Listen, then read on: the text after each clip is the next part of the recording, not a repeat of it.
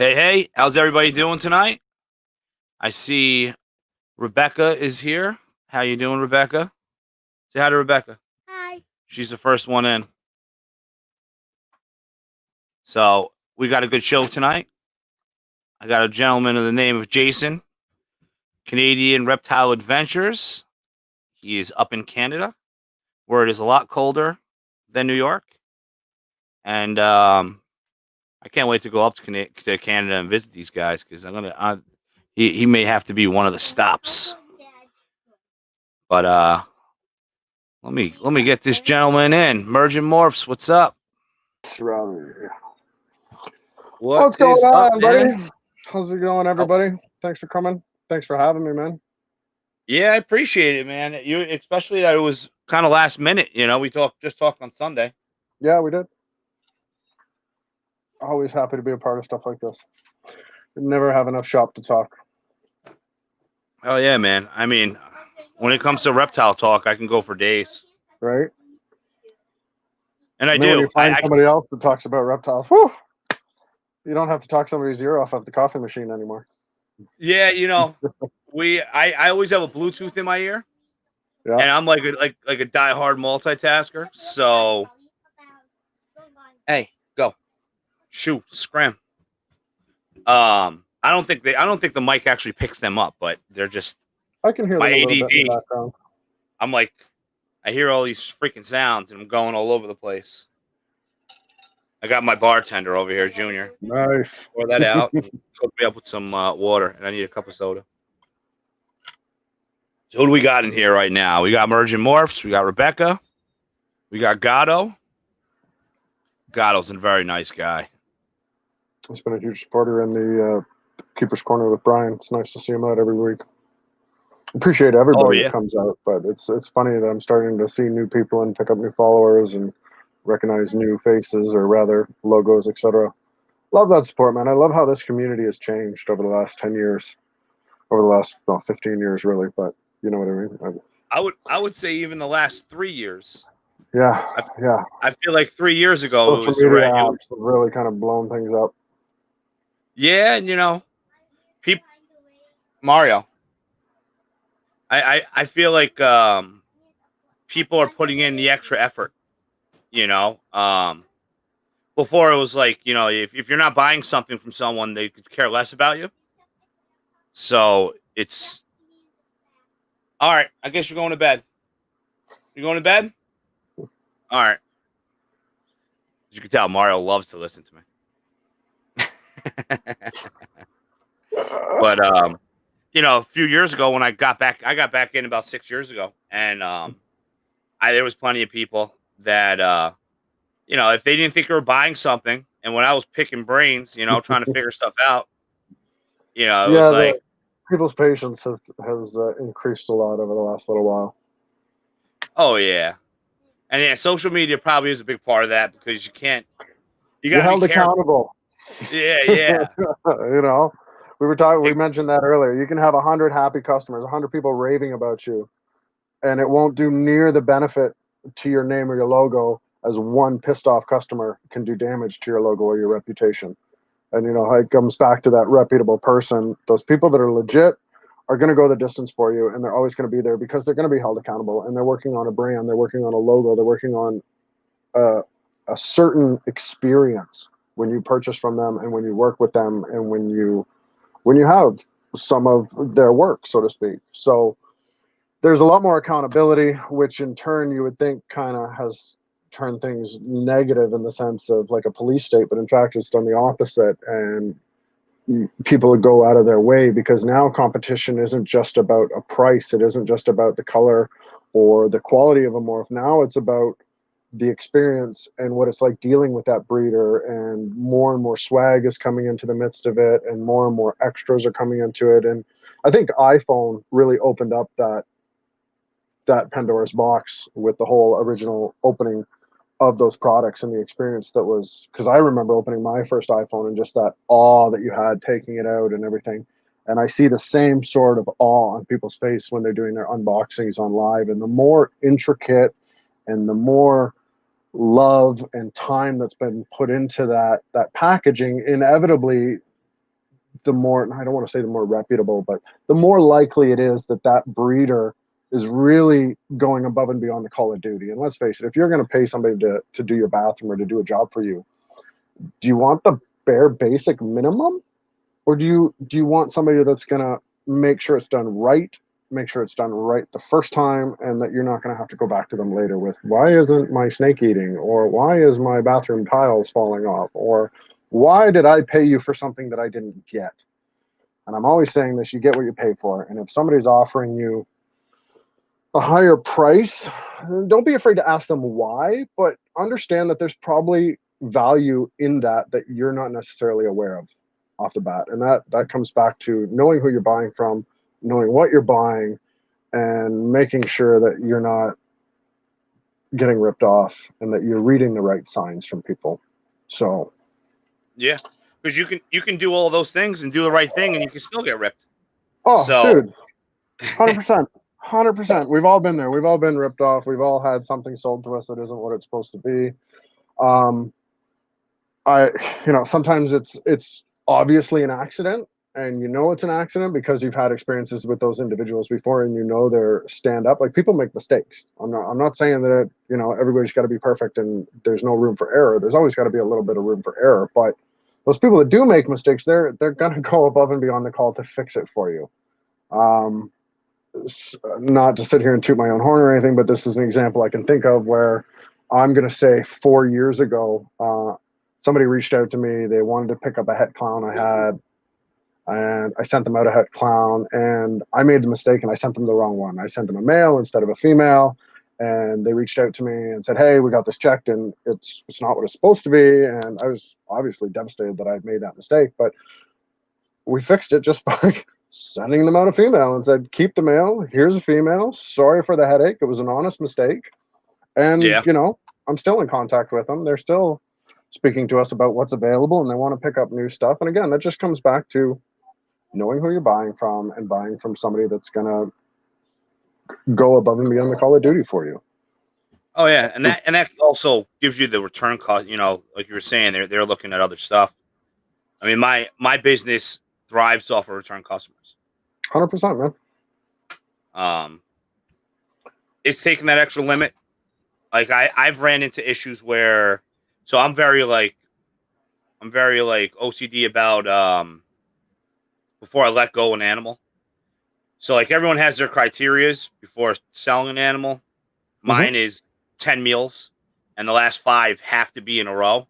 If it misses a meal, then we start right over to man. zero. Like, what's the worst thing you can hear other than it didn't arrive on alive? Is it's not eating? Why isn't it eating? Yeah. I go with 100-gram rule, and I've just found that for me, I've never had a snake give me problems once it's past the 100-gram mark, and so I won't let anything leave my hands or be shipped out until it's reached 100 grams. I was taught that by Twisted Reptiles back in the day, and I adopted it, and it worked great for me, and I've used it ever since. So, like you said, everybody's got those rules, and they will be more than happy to tell you what their standards are, and they are probably not going to budge on it, and you shouldn't want them to budge on it because that's a representation of their quality. Oh yeah, and the 100-gram rule is that's the old school rule. That Right? rule, my snakes, if at 10 meals, there's no way it's going to be under. Even if it's a 40-gram snake born, it'll be over 100 grams after 10 meals.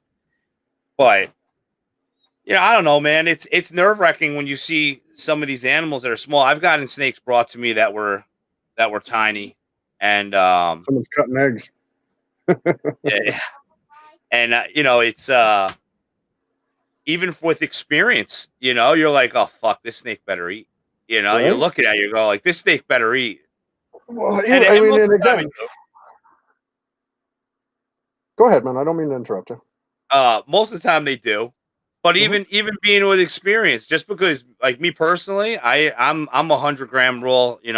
That I don't say it that way. I do the 10 meal rule, but it's the same shit because by the time it has those meals, you're retained a certain size, and you're confident that there's not going to be issues at that point.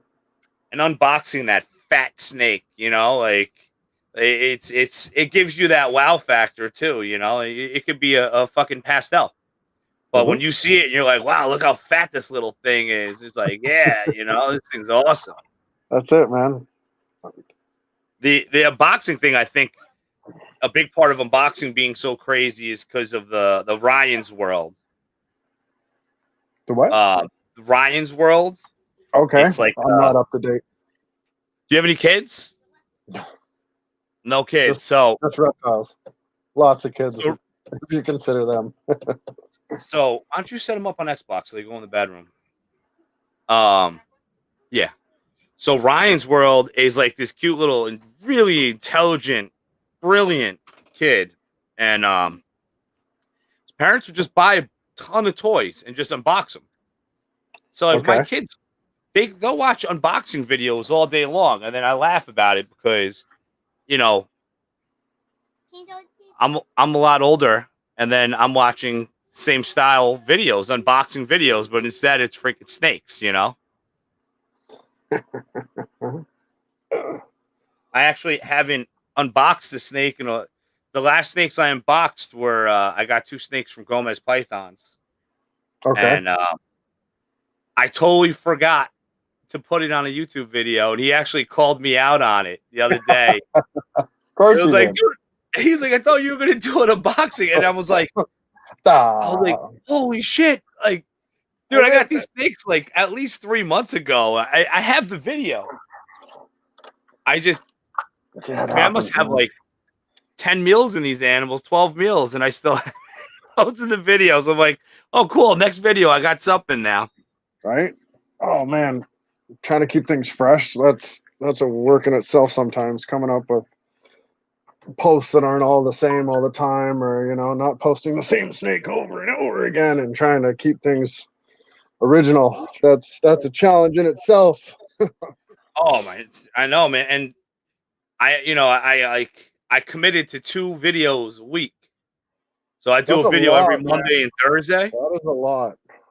And every Monday night, well, every Sunday night and every Wednesday night, I'm up till like 3 o'clock in the What's going morning. on, bro? I'm 3 o'clock in the morning doing videos, Man, editing and doing time. everything. I can't. But it's worth it.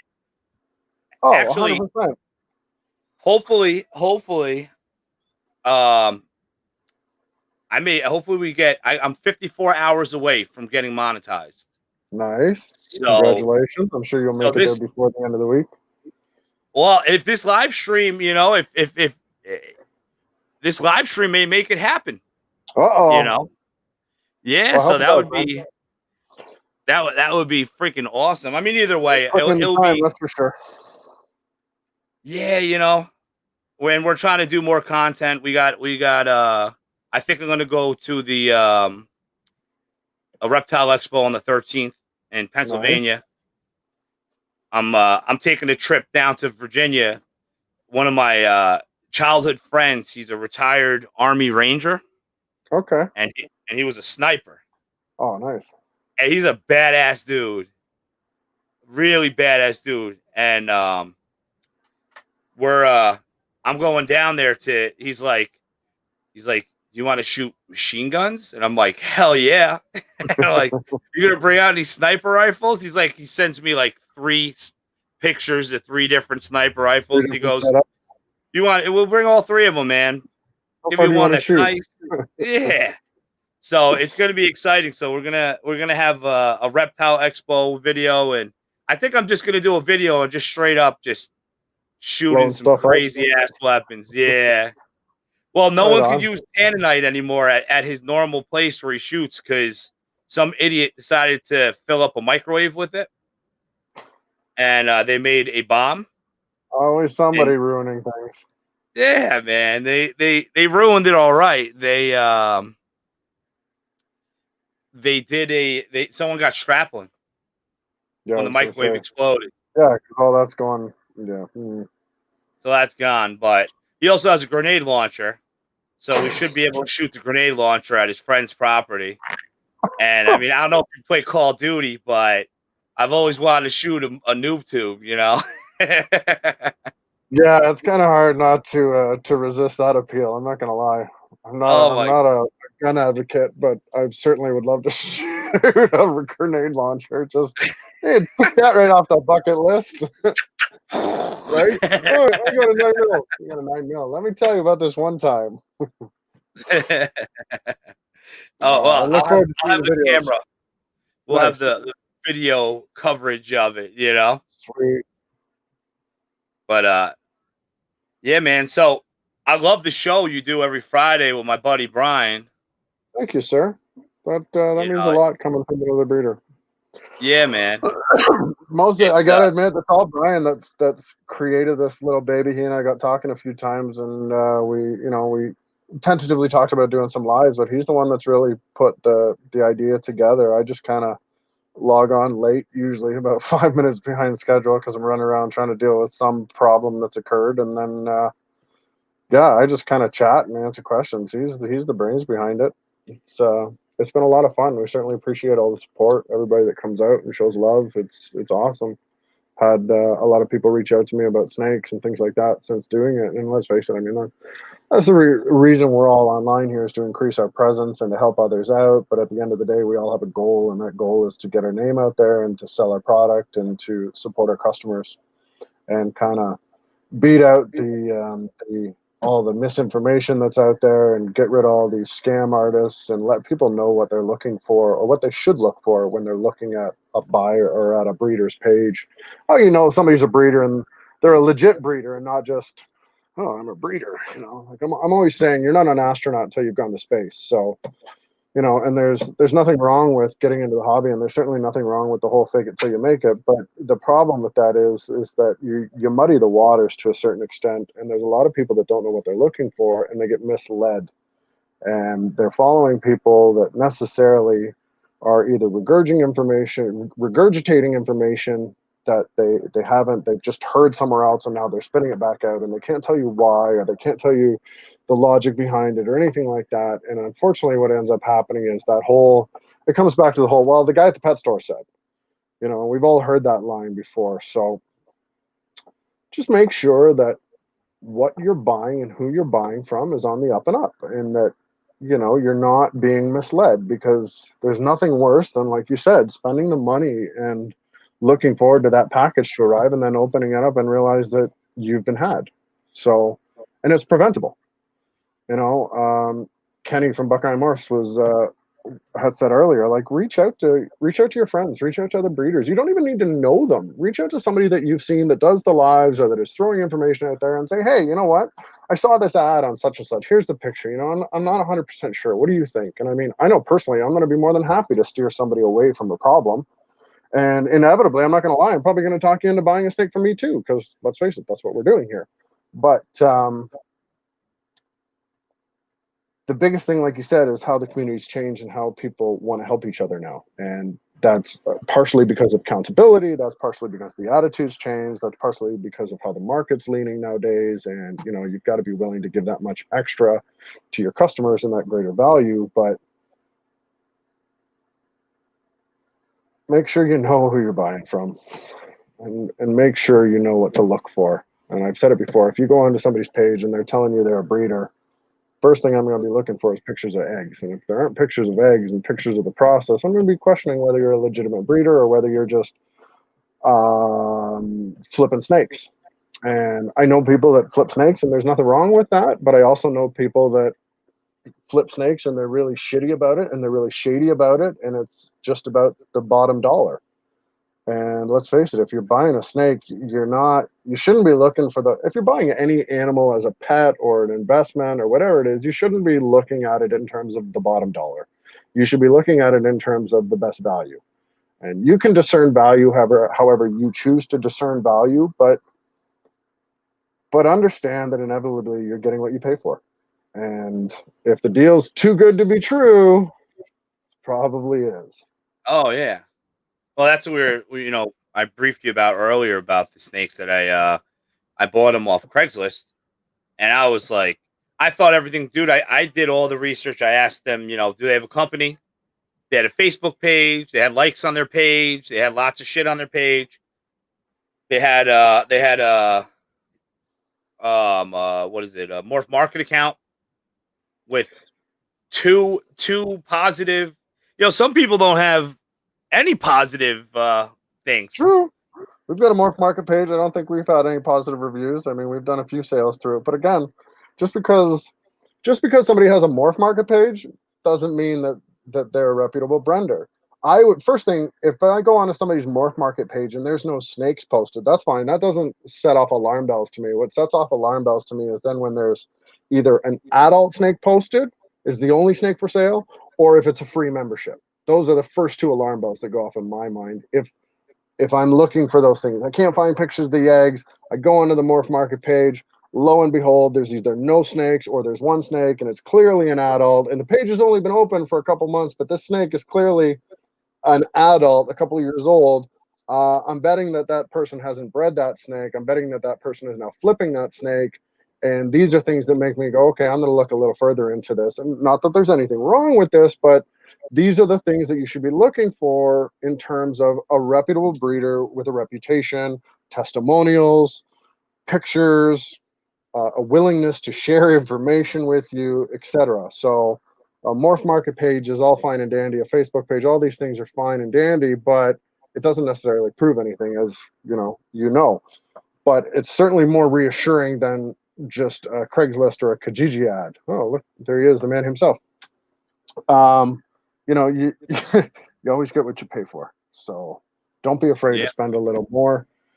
You don't have to go and buy the most expensive one you can find, because usually that one's probably a little overpriced for whatever reason. Maybe you're paying for more of a name brand, maybe you're paying for more of a reputation, maybe you're paying for bragging rights, and that's all fine and dandy too. I have those snakes that I'm willing to pay that extra $200-300 for because it's a mutation creation, a Marcus Jane, an Aussie, an AEP, etc. And I could go on and on. I mean, no disrespect to anybody I haven't named. But certainly those gentlemen have attained a certain level, and they've attained what I feel is the right to charge a little bit more because of, that's quality.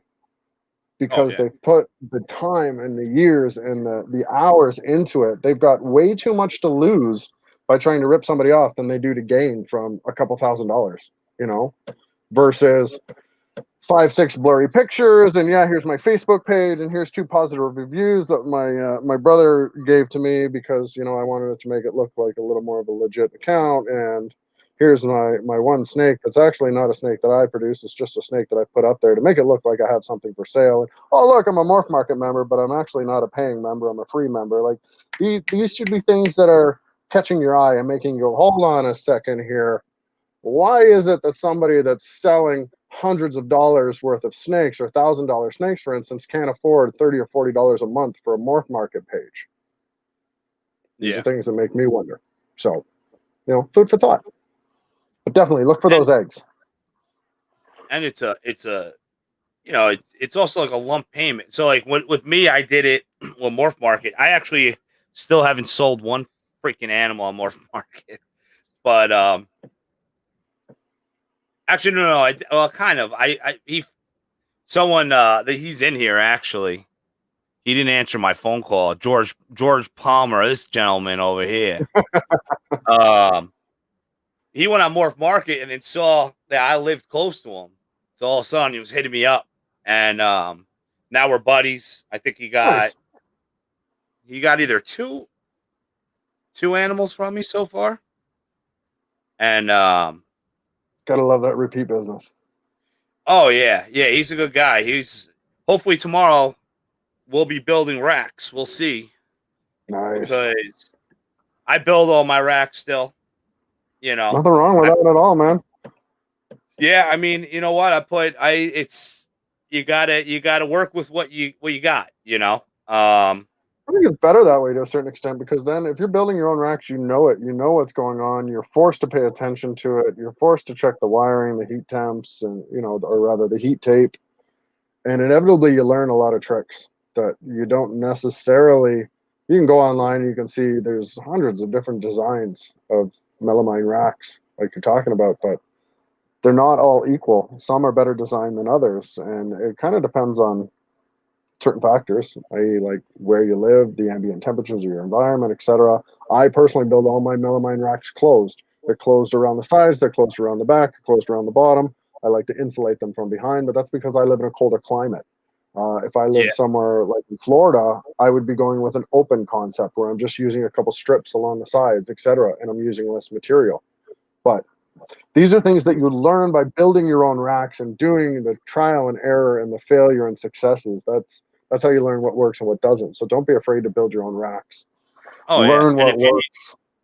And if you need help building racks, contact me because I'll give you all the information. There you go. I just did a VE tub rack, Nice. 16 high, and it's perfect. So now today I actually bought the tubs to build another one, but this one I'm actually going to go 3 wide with the medium sized tubs, the VE11, and I'm excited. And tomorrow, hopefully, we'll be cutting the wood because I got that, and I got a bunch of V18s. Do you have V18 tubs, the Vision tubs? No, I run some ARS. I run some Freedom Breeder. I have and then the rest of the stuff is all like regular plastic Tupperware containers that for us we get them at Home Depot. And so I've tried to always stick with a tub that I can readily find easily, that's clear, and that's affordable in terms of, the cost. And there's nothing wrong with the VE tubs, but I like to, if I'm building my melamine racks, I like to use the same product. I'm kind of OCD. I like them to all look the same. I started with this particular brand. I'm not going to pull one of them out because then it's just going to make a mess and I'm in a tight quarters here. But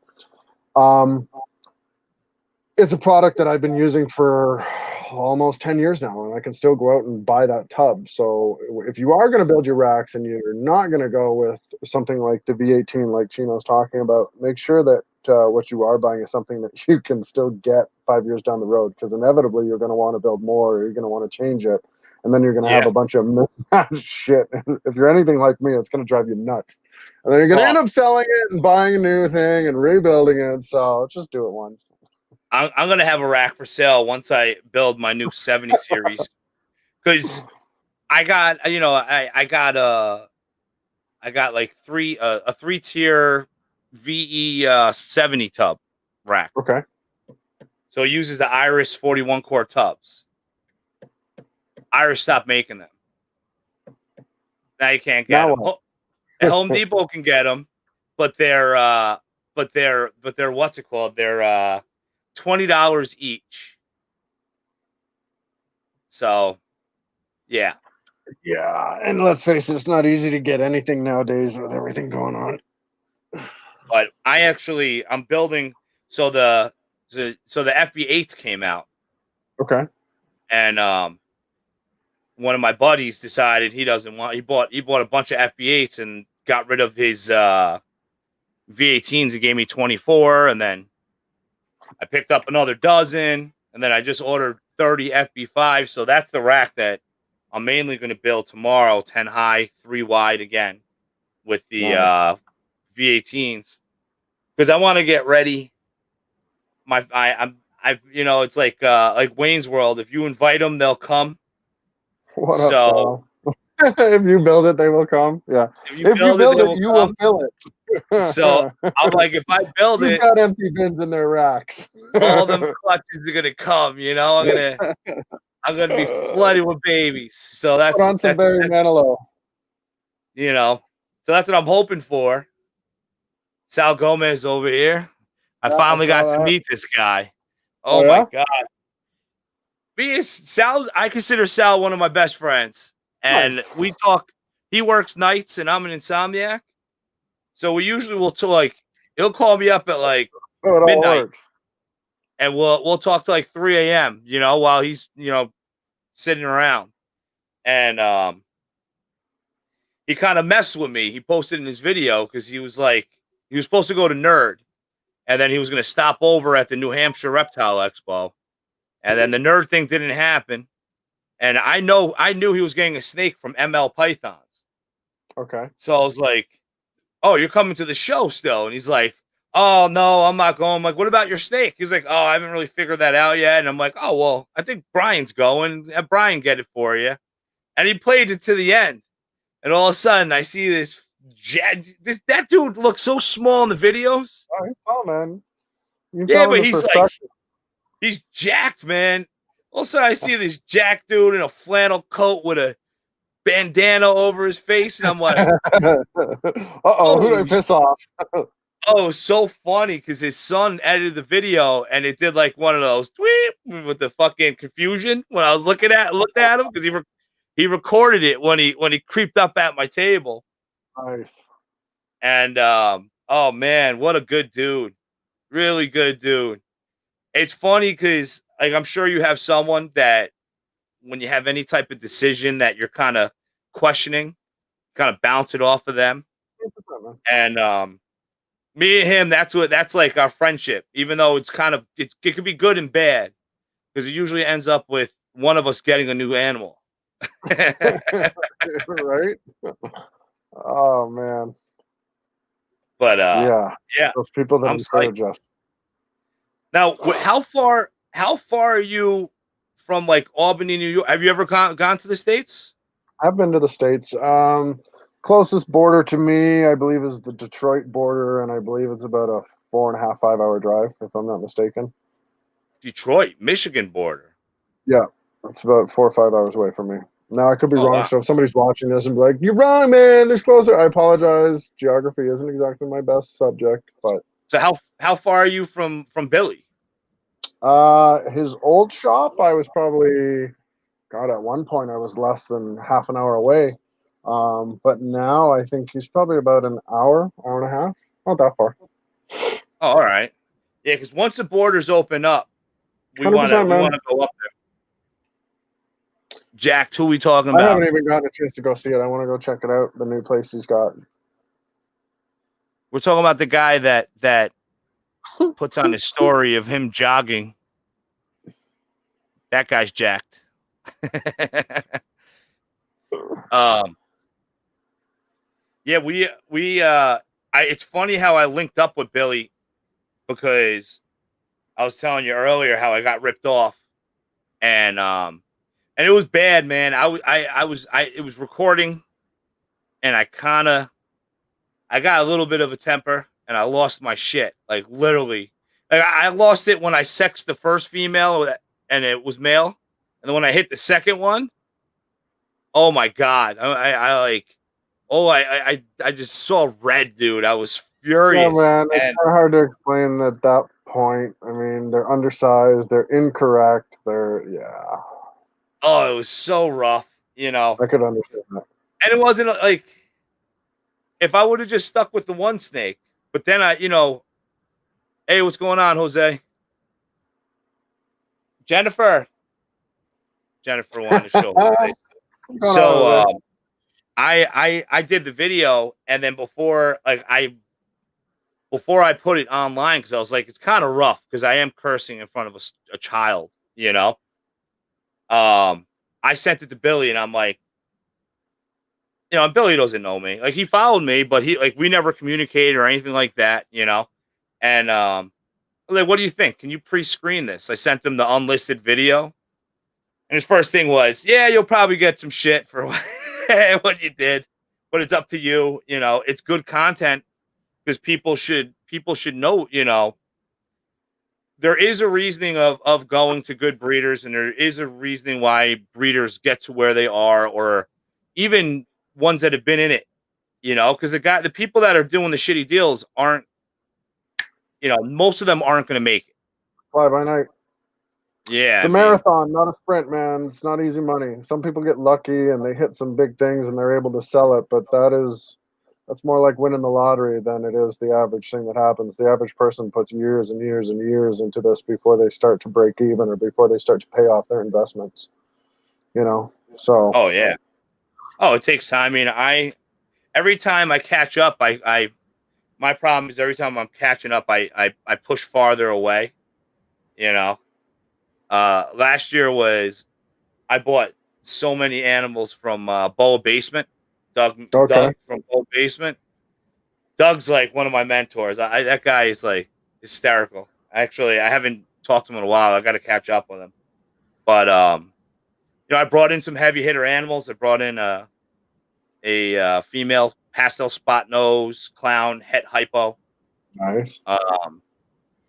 spot nose double het, a firefly double het, clown hypo, everything all clown hypo. A clown, pastel clown het hypo female, and then the big Willy one was the female maker banana desert ghost het hide. So, that was a crazy shipment. That was a really crazy shipment. Yeah, but that's smart moves, man. That's reinvesting. I mean, I'm just gonna I can't remember if I made a post or I talked about this recently, but if you're not willing to reinvest in yourself, then what makes you think anybody else is going to be willing to invest in you? You got a lot of good quotes, man. You need to write this shit down. Thank you, sir.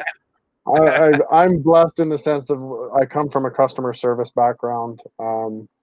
I put some time into a couple different industries, and everything that I did led me to this point to really understand, value and taking care of your customers, and just at the end of the day, man, shit costs money. It costs money to make these banners. It costs money to put out these stickers. It costs money to make these T-shirts. It costs money to send this stuff out free to people. And we do it because we want to spread the word that we're legit. We do it because we want you to have something to have as a baseline to set the bar so that what. I'm gonna say something controversial here. I fucking hate hearing people say quality, quality, quality, because 9 times out of 10, most people don't really understand what quality means in terms of buying a quality animal. And I was talking to Brian about this earlier. Quality to me isn't represented by the number or the type of genes that are in that. That's the monetary value of the animal. The quality of the animal comes in when you start talking about the breeder in terms of how are they going to treat you 6 months down the road if you call them and there's a problem. Is there a problem with that animal? What kind of information are you getting from that animal? Do you know when that animal was born? Do you know how much that animal weighed? Do you know what the parents of that animal were? Do you have a receipt? Does your receipt have, in Canada, for instance, an HST registration number? Because anybody that's paying taxes in Canada has an HST registration number in terms of a legitimate HST registered business. And again, these are signs of legit people doing legit business. Nobody that's going to scam you is going to go out there and register their business with an HST number or, spend hundreds of dollars on swag and things that they give away for free to customers when they buy stuff. That comes from people that are reinvesting in themselves and reinvesting in their products. And when you look at somebody's page, if there's a bunch of blurry, shaky pictures, again, that's going to make me wonder about the quality of the animals. If you're not going to be willing to take the time to represent your work in its best light, then why would I think that you're going to take the time to provide me with a fair product or fair value to what I pay for? So you really gotta ask the hard questions, and sometimes you're gonna piss people off when you ask them stuff, but anybody that's legit is going to understand and encourage you to ask questions, and they're going to have the proof. If somebody asks you about a snake, what's your favorite snake? How long are you going to talk to them for? I'm right? Sit down. I've been called a creep because I don't know. I'm not that old, but I'm not that young, and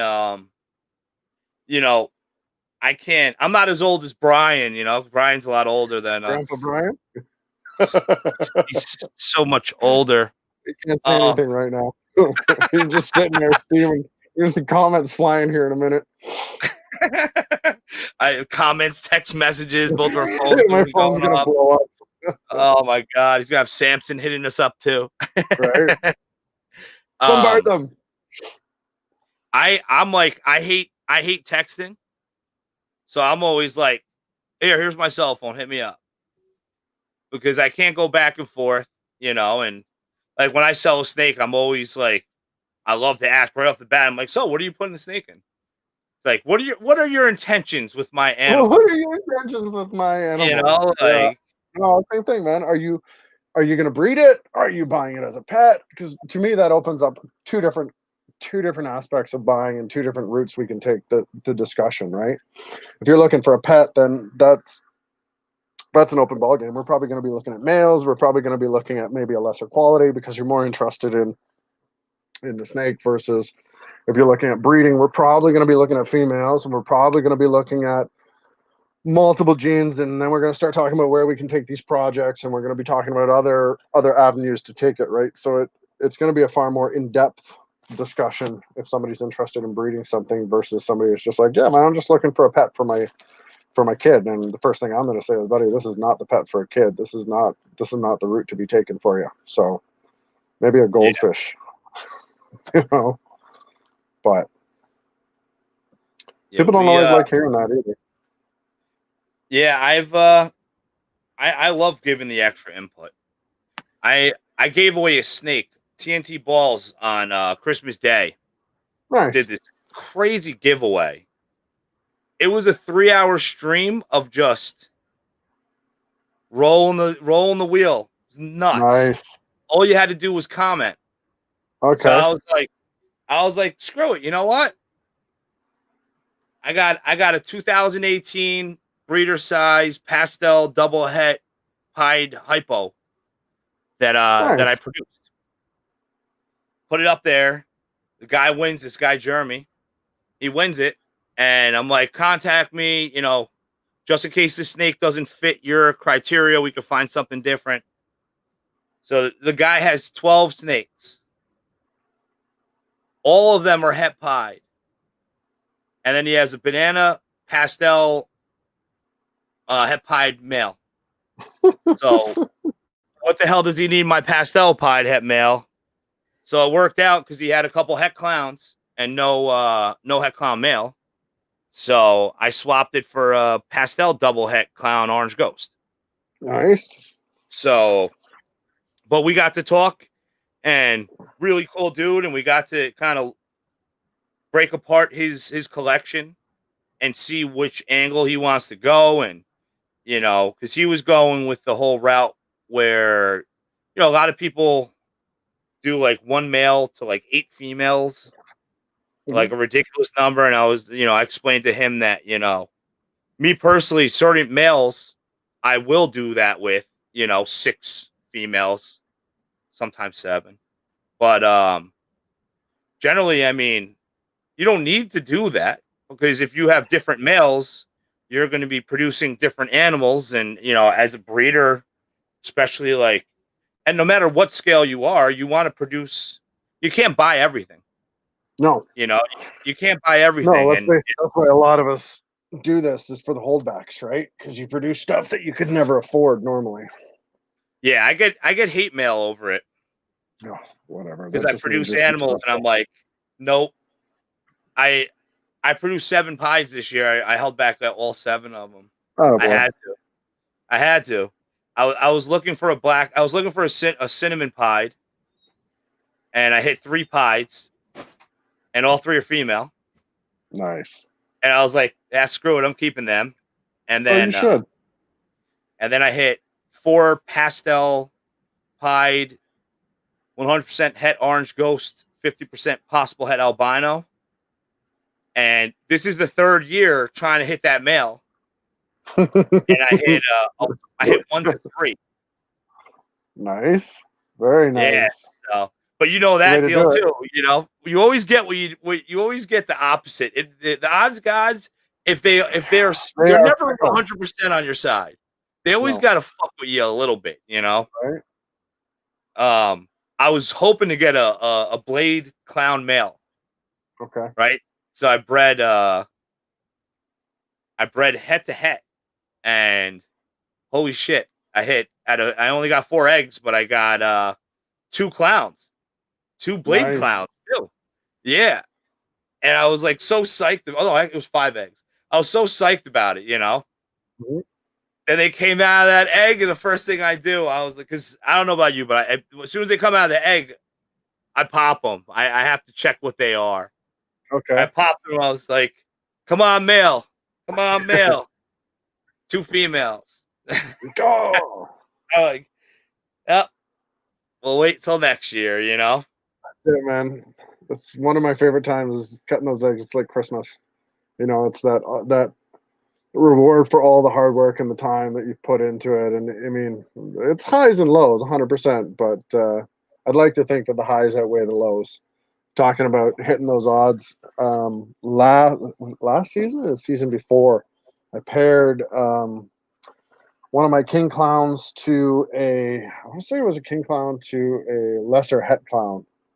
Um, Anyways, and I ended up hitting 5 king clowns out of 5 eggs. Like what are the odds of that? Oh my So god. it's really kind of, and then you try to tell people that don't get it, right? You're like, no, like you don't understand, and they're looking at you like, snakes? You breed snakes? So yeah, it's quite a feeling, that's for sure. That's definitely one of the reasons why I do it. That's uh that's a It's given, euphoric, man. It's right? so cool. And there's so many levels of it. You Oh know, you yeah. get that. You get the latch. You get the ovulation. Now the ovulation happens. Now you're like, oh, where's this shed? Then they Right? shed. It's like, oh Any yes, day, 30 any day. days. Then you see them eggs, and you're like, Yeah. Get the flashlight. there they are. Yeah, man. No, the And then the whole worst incubation. worst is you get that clutch and everything's good, and then you candle them and they're not fertile, but they look fertile, and you Perfect. can't tell and then you're like, well, that was a kick in the nuts. Back to the drawing board, and we'll try again next year. Thankfully, Yeah. I've got a monitor that'll eat those eggs, but man, I don't do it to produce a couple ball python eggs that are infertile so Tokyo can have a snack. I'll tell you that much. What I need an animal that eats eggs actually when I think about it. Right? When I It's handy. when I move. Yeah, I had one of those clutches this year. I bred a pastel orange ghost het clown to a black pastel double het clown hypo. And man, I was so excited because I have that's my biggest project, the clown hypo project. Like I literally have I don't know how many, but over 30 females in that project alone. And I'm counting on hitting that male to breed to them, hit that double recessive. And oh man, my black pastel, she ovulated, she shed, everything felt good. I'm feeling the eggs and they all feel the same.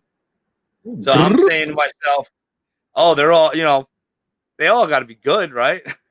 Because you can feel the dud, Wrong. you know.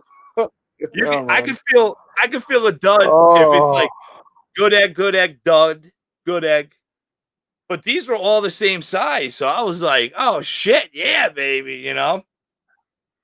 I got 6 duds and 1 egg with no veins. Oh, it's heartbreaking. And those are the clutches that like you're they waiting on, dwell right? on you.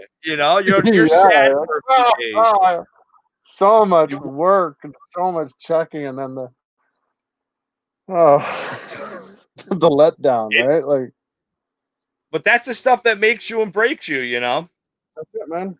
You learn from I it. this was my best year, and I think as a breeder, you got to just every year you got to just do better than the year before. And if you can do that and stay smiling, then you're good. You know, but man, It's some of them, often about keeping your head above water until a certain point is attained. You know, so many people bite off way more than they can chew at first, and next thing you know, you're drowning in snakes, quite literally. So, like yeah, you said, man, if you can make it from year to year and you're able to sell what you want to sell and you're able to produce and set yourself goals, know what you're aiming for and make it reasonable. Like for instance, 20 clutches. That's a lot of snakes to take care of. That's a lot of eggs. That's a lot of babies to feed. especially if it's So all at once. yeah, we're talking about a very short span that all these eggs start showing up. I often refer to the season starting as opening the floodgates because once that first one drops, man, it's 24/7 for the next several months in some cases. I've had seasons that have spanned from, starting in April and gone all the way into December. So that's a long time, and that's a lot of stress checking on those eggs and checking the incubator, not checking too much, and making sure there's still ample moisture in the perlite or the vermiculite or the sponges or whatever it is you may use, and making sure that your incubator's working, and when you went out for the night that there wasn't a power outage, or if there was a power outage, you knew what to do when you got back, or you've got things monitored and cameras and all these different temperature probes that you can have to your cell phone. It is a stressful ordeal. I don't have And any gadgets. I have none really, of those. I don't you want them. oh I don't man, fucking want it. I I don't can't. want it. I love being able to check my phone and know what's going on at the shop, and being able to check the temps and know what's what. The biggest thing I like, and I'll throw this out to Toothless Reptiles, because they were kind enough to set me on the path with the lacrosse temperature probes. Um, I like the data readout. I like the fact that I can go back 6, 7 days and get temperature readouts Oh weeks no, you ago to froze. look at where your spikes and where everything goes. It really helps to narrow down where problems lie, if you're having problems, to have that information. Or if, God forbid, you have to go to the vet or you have to take an animal to the vet, that information is invaluable to your veterinarian, to be able to show them where your temps are, where they fluctuate, what time they're fluctuating, how long they're at a certain temperature, if you're having spikes, etc. It's also really good for your incubator, because then you can turn around and, like, if you had an issue with a certain clutch, you're able to really pinpoint, again, spikes that you may not be aware of are even happening. I've made And what mistakes. product is that? Lacrosse temperature probes. I've made posts on it before, but the easiest one, and the guy that showed me, and I was talking about this earlier, is Pandusa, guys that teach you things, is Corey from Toothless Reptiles. He's a monitor breeder, and he got me onto the Lacrosse products. You can get them on. It's very much like your Inkbird or any of those. I just like how it's set up. It'll read humidity, the ambient temperature, as well as a probe temperature, and it will send readouts to your phone every 5 minutes if you want. You can really break down what data you want to extract from it. You can get it in graphs, you can get it in bars, you can get it in numbers, whatever works for your brain and how you read things. You can set it to certain alarms will go off if your temperatures drop too low, if your temperatures drop too high. I find it really helpful for the rat breeding operation, because inevitably breeding rats is far more labor intensive than breeding snakes. Oh yeah. So having that information to be able to figure out where you're going wrong makes life a lot easier. But yeah, I love it. I love the gadgets. I love being able to check things. I couldn't go on vacation if I didn't have the setups that I have, the cameras and the two-way audio and stuff. And this way, if there's a problem, the people that are watching the shot for me can reach out to me. They can literally start talking to the camera, and I'll get an alarm on my phone, and I'll be able to bring up the camera, and I'll be able to have a conversation just like you and I are having right now from my cell phone, from somebody at the shop saying, hey, we've got a problem here. Bin number such and such. This is what's on it. This is what's going on. And I'm able to, in some cases, fix the problem from there, because I've got auto switches or reboot systems set up. And this is not hard. This is all cheap stuff that you can get at Walmart. You just need to know how to apply it. And I can reboot my thermostats, or I can reboot my fans or my heaters or whatever it is that's causing the problem. Or, if you can't get it tuned in, you can just shut the thing off, for instance. So that control and that ability to tweak things when you're not always there has been a huge benefit to me, and I wouldn't be able to do that without the Lacrosse products, and I wouldn't know about that without Corey from Toothless Reptiles. So there's my That's plug. that's that's pretty awesome. I now It you, is you really sold awesome, me man. on it. It's so worth it, dude. How much money is in your incubator in some of these clutches? How Oh, I know. frustrating is it to lose that when, a couple $100, problem solved. Or at least enough that you can be aware of the problem when it happens. So you're at work, or you're out with a friend, or you're doing whatever, and your phone goes off, and you say, oh, geez, my temperatures in the incubator have dropped. You can call home. You can talk to your wife. You can call the shop. You can talk to your staff. You can reach out to whoever's there and have them fix the problem. That, without that, you wouldn't even be aware there was a problem. And by the time you find out, it was probably too late. So it's completely invaluable. 100%. I'm always pushing that product. And I mean, I recently picked up an Inkbird Pro, but I'm looking forward to trying that out. But I don't have any real complaints about the lacrosse. I mean, it's a product that you have to pay for after a few months if you want the alerts to continue. But I'm always saying, you know, anything worth having is worth paying for, and you know, you get what you pay for. So Yeah. Now, do you breed all year round with your ball pythons? I have a certain. I drop my temperatures in October. I usually start pairing sometime. I aim to pair sometime around November. Usually, I don't get to it till around December. I'm running late this year. I've only done a couple pairings or a couple pairing sessions so far, but that usually is how my year goes. I usually start off pretty slow and then kind of realize I'm running out of time, and then I kick it into high gear. But inevitably, and you were talking about males and how many males you can breed to a female. I don't have the issue of not being able to breed or breed him to too many females. I have the issue of I don't have enough time to push him to all the females I want per se, because I practice a rule that I'm sure other people do as well. I learned it from Mark Mandick of Marcus Jane Ball Pythons, and that was the 3 days in unless you see a lock, and then once you see a lock, take them out and give them a 3-day break. Well, that pretty much chews up your week, right?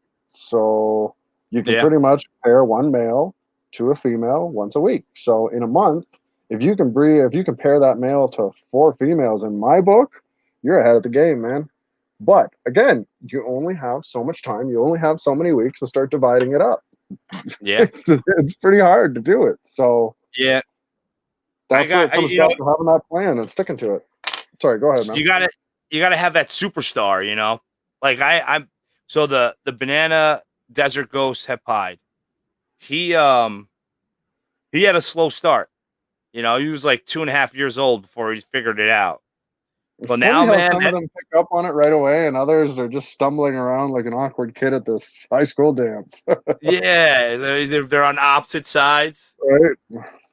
But he figured it out, and I mean, knock on wood, this guy's a G, man. I mean, I put him in with a female. I come back 30 minutes later, he's already latched. Later on that night, unlatched. I'll Nice. pull him.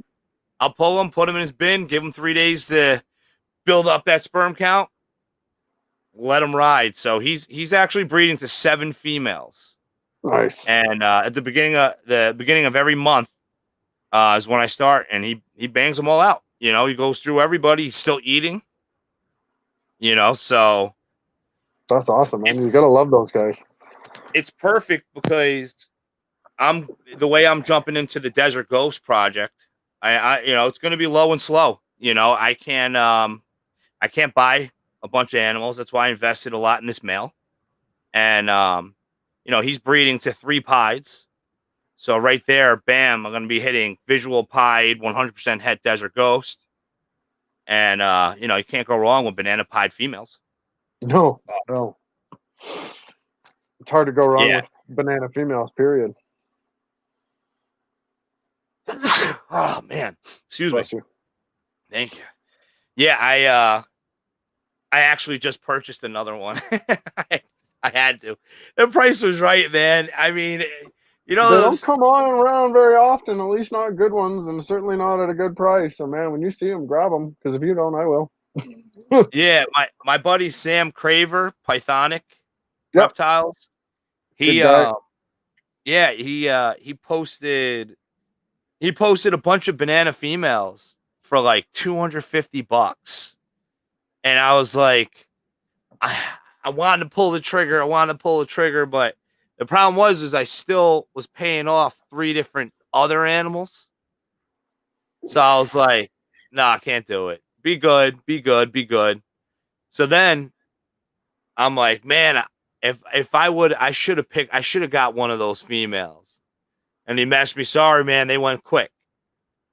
So then all of a sudden my buddy, he's got a kid coming and he's selling off almost everything. And unfortunately he has to get out. And I bought a 1,200 gram GHI pastel possible yellow belly female. So I'm like, perfect. Fatten her up for next year, you know. And then Sam messages me and he's like, hey, the Enchi pastel spider banana female. The guy backed out. You want it? I was like, son of a bitch. As soon as you said it, called me. Uh-oh. Oh, here we Yes. go. So I'm like, what's your PayPal? You know, All because right. it's crazy because I need to make more bananas. I actually made the mistake last season where every season I have like at least 3 banana clutches. Okay. And I like making those single gene bananas. I think single Well, gene bananas are they're fucking great. gorgeous. They're beautiful They and sell. they sell. And it's a great introduction animal. Like people that never would even think of owning a ball python, but they go to that reptile expo and they hold that banana ball python, or like the connection is there, and I never have problem selling, $150 bananas, and who, No. go No. for it. And this year I didn't have one banana clutch. So That's like now bells. You can 2021. never. Oh man, they always sell. Always, always, always. Even after 10 seasons, I still make an effort to produce 2, 3 clutches of bells every year because they're gone. It's one of the first things people always ask me for, and inevitably, it's usually the first thing that I sell out of because I just don't have them. And I tell my friends too, hey man, if you got bells, let me know because I can always point you in the direction of somebody that wants one. So it's funny Yeah, how bells those and certain animals bananas. gone. Bells, bananas, and pies. Yeah, Pies. I mean, even and clowns, like yeah. I had 3 first clutch of 2020, I hit 3 clowns, all males. And I was like, damn it. um, but they sold fast, man. Yeah. They sold fast. It's everybody wants a clown, and I price my animals to sell. I think that I'm right at where market is, if not a tiny bit lower. Yeah, If the I try to market's, go under slightly. yeah, Let's if face it's it, if it's competition's competition, man. yeah. And I mean, you were talking about rodents, so I'm guessing you breed rodents as well. Yeah, So that's, I think, I'm not damn well. it's cheap to feed them when you're breeding them, Yep. but it's also But it nice just to. comes out the opposite end, right? Like again, how much is your time worth? Rodents are way more labor intensive, way more, and they require so much more patience and knowledge of what's going on. Like it's easy to breed them, but it's not easy to breed them over a long period of time successfully, if that makes sense. There's a lot that Yeah. can go wrong, you know, Oh and yeah. Right. it's hard to recover if you don't know what you're doing or to spot the problems. So Yeah. So it's funny. He just popped in. VIP Morphs. I saw that. Yeah. Vinny's one of my Going on. mentors, Okay. and he's another one of my close friends. When we met, I was buying. I went on Craigslist looking for rodents because I grew up. I used to live down in Westchester, New York, and over there I had a small breeding program, so I would backfill with 2 rodent breeders. So it wasn't an issue feeding my animals. I also had a lot less. So now I move upstate, and the only place you can get rats is down the street, which they don't have a lot, and they sell small rats for $5, medium rats for $8, large rats for $12, and jumbos for like 18 or some ridiculous number. Wow. Yeah, Give me a piece and of then that pie. so that's when I was like, screw this, I'm gonna start breeding. I'm gonna expand it. But I meet Vinny and I'm buying rats off of him, and we both have the same numbers of animals. And I'm like, how many colonies of rats do you have? And he's like, oh, 13. And I'm like, I have 20. How the fuck am I buying rats off of you? And then, he is like the mastermind with rodents. So he taught me, I mean, obviously bloodlines is a big part of it. I I got his bloodlines. His rats average 20 to 25 pups a litter. And then there was little things like climate control, which I never gave a shit about. Oh, buddy, they are so finicky. I mean, I have over the years learned some interesting things. Like, you know, if you are not staying on top of that bedding, those females just they're not going to get pregnant per se because they're not going to try and have their babies in that mess. And yet you turn around and you change the bedding and you come back 4 days later and there's litters everywhere. It's like they've been hiding them from you. So Yeah. it's yeah, man, air quality, quality of the bedding, something to keep them entertained. I like to give mine like little toy plastic balls from the dollar store, where you can pick them up dirt cheap. I think it's like 50 or 60 of them for a couple bucks. And when you give it to the babies learn that it's not food. And as they grow older, you'll see them playing with them, and they will literally Really? have. Oh yeah, man, it's crazy. But if you give them to the adults will try and eat them right away.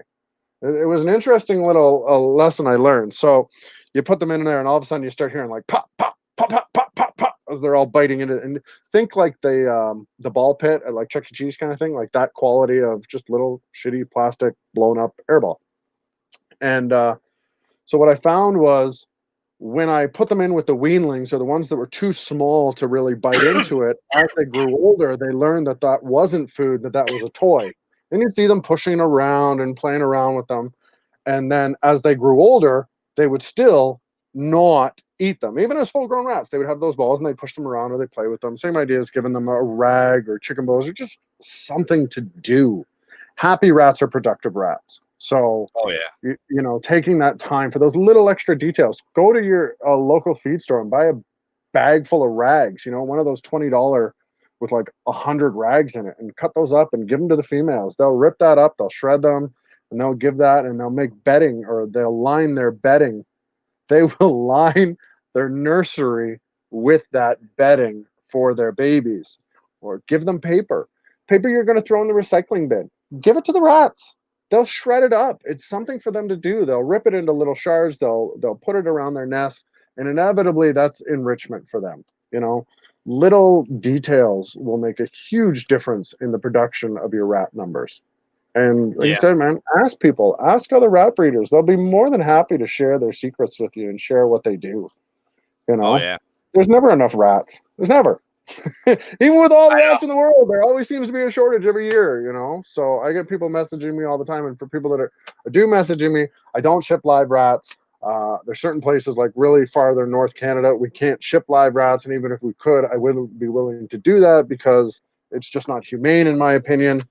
But yeah, I get people 20, 30 hours north of me in Canada asking if we can get rats out to them. There's always a shortage of rats. So Holy shit. learn to breed your own rats. Don't be afraid to ask people how to breed rats, and always, you know, be willing to learn from somebody else. Because I mean, I've been doing it for 10 years and I'm still learning new things every day. We talk about Sal all the time, and I'm always throwing this pitch out there. He came out with this great little grow out bin for all his baby weanlings, and I swear he could fit like 500-600 in there. And it was a great little setup, and doing this for 10 years, I never once thought of that, you know, and I see him do it, and I'm like, man, that's smart. Same as his PVC racking. Most people make them out of wood. The PVC is brilliant for so many different levels, just in sanitary purposes. To be able Oh to yeah. take that rack out and hose it down with the power washer, etc. I mean, those wooden racks, man, they get so dirty, you eventually just throw them out and start over again. Yeah. And let's face it, nobody likes cutting up that mesh and stapling it to those bloody frames, but you The know, they just worst get part. so messed up, man. What else are you gonna do? But yeah, Sal really nailed it with those PVC ones, and it's definitely worth the price. You're gonna pay more money because those PVC boards are much more expensive than their counterparts in wood, but you're gonna save in the long run. Oh yeah. 100%. And if you're doing this over the long term, that's where you're gonna see the benefit anyway. And if you're not doing this over the long term, then you know, pardon my French, but what the fuck are you doing, man? You're just wasting time and money. You're in it for the Yeah. long haul if you're gonna do it. And the amount of money you save from breeding. And the rodents, I mean, I don't know, man. One on one, I have more fun with my rodents than the fucking snakes. You know what I mean?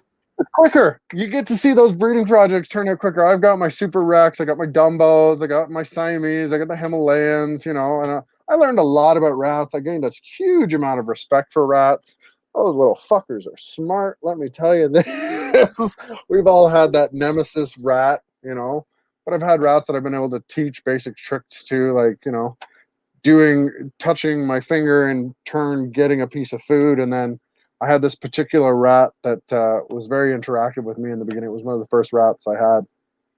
And so she had her own cage and everything. And she would always come in. Anytime she would see me, she'd run up to her top level and she'd beg for food. So I'd always give her a pellet because I thought it was amusing. And she used to run down to her hide and she'd store it away, as you know rodents do with their food, and they have those little food stores, and she'd come back up. And so we went through this routine day after day, week after week. And one time she begs for food and I hand her the pellet, and you can see the wheels turning. She, you know, she takes the pellet and she kind of looks at it, and she looks down at the floor and she looks at me, and she puts the pellet on the floor beside her, and then she reaches out and touches my hand again. Suddenly something clicked in her head and she realized that I don't have to run all the way downstairs and put this in my hide. I can just touch his finger again and he'll give me another one. Well, anyways, I ended up giving her like 5 or 6 of these food pellets and just put every one of them down beside her. And then when she realized I wasn't going to give her anymore, then she stored them all away. Like, how can you not respect an animal that's able to do that little thought process and to realize, like, wait a minute, there's an easier way to do this, and I'm wasting time and energy here. You know? Yeah. Like that for me was a real turning point when it came to rats and realizing just how smart these little guys are. Never mind that if you've ever had a rat escape and you've tried to catch it. Yeah, you'll learn your respect for it real quick. That's what I'm going through right now. I got the smartest rat in the world. He's laughing at you, man. What's his Yeah, name? he laugh at me. I'm gonna go to the rodent room and sit there with a blow dart gun and kill that motherfucker because he needs to They die. can mess shit up fast. I've said it Yeah, before. One rat let loose in your rat room can do $2,000-3,000 of damage within an hour. If they get a hold of the right thing or they get into the right spot, it's game over, man. It can start fires. It can start major problems. thank God everything's all protected with conduit, so they're not getting into that in my basement. But the this motherfucker keeps chewing water lines and drowning tubs. That is the worst, man. Oh, that is the worst. I was talking about that other day. I've preached it before, man. You're better off to leave a bowl of water on the floor for the little bastard. I do. I have bowls of water, and this And he asshole, ignores dude. it. So what I did was He's straight on the fucking back with you. on the back of the racks, I got heavy duty tarp, and then I stapled it on the back because he was climbing up and then hopping in, and he so it was to the point where so this guy's been loose for 2 weeks. He's already punctured over 30 water lines. I went through 30 feet of tubing. How many babies did you lose? I'm losing a few. It hurts, and man. the reason why is because I have 72 tubs. And I have a 12-quart Sterilite tub that feeds water to all of them. Yeah, I've talked about. I put a mechanical float. I don't know if you ever had a saltwater tank. So I have that hooked up to a refrigerator kit. Auto feeder. So yeah, so it's unlimited water. I haven't filled water in 3 years. Brother. But there's plus and negatives to that one, right? You don't have to fill it anymore, but man, when one goes, you got a champagne waterfall throughout your entire rack system. You can lose everything. I've spent over 100 hours on rat traps, and we have rat traps everywhere. And I've tried peanut butter and M&Ms. That works well for me. I did peanut butter. I did sardines. I did cat food. Now the rat traps, are you putting anything on them before you lay them out? Like, I like to cover them with dirty soil bedding first. I like to kind of leave them in there to get the scent on there, and then I try to use gloves when I set them because I don't want any sort of indication. I always put them against a wall, you know, in those narrow passageways. I set it up so they have nowhere to go but through that passageway. Yeah. You know. Well, Man, some of those guys are smart, man. I've seen rats take the food off the trap, set the trap off, and still get away. So you got a nemesis rat? Good luck, brother. This this is the today. You know, like under the hood of your car, the conduit tubing that protects your cables from Yeah, rodents. yeah. So me and my 12-year-old were down there for 3 hours today, and every water line we put tubing on, we ran out. We ran 100 feet of that tubing That's a lot. because we ended up I ended up doing all the tarp around the back. So now it isolated him. Because what happened if he floods up top, then you're fucked because it's dripping down and dripping down. Champion Uh, waterfall. yeah. So so I lessened the water for the autofill, and he, knock on wood, he killed some babies, which I think I'm still gonna feed. The pinkies, they drowned. Rat As long as they're pups. fresh, man. As long as you've caught it quick enough, just disinfect them Yeah, and they away were you go. fresh. You know. But so he's only on the bottom shelf. He's not going higher. So I also put out about 30 glue boards today. But I hate those traps. Sorry. oh, I I hate get them it, too. man. Once it happens, you're like, you know what? This is personal, and not only that, it's either me or it's you now. And when it comes to like, if you've got to set up like you're running inside your house, man, I don't like to condone those traps, but at the same token, you've got to take care of your family. You got to make sure that guy's not destroying things that could lead to disasters. Like, you Well, know. don't worry. Once I catch his ass, Oh, he's gonna bullet in the I'm sure you got it. fucking Walk him through the head. room. All right, let this be a lesson to the rest of you troublemakers. Oh my god! I swear. I They're mean, smart, man. They're very, very it's smart. so we did the conduit, but we ran out. So now I gotta wait till Monday for another 50 feet. Yeah, but I'm like, I protected the rats. Like the rats are like, because I breed mice and African softers too, and yeah, they're beneficial, but my rats are like my bread and butter, especially breeding season. And Yeah, man, I'm pro rat. I mean, I get the arguments with the lean meat and the protein versus the fat and the gains, but I just personally I've always had better luck with rats, and I find them easier to work with, and I find them more sociable. I'm not a fan of mice. Anybody that knows me knows I hate mice. I think they're little soulless devils that'll just bite you at the first opportunity they get. But that's just my opinion. Um, mine, my mice are nice, but those African softers, man, I've heard they're a little nasty. If I do bring in African softwares, it's normally a custom order. I bring them in and then I move them right off. I don't breed them.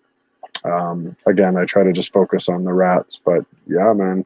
The other thing is I don't want my guys getting hooked. I mean, ball pythons are divas enough as it is. I start giving them more options, man. Next thing I know, they're going to be asking for a fancy butler to bring them their meal. So yeah, I try to keep it simple. yeah. See, I like the ASFs for hatchlings.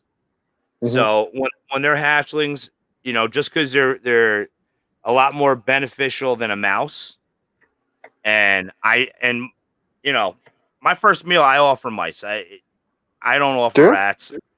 I I start with feel like rat pinkies? I, I I'm more successful with the mice, and then if I can give them African softers, they're even more beneficial. So it works, and Yeah, I don't mind that's the mice important now. thing, man.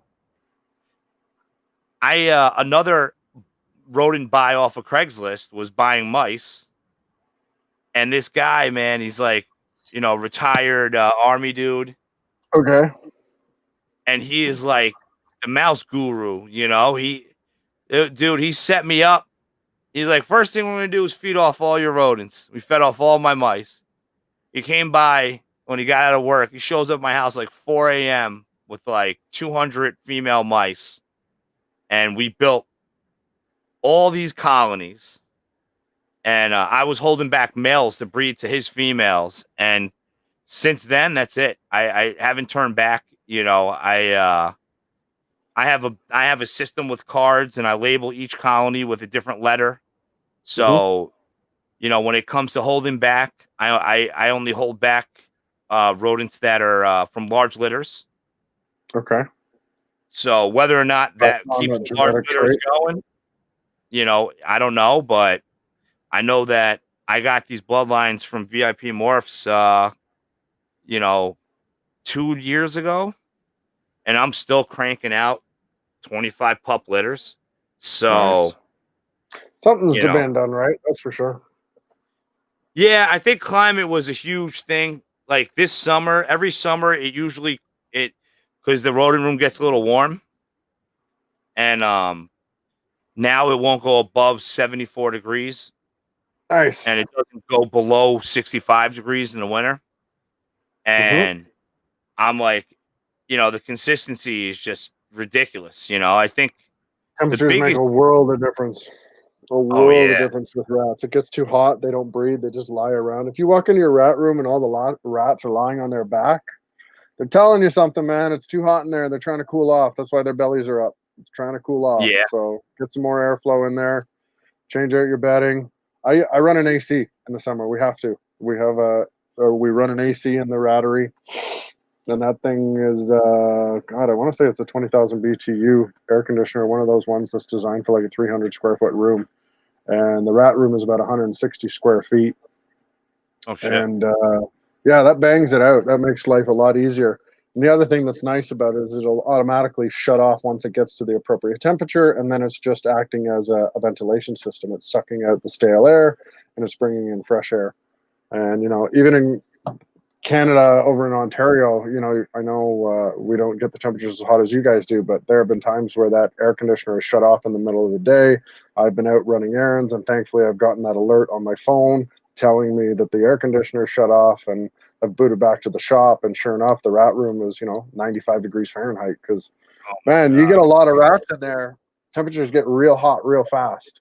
And I'll tell you right Yeah. now, if you're breeding rats, your issue isn't going to be keeping them warm in the winter, even if it's minus 20, minus 30 outside. If you've insulated your rat room, your issue is going to be keeping them cold in the summer, because now you've got twofold the problem. You've got the natural body heat that's created by that many mammals in a small area, perspiring and moving around and everything else. Think of like a concert where you've been at and everybody's just sweating, or the raves, wherever else, all that body heat contained in an insulated area. Man, you've got to get ventilation in there. You got to have fans running, and in my opinion, you got to run an air conditioner, and you'll see a Oh yeah. world of difference. Well, they Worlds of produce. I was told they produce 1 BTU of heat each rat. I believe So it. if you got 200 rats, it's 200 BTUs of heat. I mean, it adds up real Right? fast. And 200 rats I isn't really a lot of rats if you're running a decent sized operation to feed a lot of snakes. It adds up quick. Like you Oh said yeah. you're running what, 72 bins? So even if you're running a 1.4, let's round it up to 75 to make it easy. That's 300 females right there, you know, plus 70 Yeah. males. I got Well, 375 BTUs of heat. That's a yeah. lot, man. Oh yeah. And then that's not even offspring. No, Then you that's put in the just the equation. basics. I'm growing. I grow out. I'm producing over 300 rats a week, and I'm growing out 150. hmm And that's it. You've So, always got to be thinking about those next generations.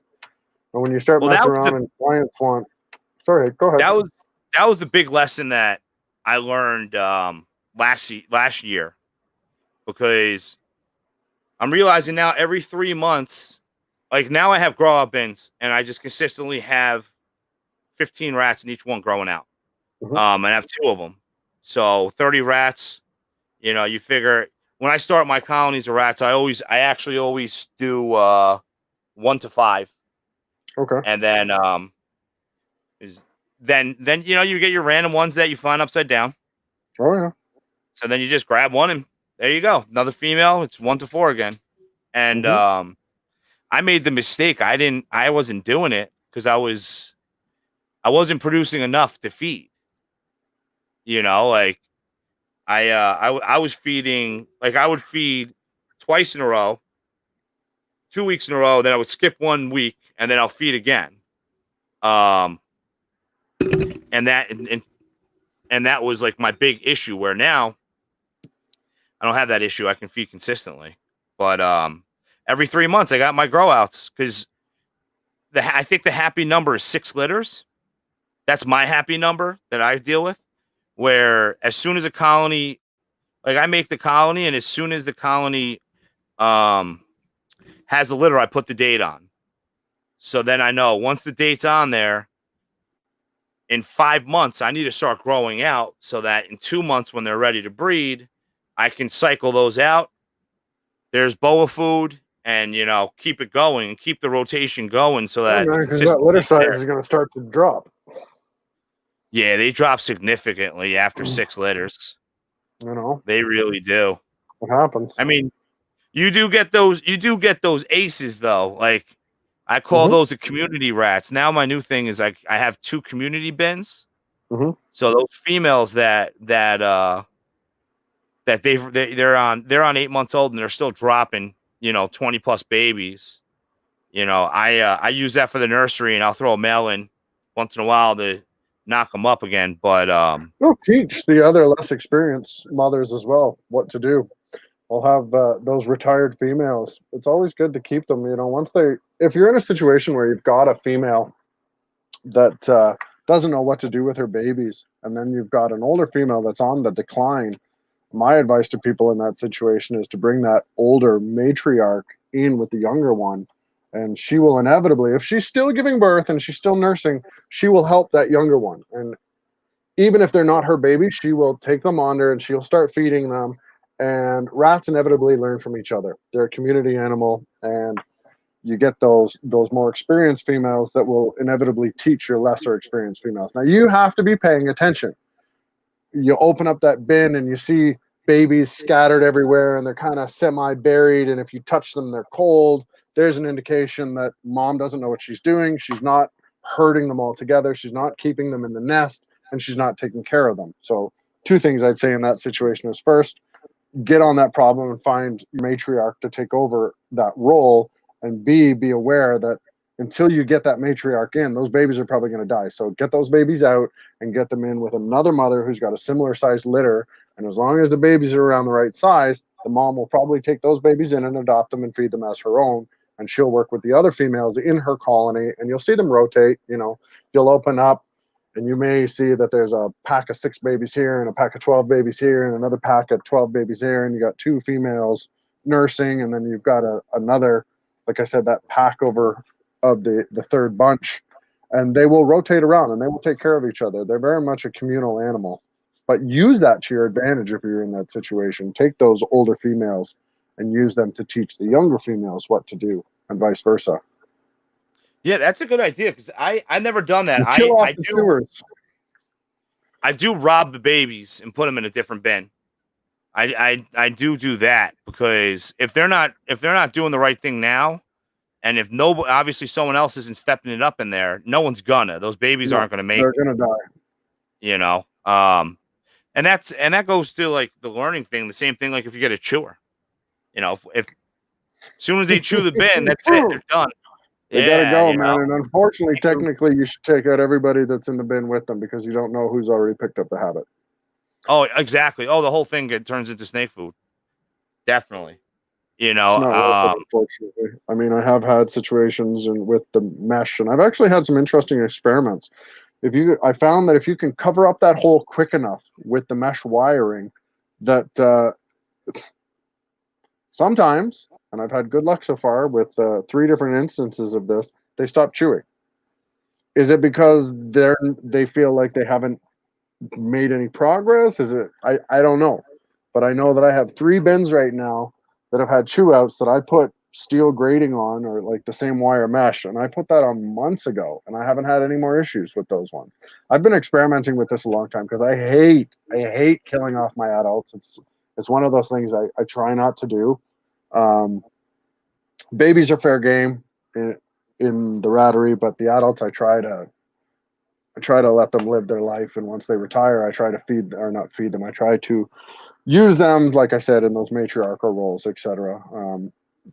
But you got to find someone that does each their siding. own. Pardon me? You got to find someone that does siding How so? Oh, for the because that guy George, he does siding, and Okay. we used the brake, used the aluminum, Yeah. and we made something that goes over the lip perfectly and covers the hole. Yeah. So it clips on. I drill a hole, run a rivet through. Done. Problem solved.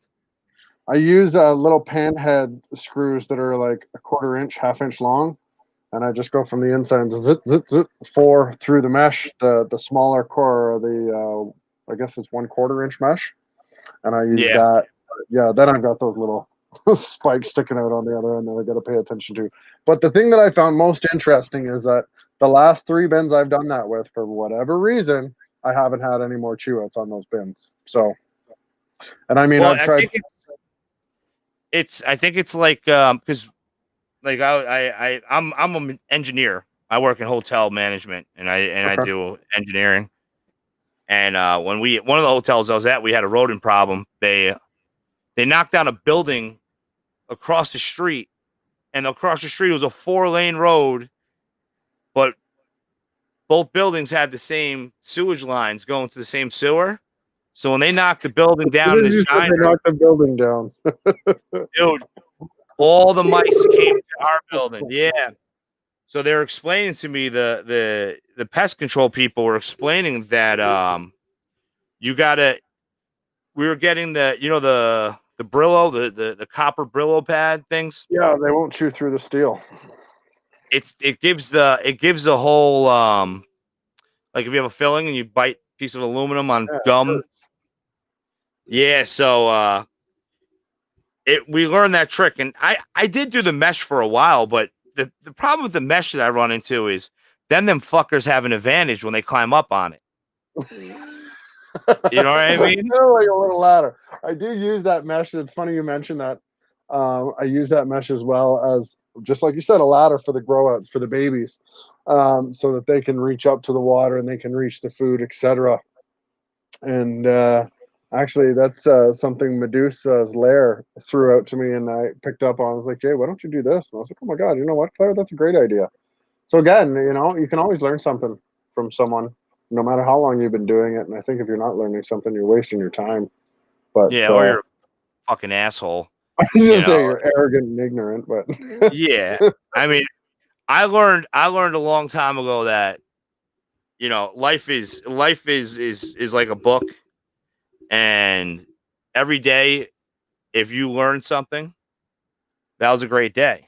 100%. As you get older, you learn more and more, and that comes with anything in life. And you know what's cool about the reptile world is there are thousands of people documenting their data and doing videos and talking about it. And now these live streams are, I mean, it's like 5 live streams on tonight.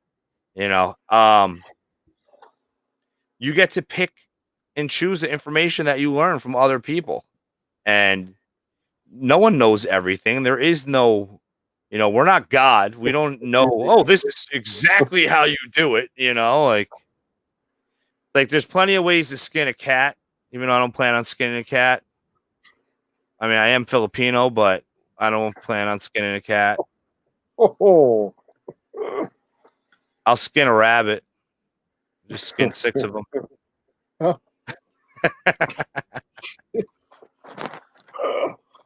But yeah, Peter knocking at the door next. oh man. So you have any eggs still in the incubator? Nope. Last one hatched out. I want to say it was like December 22nd was the last clutch that hatched out for 2020. And I was saying to Brian, I think I was saying to Brian earlier, I don't know, my short term isn't the greatest. You can put your own conclusions on that one. But I don't usually start pairing. I'm usually late. I've just kind of started pairing up now. So I will probably, usually eggs start showing up for me usually sometime around June, July, usually based on my timelines. Yeah. And I usually end up about half of what I pair usually gets pregnant. So I usually run about double what I'm aiming for with the hope of catching 50%. And again, like I said, if I'm pairing once a week. If everybody's getting paired up once a week, then I'm ahead of the game. If every female in the clutch gets a lock once a month, or pardon me, if every female that I'm trying to pair up gets a lock once a month, then I'm thrilled.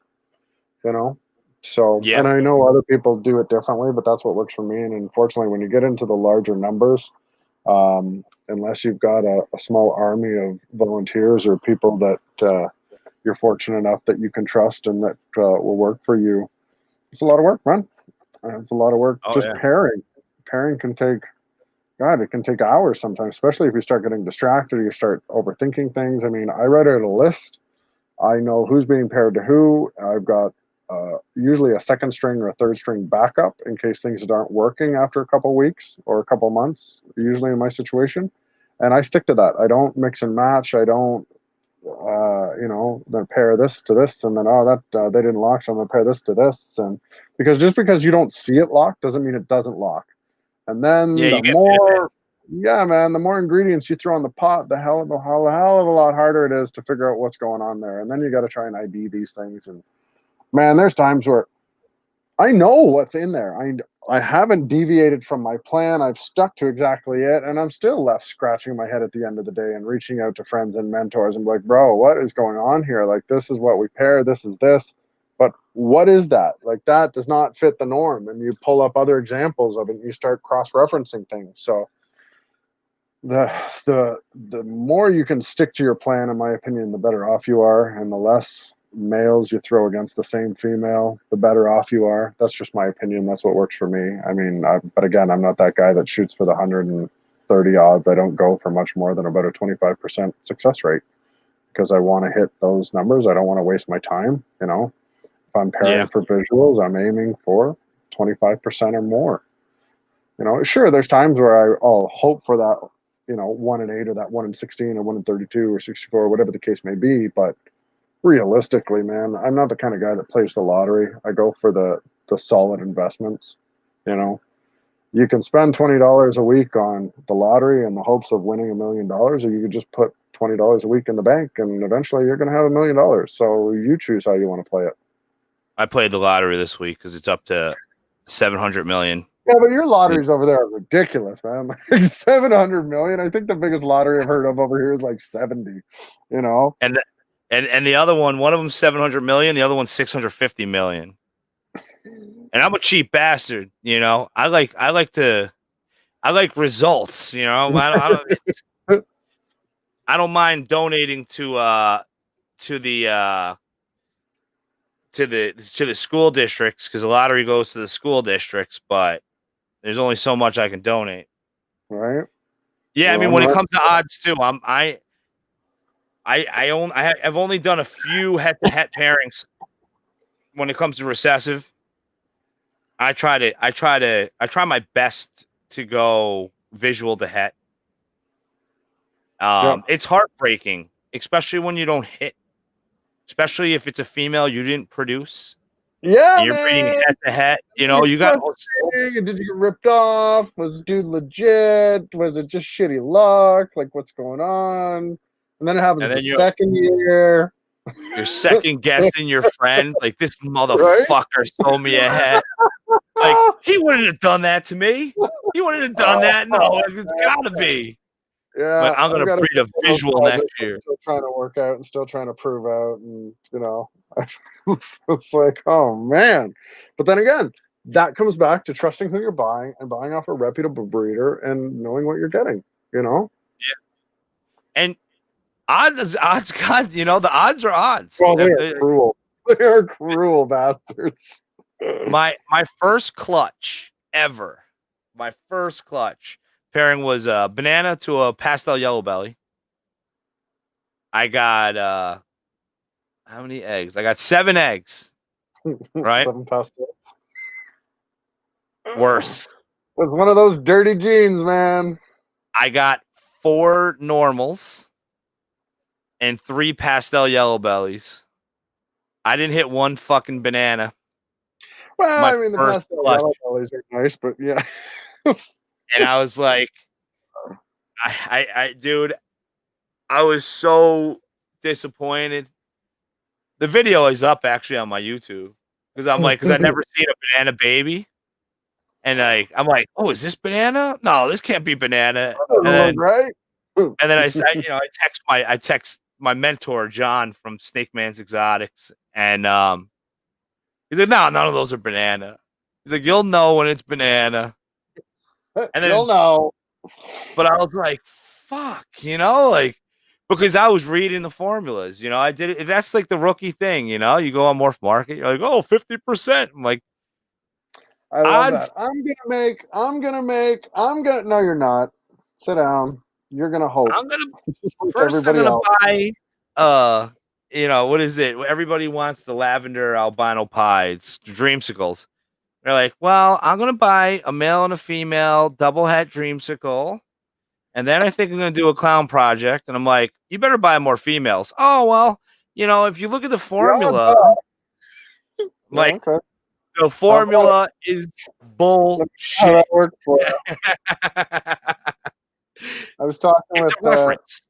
yeah, and you need to know the genes. Different genes react differently, and I mean, I talk about dirty genes, and when I refer to a dirty gene, I'm referring to a gene that's a dominant gene, like your pastel, like your spider, Pinstripe.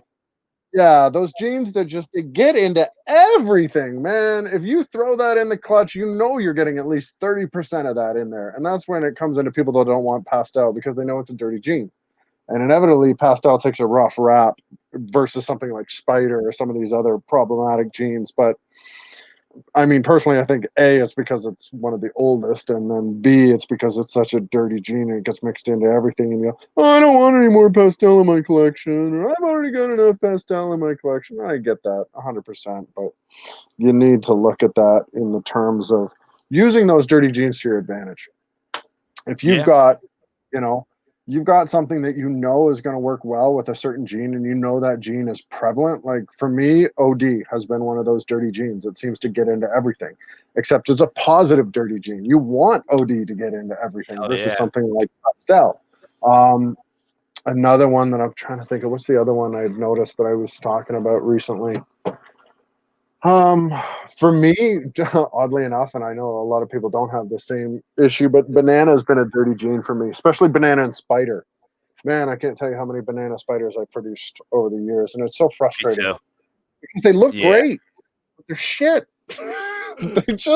They're problems, man. For me, at least, they have been. Knock on wood, I've been lucky with them. I did have a spider issue this year where I had one snake with some rough wobble, and I ended up selling it as a pet. Mhm. And it was a rough sale too because the kid that bought it was a prick. He was. I mean, I'm happy he's a follower now and all that, but you get them negotiators that watch American Pickers, and they watch these negotiation Don't shows. bother messaging me. I'm not Oh, interested. he came to I my don't want table. So listen to this, right? walking. I brought to the table. It had wobble, not horrible wobble. Like if you flipped it over, it flipped right back. But sometimes he did the snake charmer dance. Corkscrew. Yeah. Stargazing.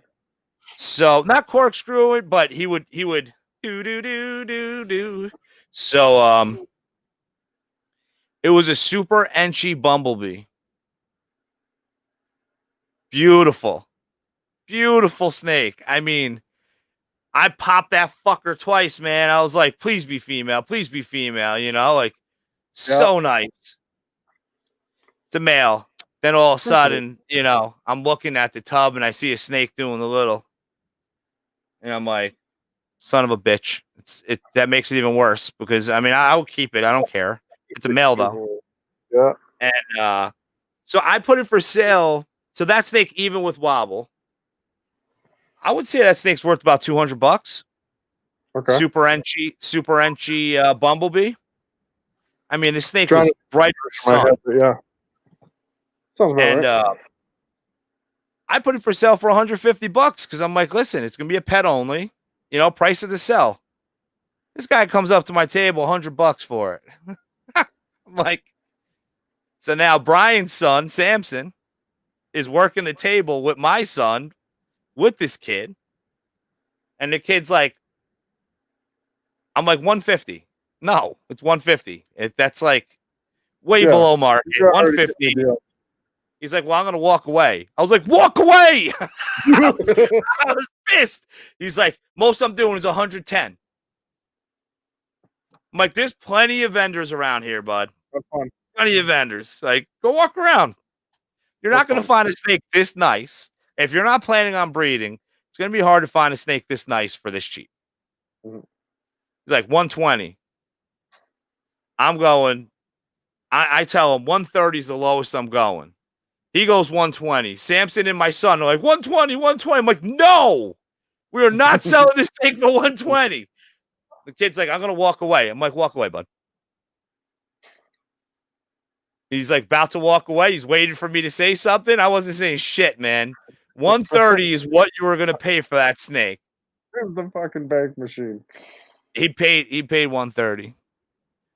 So, and then he didn't even know what he bought. He messaged me later on that night. Hey, I'm that guy that got you to download Venmo. He made me download Venmo, which is cool. Okay. Yeah, so I did the Venmo thing, and it worked out. He got the snake. He's a nice guy. You know, now it was a rough start. You know, because like Some people, I mean, and I get coming in lower than what you want, but some people are just ridiculous sometimes. I mean, I've had people message me and be like, and again, we try and price things a little lower than market value. I'm in Canada, so if I want someone from the States to purchase from me, they have to look at the $200 CITES import fees, which doesn't go towards me. I don't collect anything on that. That goes to the broker, and $200 to get a snake across the border is cheap. End of story. Anyways, people message me and be like, hey, can I get this snake, which is already priced under value. Will you ship it for free? Is that shipping included? Why? Like, seriously, dude? And I'll humor them. All right, fine. Where are you at? Oh, I'm in the States. Like, okay, look. And there's two sides of me. You know, there's the one that wants to just lay into people and tell them what jackasses they're being and why you're being a fucking idiot. And then there's the business side of me that realizes that a lot of people don't understand things, and so I have to put it in terms like this. Look, man, the average snake at this size, at this price, is coming in at $500. I'm priced at $380. I'm 120 below the lowest price that I can find in that size and weight category. And the reason I priced it at that level is to make up for the $200 that you have to spend to get out over the border. Why would I pay that $200 for you on top of that so that I can now sell you a snake that's $350 below market value? Yeah. Like, why? You know what? Why would I do that? Let me send you a bag of rats to feed the thing for a year or two. You know, like, I'm all about helping out customers. I'm all about giving you a great deal. And I'll tell you, if you can find something of equal value, the same make and model, you know, show me. And if it's reasonably priced and it's a reputable dealer, and don't bother bringing me some Craigslist posting because I'm going to tell you where to stick it. But if you can find me another reputable breeder that's priced something less and it's the same, you know, it's same genes, same sex, same size, hell yeah, I'll price match it. I want the sale. I want you to realize that I'm going to go the distance for you. But don't come and bring me some BS fucking lowball price. Like, that's just insulting, man. We put a lot of time and we put a lot of effort into this stuff. And then when someone comes in with trying to get you like $300 below market value, like, but does that actually work? Who buys this shit? You know? I don't know. It's wishful thinking. That's like I'm looking for a breeder size pied female for $500. I love that. Keep looking, bud.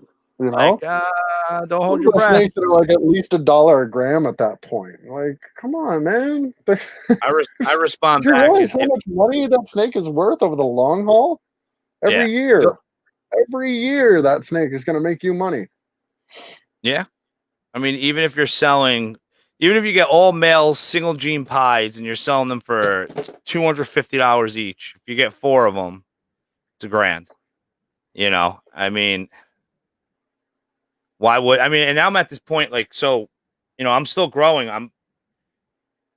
I just had a talk with Vinny about it, VIP Morphs, because he was like, have you thought of what your max is for where you're at right now?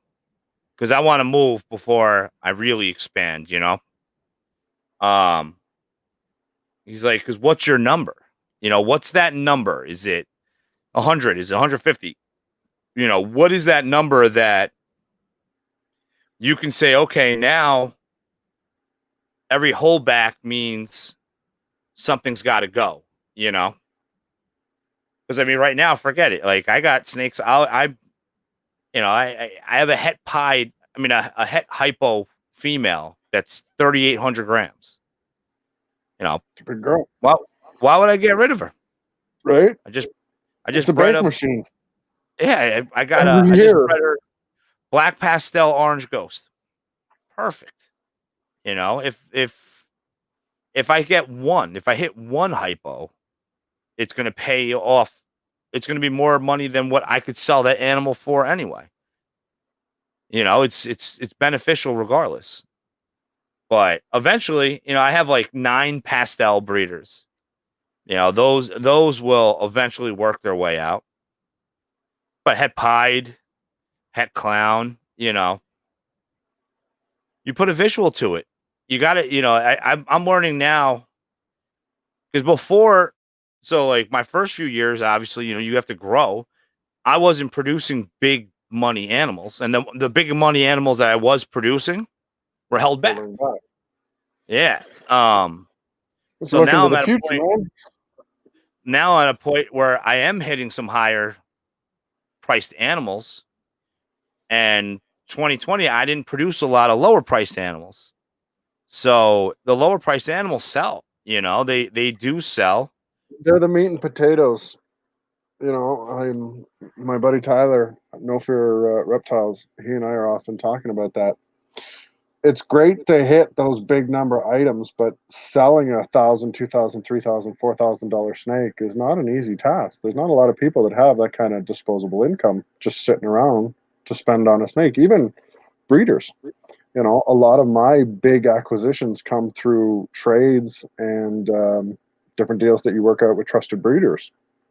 Because, Oh, yeah. Case in point, dude, I'm not going to go and drop $5,000 on a snake. Why would I do that when I could trade off $5,000 worth of snakes that I'm trying to sell anyway? And as long as you trust the person that you're trading with and you don't have any issues in that and you're taking the proper safety precautions, it's the way to go, man. But a $300 snake, everybody's got $300 to spend on a snake. Yeah. So those you produce. I try to keep the average egg at around $300 to $500.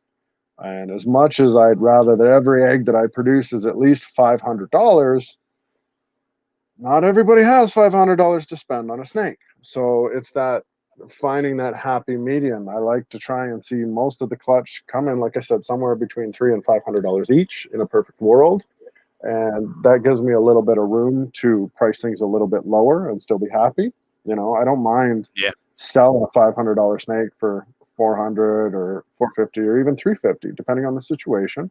The right person and the right time that comes along with the right setup. At the end of the day, I want all my snakes to find good homes. I don't want them bouncing around from home to home or breeder to breeder. I hate that. I Oh, don't yeah. like that because now I feel irresponsible as a breeder.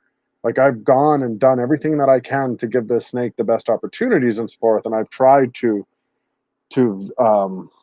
vet through each potential buyer. But man, it's one of the reasons I don't like breeding and selling monitors that much anymore because inevitably most of the baby Savannah monitors I sold got bounced around from one house to the next and I just feel like at that point I'm contributing to one of my biggest pet peeves, right? So unfortunately it's a necessary evil of the industry, but it doesn't make it any more pleasurable, that's for sure. Oh, hell yeah, man. Especially like when you sell somebody a holdback and they fucking kill it. Oh, it hurts. It I'm not hurts. even gonna go there, man. I'm not even They gonna go need it. there. I need this snake. I need it. And then they fucking kill it. I'm like, hey, like the siblings are this much. The siblings are weighing 1,200 grams. How much does the one that you took weigh now? Oh, that one died months ago. Like, what?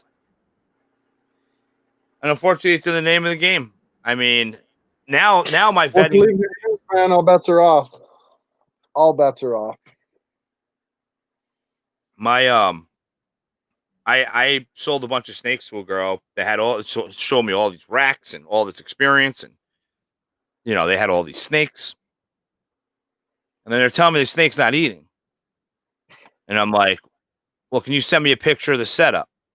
I feel like that's the smoothest way to find to if friendly. Are you keeping the right setup for this fucking animal? So it was a 1,000-gram snake in a 55-gallon tank, and I'm going. Is there a hot spot? What's the hot spot at? What's the cool spot side at? Because you can keep them in tanks. I dealt with customers that want their snakes in tanks, and I walk them through. I don't recommend it. I mean, I don't. Same thing. I don't recommend it versus something like a rack. I find they feed better, etc. But I mean, there's ways to make a terrarium adequate for the snake as long as you're not, you know, going overboard with things and you're keeping things in the right perspective. The first thing I tell them to do is black out all the sides except for the front. Yeah, Don't put a light on it. Use a heat pad. Get a thermostat. Spend some money on a thermostat. That's the heart and soul of this whole setup. And if you got a shitty thermostat, it's not going to go well. There's ways around it. You can buy a dimmer switch for like $20 and calibrate it all out and make sure you know where on that slider is the appropriate temperature for that heat pad that you're using. And then I usually recommend throwing some hot glue on either side of the switch so it doesn't move around, because all it takes is somebody to bump it. Next thing you know, your temps are through the roof or yeah, bottom out, vice versa. So spend the money, get the proper thermostat. But yeah, man, block it out, give it what it needs. Remember that it's a shy animal and that they need security and they need to feel safe. If you've got that hide in the cold area and there's no hide in the hot area, and you've got a big spotlight shining down on that hot side, you're probably never going to see that snake. It's probably going to hide in that hide until the day it dies. Then you'll be like, oh, what happened? Well, you yeah, basically forced that snake to hide out in that cold area because it was scared to leave. They will literally sit there and die for a sense of security versus take a risk in getting what they need if they feel they're in jeopardy. And, at that point, that's on you, man. That's on you not doing your research. That's on you not finding a proper breeder. And that's on you not taking the steps to provide the best environment that you can for your animal. So, but yeah, again, that comes back to, the 10 meal rule or the 100 grams rule. If you call me up, and I've never had this happen, thankfully, knock on wood, but if you call me up and tell me that, you purchased a snake from me, it's 100 grams and it's died. yeah, Yeah, I'm sorry, but I may be polite and I may work with you and everything because that's customer service, but let's cut the shit. You killed that snake and you killed it because you did something wrong and you weren't following. I mean, there's exceptions to every rule, but I'm going to say 9 times out of 10, that's on you. yeah. That's why I asked for the picture, because I Yep. I asked for the picture, and she's telling me, oh, the temp is 89 on the hot side and 83 on the cold side, Regurging. and it's regurgitating food. And then I look at the picture, and I go, do you have heat pads in there? She said, no, it's ambient. And I'm like, wait, how is it? How is there a hot side and a Yeah, cold side if you it's ambient? have a gradient in an ambient setup. And I didn't even register. I'm like, I messaged Vinny. I'm like, Vinny, look at this fucking picture, and she's telling me that it's not eating. And Vinny's like, how are they heating it? And then that's where I'm like, how are you heating it? She's like, it's ambient. I'm like, you told me that the cold side's 84 and the hot side. Oh, well, the cold side's, and then this was the best part. Well, the cold side's close to the window. I'm like, you're going to kill the snake. The draft is going to cause a respiratory infection, like, Or never mind that. oh, The summer, the gosh. sun's going to come through and it's going to act as a magnifying glass and it's literally going to burn your snake. But, whatever. You do you. Yeah, so now my vetting is definitely, I want pictures, man. I don't mind feeding my snakes, you know? I No, love this is feeding it. snakes. I don't have a problem. And this is where people sometimes, it's funny because, like you said, those people are like, well, I'm going to walk away. It's like, buddy, we breed large numbers. I got, 100+ hatchlings ready to go for sale right now. I'm looking at 96 hatchling bins that are all full of hatchlings for sale right now. I'm in no hurry. I don't care. If I end up with 96 adults, that's okay by me. Yeah. Would I prefer to sell them and move them? Hell yeah. But when you get to a certain point where your rats are able to, like you said, pay for everything, and then if you get lucky enough that you have a couple reliable customers that'll buy your excess rats, next thing you know, you're completely self-sustainable. Your Exactly. bills are being paid by your rats. And really what it comes down to is how much time can you give to your rats to generate that income that you need to feed your snakes and pay your power bills and pay your heat bill or pay your water bills, etc. So I, yeah, sometimes, man, you gotta understand that a lot of these big breeders, they don't need to sell the snakes. And although they're happy to sell them and they want to sell them, these animals are worth a lot of money long term. Yeah. Let's take something simple. Let's take the tried and true clown. Okay, you got a female clown. She's worth approximately $1 per gram. Let's say she's 2,000 grams. She's a $2,000 female. Somebody offers you 3 grand for it. Yeah, that's a lot of money. And you know what? Depending on the situation, take the money and run. But if you breed that plain clown to a het with a dominant gene or co-dominant gene, whatever, and you do that every year for the next 10 years, and you get 6 eggs every year, and let's say that one of those 6 eggs is a visual, either a king clown or a pastel clown or just something simple. Within 4 years, you've made more than that 3 grand just off those 4 individuals that were nice. And Yeah. then you have 24 other individuals that are completely paid for, and it's all gravy. And if you're really lucky, they're all females. And your rats are paying for everything and they're growing up. And next thing you know, you've paid off mom and dad, you've paid for your operation, and you're still sitting on 24 babies. That's all gravy at that point. So, yeah, 3 grand up front. That's the old, one in the hand's worth two in the bush. Or in this case, maybe two in the bush is worth one in the hand. You just got to kind of think about what your plan and how it works for you. But these guys that come into the expos and think they're just going to lowball everybody and walk out like bandits, like, you need to reevaluate your plan, because it doesn't really work like that, nor does it have to. Yeah. I'm And completely happy sitting on stuff. you go back to if you're breeding. So I average about probably 30 cents for me to raise a small rat. Hmm. I mean, labor is my labor, so that's Yeah, free. right? But 52 Especially if you weeks. enjoy what you're doing. Oh yeah.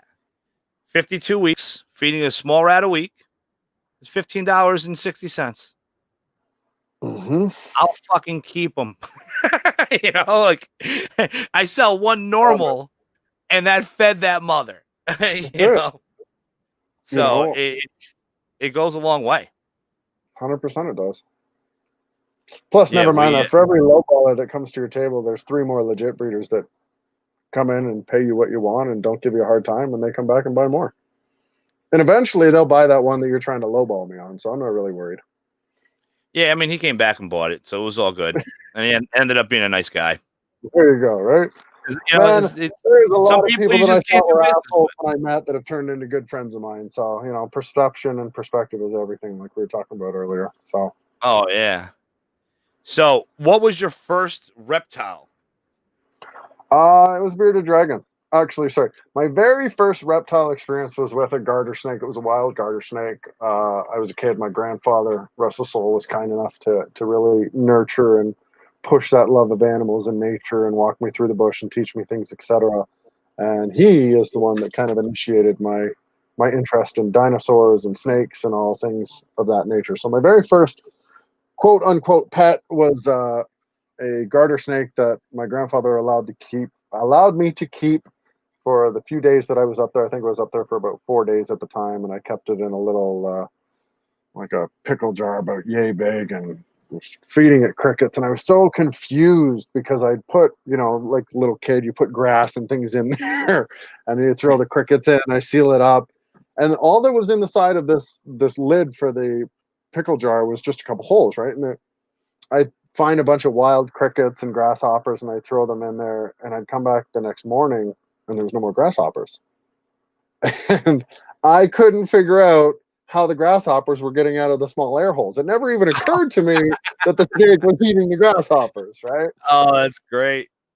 So that was my very first reptile. I was a young kid with that.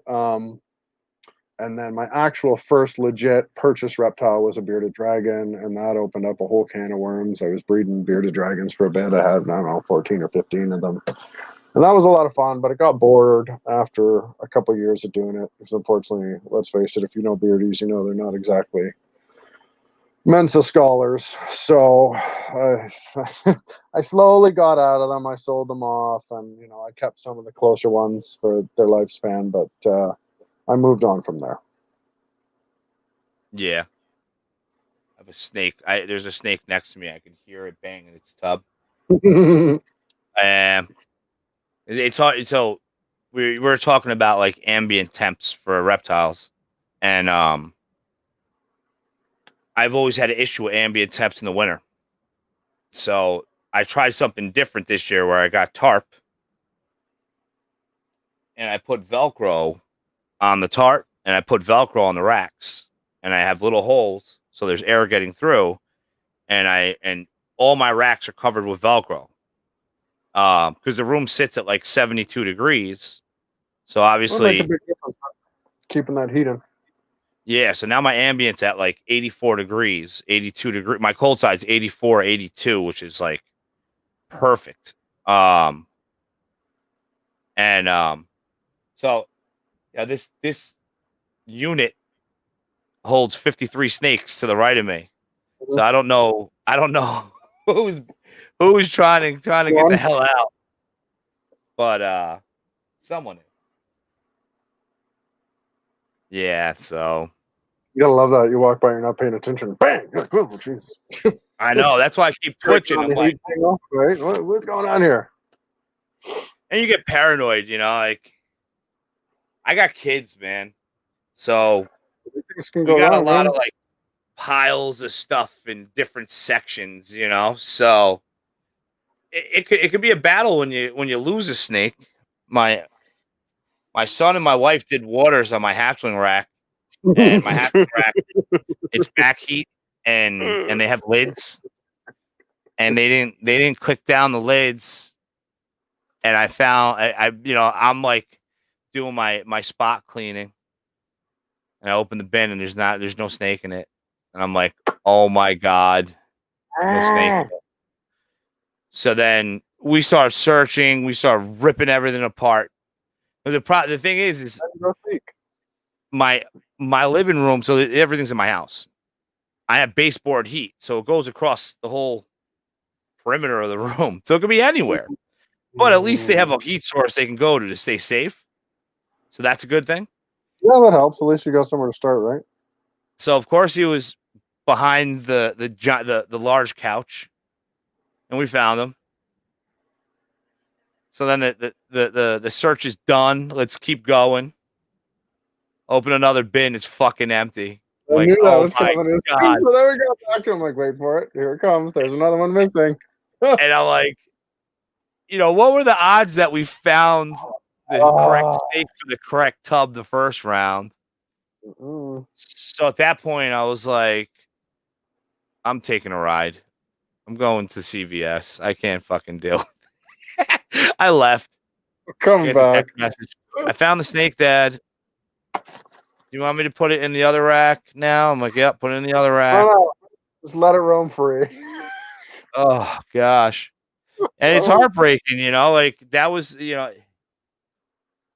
that's why I'm like, I'm new to these tubs, to snake tubs, because I've always used Sterilite. Sterilite has always been my shit for as long as I've been doing it.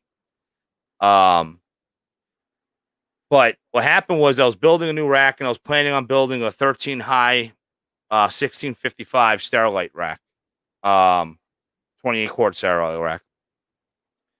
But Sterilite, because of COVID, stopped doing production. So I couldn't find the tubs except for at Home Depot for $10 a tub. instead of $4.99 at Target. And I already ripped down the melamine I already ripped it down to 24 inches. So now I'm like, shit, now I got to find a tub that works. What the hell am I going to do? Reptile Basics, their tubs, their VE, 6 and VE2 line tubs are 24 inches, so it would work perfectly. And they actually do free shipping, which nice. nobody does. Free shipping on tubs is fucking awesome. No kidding. So I bought the tubs to do the rack, and I made a 16 high rack. Right. So now I got an extra. Yeah, so I did a 16 high rack, and it's a learning curve because I'm not used to it. Because I'm used to grabbing the snakes. So like we work as a team between me, my wife, and my oldest son, Junior. So like my wife will be at the rack grabbing the tubs off the rack, passes it to my son. My son passes it to me. We have an 8-foot table we set up. I feed, I slide it forward. He comes with another snake, drops it down, grabs that one, returns it to mom. It's running. Oh yeah, we do a good job as a team, and so I'm not used to this whole feeding with the tub sliding out and all that. So I've been running into issues where I'm getting bit. Number one, because as soon as I open up that tub, today, it's not a full day, man. Oh, I keep on getting bit, or I keep on. So Sal gave me the advice that when you put the rat in, you gotta if the snake's up front, then throw the rat so it goes to the back, so you can close it. Because now I'm running into issues where they coil up and then you can't close the bin, and then my fucking cat is sitting there with its tail wagging, like, "Ooh, what the hell? What is that thing over there?" Oh man! And Naruto. Don't you love feeding at height, eye level? Yeah, so I'm learning that certain snakes, the snakes that strike as soon as you open the bin, do not go up top, because when you're on a step stool, and I got a cinnamon vanilla that as soon as you open the bin, it's striking. So yeah. it's one of those where you let it strike, and then once it coils up, then you peel it off and then put it in the bin and close it. Yeah, that one goes low. That one's not the 16th bin anymore. I don't normally use snake hooks, but I did get in the habit. Somebody taught me, and again, I feel like it was Tyler from No Fear Exotics, but was telling me, man, get a little snake hook and use that snake hook to open the bin, because I do it all. I don't pull the bins out and throw them on the table unless I'm cleaning. I usually feed and clean on separate days, because I find inevitably you clean and they're going to shit, or I clean and then feed, and then the next day they shit anyway. So, but yeah, what I do is I end up using the hook. Just reading Castro's comments there. I pull the bins out with the hook, and that way if they do strike, I'm already 2 foot out of range, so to speak. And that's worked really well for me. But yeah, man, it's like if I'm doing a feeding and I haven't been bit, I'm kind of feeling like I did something wrong. Like, wow, I came through unscathed. It's a miracle. I'm like such a little bitch now, because I didn't realize that I had them paired up. Just want to say what's up to Castro. What's going on, Jonathan? Castro Constrictors, that's my buddy. I didn't realize they were breeding. I forgot that the male was in. It was a two head on the doorknob. So I slid it open, and then I was like, "Oh, I'm holding a rat in one hand," and I go, "Oh shit!" And then I go like that to close it. Boom! And that fucker tagged me over here, and five teeth ripped out in my hand. So now, get infected. Well, it started bubbling up, and I was watching one of Billy's lives where they were talking about bites, and I'm like, "Yeah, man, I can't get these teeth out of my finger. They're in my finger for like a month." And Billy's like, "No, man, you gotta dig in there and cut them fuckers out." That's gonna get bad. So I learned. I went to Walmart. I got a cuticle cutter, and just went right in, man. And better to do it yourself than let somebody else do it, man. No, I got to do it myself. No one, I got no one to help me. My wife don't want to cut. Well, Hey, you got to do it yourself. You don't want somebody else doing it because they don't feel when it hurts, right? And they're just, yeah, you're like, just stop. I'll do it myself. I think I still got one in there, but I don't. You know, it comes with the territory. I'm not. I never get bit by adults. It's always just hatchlings. You know, Oh, I you love always those got. fight things because I know they're going to be great feeders and they're not going to give me a problem. And yet, Oh yeah, inevitably, I still jerk my hand and spill a water bowl when the little bastards bite me anyway. You know, it's part of autonomic reflexes. There's nothing you can do about it. I got yeah. tagged the other day. I got tagged by a big adult female in the wrist. It's healed up now, but she grabbed me here, and damned if she didn't coil around my whole wrist. You know, 2,000 grams. Like seriously, like right here, like right here, and just like nope, not letting me go. I had to peel her off. I had to grab her right around the jaw and like literally unhinge the bottom teeth, unhinge the top teeth, put her back in. And man, I swear I had a huge swelling. I was talking to the DGen group about it right across my wrist from sorry, I got to fight with the camera here. From about my watch band down to here and about this wide. It's all swollen up. Anyways, I was talking to David Seuss and some of the other guys, and David had mentioned that yeah, man, the bacteria in there, you get infections, you don't even think about it, right? Like I'd been bitten so many times before, never once had an infection, and yet this particular animal obviously had something in its around its teeth, gums, you know, Yeah. whatever from the rats, and sure enough, that was passed on. And yeah, man, disinfect those bites because that one sucked. That was like 3 weeks of just burning pain on my wrist for no reason, like to the point where I'm like, what is going on here? And it wasn't until I started talking with some of the DGen group that, and again, it was David Seuss that pointed out, it was like, it's probably infected. Yeah, sure enough. You Yeah, know, Dave's a very knowledgeable dude. right? Trying to get you to show him his whole collection. Good luck. Yeah. Well, I mean, you're gonna need to take a couple days to see his collection. Right? Tour bus, rent a hotel room. I told him to put me in his will. No kidding. That Yeah. there's gonna be some serious shit coming out of there in the next couple of years, man. I'll tell you that much because he's always posting these things that he's getting on the DGen group, and it's like, wow, man, that's keeping tabs, man. That's gonna be quite the fucking army at some point.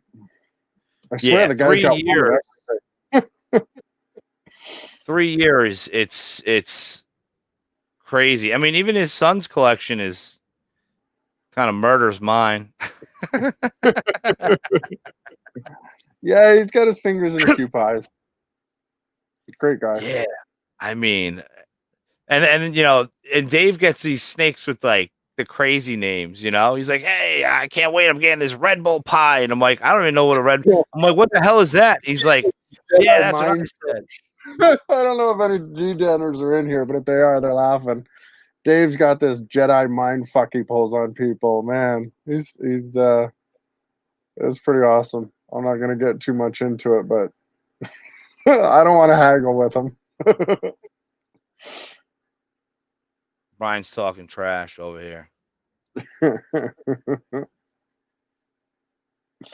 Yeah, but you got your interns, so you know that's why you don't get bit. Your So you don't interns get bit. So, what would you say was like the best advice that you got in about breeding ball pythons that really struck a nerve, really took you to where you are today?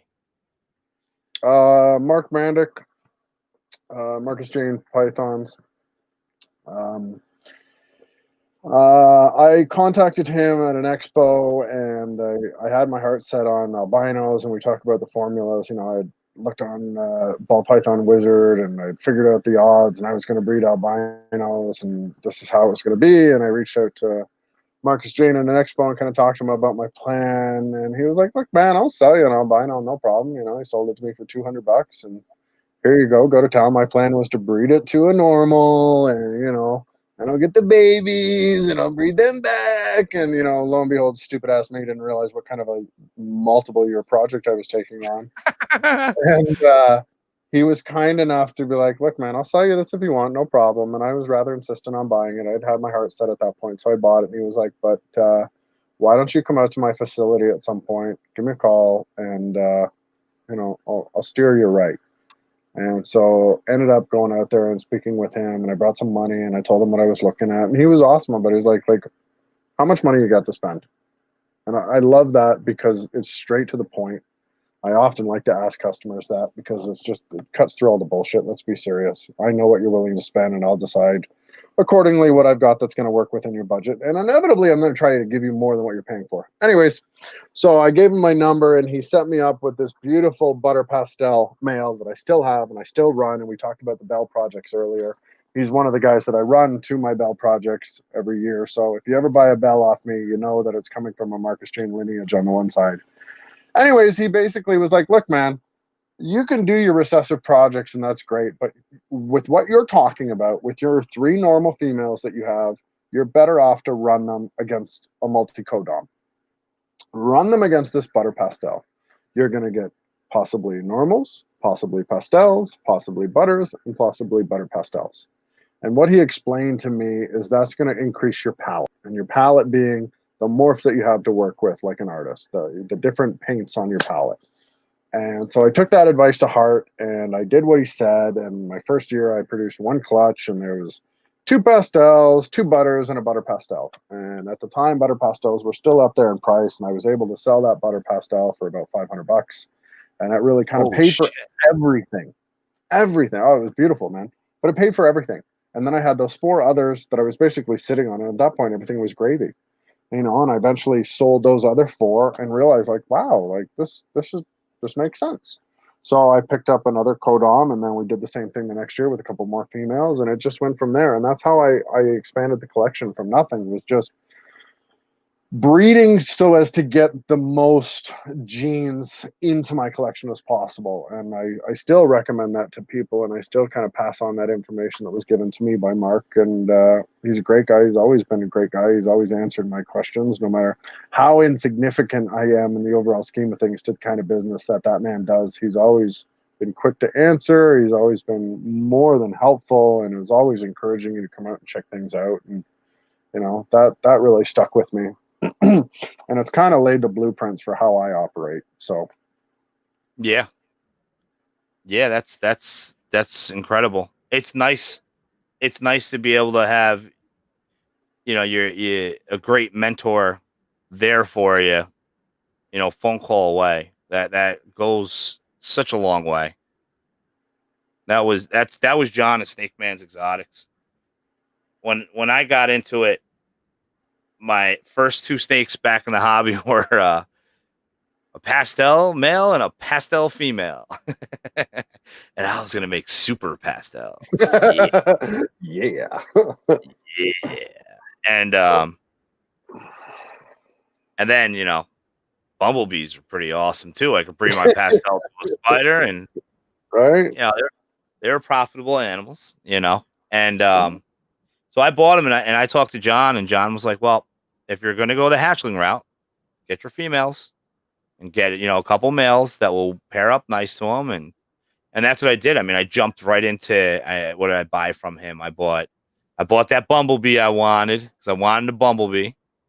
I bought a stinger bee, and Well, and yeah, and she spider.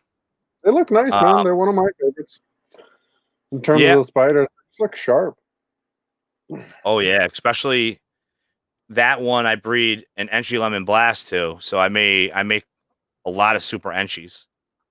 Um, Knock on wood, I've been lucky with super Enchies. I produced quite a bit with that female in 2 years.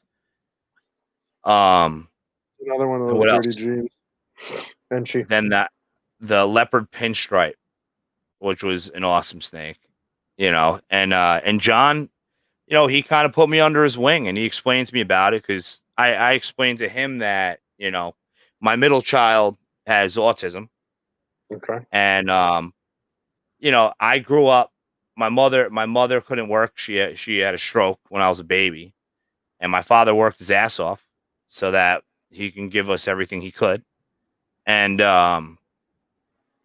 all my friends growing up, well, most of them, 90% of them, you know, one person, his father was owned a plumbing company. He got the plumbing company. Another friend owns businesses and contracting company and apartment buildings, and he got that. So like everybody had this stuff to pass on, and it was like with me, it was like kind of like, you know, there's here's your tools and figure your shit out, get your life going. And for Mario, I wanted to be able to have something to pass to him if he wants it. If he doesn't want it, so be it. I'm sure Jenny's the reptile queen. So, hopefully she'll jump in. And Junior really stepped it up. My oldest is actually incredible. He so that's why we did this company. And I talked to John about it. And John, like, I can tell you, man, I mean, I'd call him up and he'd be going through shit for hours and hours and he'd be like, okay, look this up. This was the pairing. This was the influence. This did this and that did that. And if you add this to it, it brings out the oranges, and he was definitely awesome freaking, and I still go to him for advice. I have a lot of asshole snakes this year because it's so fucked up. They're ball pythons. Bunch of divas. Pinstripe spot nose is like the most frustrating combo because you can produce 5 of them and not one of them will look alike. And I had 6 clutches this year, and the sire was a fire spot nose pinstripe from Ben Rennick. And oh my god, man. I have doing pictures for weeks. And it's to the point, like, I got these females that I can't figure out what they are. And I'm like, fuck it. I'm just going to grow them out. Like, just grow them out. I know pinstripe and spot nose is there. But is it fire? Is it pastel? It's now I mix OD into the equation. I got a clutch of eggs that they're on their 5th meal. And it was the fire spot nose pin to a pastel orange dream. So, Orange Dream, I'm learning now. This was my first OD clutch. And Vinny Meyer's like, I'm like, is this OD? Is this OD? I feel like everyone that breeds OD is like, is this OD? Is this OD? And he's like, so many variants of OD, even in my own collection, man. Some of the stuff that I've hatched is like the typical brownish OD, and then other stuff I've hatched is like such an intense blaze orange. It's ridiculous. Yeah, that's what me and him talk a lot about, because we know that there are snakes that they're considered high intensity orange dream. But everybody wants to say we have is, can a regular orange dream produce a high intensity orange dream? Because you will produce in the same clutch, all of a sudden one of them will be like, holy shit, Yeah, because I mean, I from the same clutch, I got an OD het hypo that looks like your typical OD, and then I've got other hypo ODs that are just like tangerine. They're so orange, and I've seen that go both ways. So I can't tell you why, but I would certainly say that's what I seem to see the influence in and what I've worked with. But and that's very limited. They play with you because some snakes, the OD doesn't show up till like the 3rd shed, I hear. Right, or the colors change, like the super OD stuff, or it'll be like super orange, and then all of a sudden you'll start getting like a yellow dorsal stripe down the back, or it'll start to really yellow out. Yeah, it's interesting, especially with the hypo stuff. I like it. But it's really interesting. I hatched out. So now what I'm trying to do with that fire spot nose is I'm trying to get rid of the pinstripe, and get some males without the pinstripe. And I hit a male and a female that are I think they're everything. I'm pretty confident they're everything, which would be, OD spot nose firefly pins. And I hit a male and a female. So, and you can see the orange, you know, in every shed. They just did their third shed, and it's like crazy, It's you know. brighter. But then I got this fire spot nose male, which I want male, and it has the spot. It has the OD tracks, and after the second shed, you didn't see color.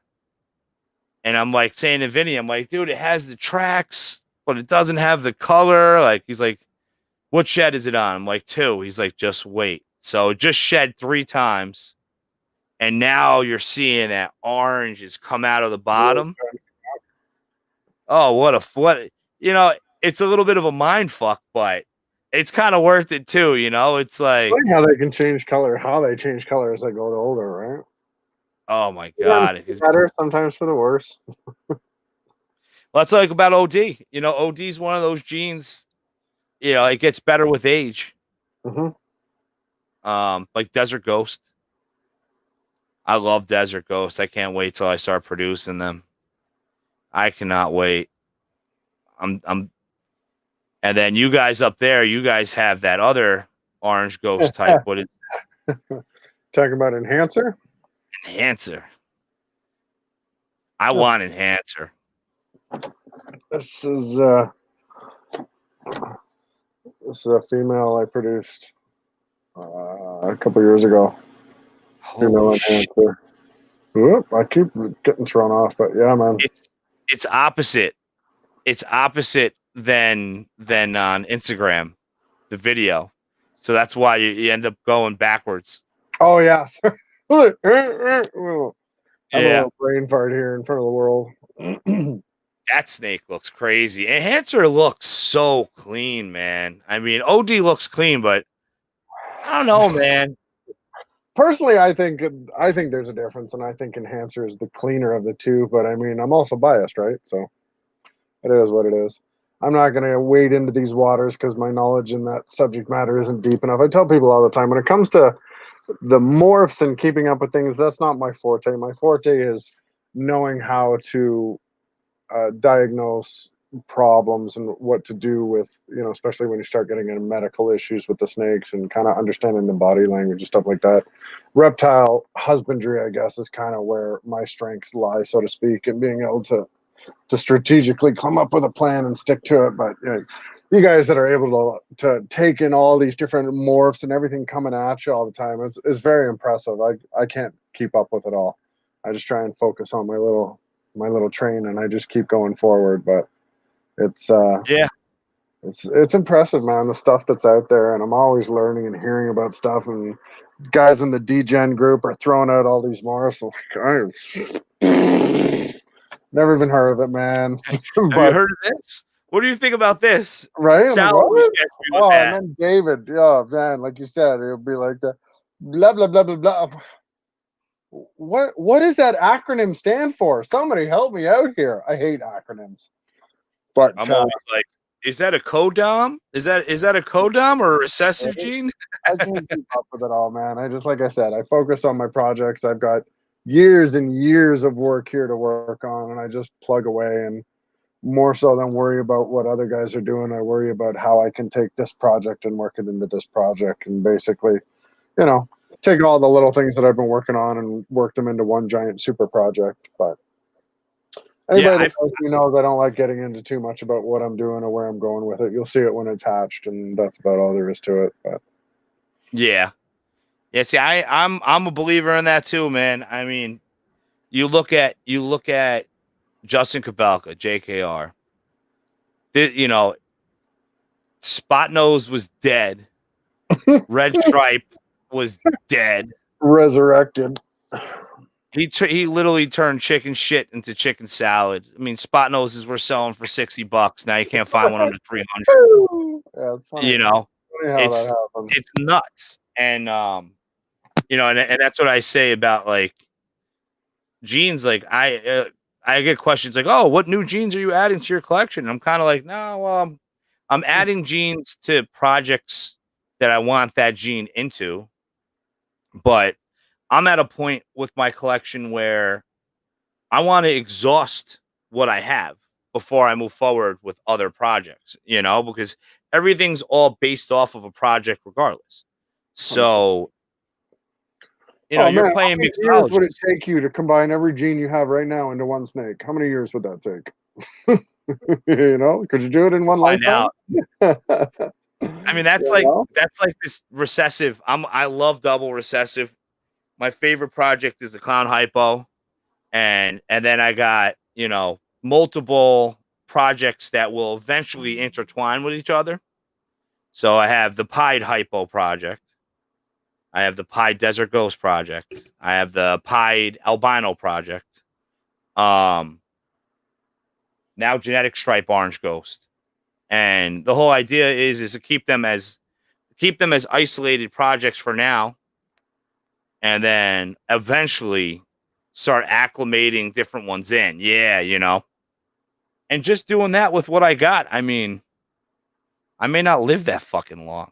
Right? That's what I'm you saying. know, Could you do it in one lifetime, or is the oldest one, or Mario, or Rebecca gonna have to take over for you? well, It's like that's like having a what they tortoise, man. You gotta have a future plan for it. that's like what they say. Oh, I'm gonna buy this female, so in 2 years I could breed it. I'm gonna make. No, you're not. You're gonna I'm like hope. 3 to 5 Like the years, rest of us, you're gonna hope. 3 to 5 at minimum. Yeah, you could breed a snake in 2 years.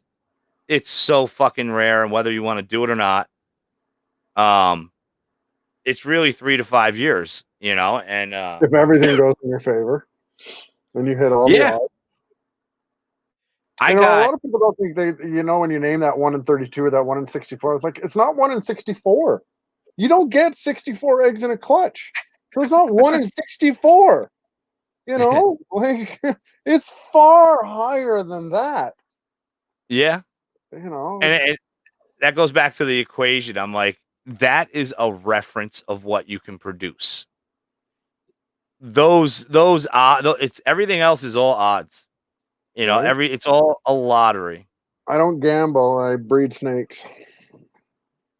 Yeah, I don't know. And you get these asshole snakes. My so John from Snake Man's Exotics, he gave Mario, my son, a heck clown female. So this heck clown female is 5 years old. The worst fucking eater ever. It's just hit 600 grams. Just hit 600 grams. I'm like, like she goes off feed, and then when she eats, it's like skinny people, like it just all goes to shit. It's like they just eat and poop it out. It's just they take enough nutrients to survive, and everything else I have to clean out of the tub. You Right? know, It- I got one that won't. It'll strike and kill every time, and like it eats maybe 1 out of 5, and it's sitting at that 1,000 gram, 1,100 grams area. And it's like, I need to have everything's got to be just right for the snake to decide to eat, and it's got to have its cork bark, and it's got to have its music, and the fucking air temperature's got to be right, and it's got to have a little, candlelit dinner. It's just ridiculous, and I'm sitting here trying to figure out that one factor that I'm missing. What am I doing this time that it eats that I don't do all the other? I just whatever. You'll eat when you eat, and that's all there is to it. You're not losing weight. Whatever. We'll get through it together. I got one of those, and when we feed it, it's in one of the tubs that you got to put, we bring out to the table. So as soon as it strikes, I'm like, Junior, run it back to the rack, and then he runs it back to the rack, and then all of a sudden Jenny will be running. I'm like, stop running. Let the snake eat before you shake the house. Stop running. You're scaring Everybody it. stop. Nobody make a move. Oh my God. And now it's to the point where that snake is just I stopped offering it food every week. I just feed it an African soft fur every other week, and it's actually eating consistently. Because it's Don't to the fuck point with where it. you're like, it sucks, man. It's like you feed and I'll see the snake like trying to line it up, and then I'm like, okay, it's gonna eat tonight. And then the Starts at next the morning, butt, works it's all the way around. You come back into the room next morning, you're like, You son of a bitch. Where is it? Oh yeah, I know find where that. it is. It's right on the heat pad. You know, Hide and go seek nice. again. No, it's when the pinkies get left on the heat pad and they start to Explode. expand and they turn into that little bubble, a balloon, and you're like, oh god, Yeah. oh god, don't touch it, don't even look at it, it's gonna pop. And you're It, lifting up the paper towel or whatever, trying not to rupture, and you're halfway there, and then it tears. Oh, oh, oh man, see, that that's is where rank. I'm like, the only good thing about those is you can flush them. You know, So yeah, it's like so quick. Like bring it in the bathroom. But you know, now my son, I'm like, Junior, there's a dead one in the hatchling rack, and he'd be like, okay, what's going on, Janae? okay. Yeah, okay. Yeah, I gotta say, man, my son, I gotta give him so much props. Like my oldest son, he likes to keep me on my toes, man. This kid is so damn slick, and you know, it's like he wanted to go to reptile expos, and then he sits on the phone the whole time. And the last expo, like within like 15 minutes, he sold a $50 gecko, and he hands me $50, and I hand him $10. And holy cow, man, the light bulb just was like, boom. You know, I see Brian, and Brian's like, who's at the table? I'm like, Junior's working it. He's like, what? I'm like, yeah, Junior's working it. I mean, I have my friend next to him, but my friend don't hand. It's this guy, J5 Gecko. He was doing. He sells leopard geckos, so you know he as the business, since you know you got to start from somewhere, and I have him doing the shows. He gets 1/3 of the table, and then 1/3 is ball pythons, and 1/3 is New Caledonian geckos. So I know he's there to look over, you know. But Junior, man, he sold like 15 animals. Samson came by. Oh my God, those two together. Because Samson got this like Harlem swagger. Oh my God, man. These two are tag teaming people. Right? People come to the table thinking they're going to run these two kids for their money, and they get schooled by a couple of kids. Hustled. Oh man, and I wanted to move crescent geckos. Okay. Because I'm before the show, I was probably up to about 150 hatchlings, and A lot. so I brought them in the little deli cups, and I priced them to sell already. And then I was telling people, if you buy 3 or more, I knock $5 off of each. So then Junior and Samson picked up that hustle, and oh my God, yeah, Junior sold a 10-pack of geckos in one deal. I was like, yo, man, great job. But what happened was, since they were priced so good, people that own stores were coming by. So one guy comes by, tells someone else, hey, there's still some bunch over there. And but it's cool, man. It's so cool to see he's motivated. And then you know, I gave him a pastel clown male. So now we started doing pairings. So like he's checking up on the pairings. He's you know, coming home from school. Did they latch, Dad? Did they latch? And I want him to get more detail about morphs. So I was like, well, you got a pastel clown male. So go on Morph Market and let's try to get genes that we don't have and look for female het clowns. So for some reason he's all for the butter clowns. The butter clowns caught his eye. If you're looking for a bunch of het clown stuff, we should talk offline. I got a bunch of stuff that we could probably figure something out for. I'm just, you know, I'm just checking who the fuck is this that's knocking. Sorry, I was checking who's knocking. I'm like, maybe there's a rat in there. I'm afraid of the Canadian charge, man. That, you know, I'm about to drive up there and not tell anyone, and smuggle them motherfuckers back. I didn't hear nothing.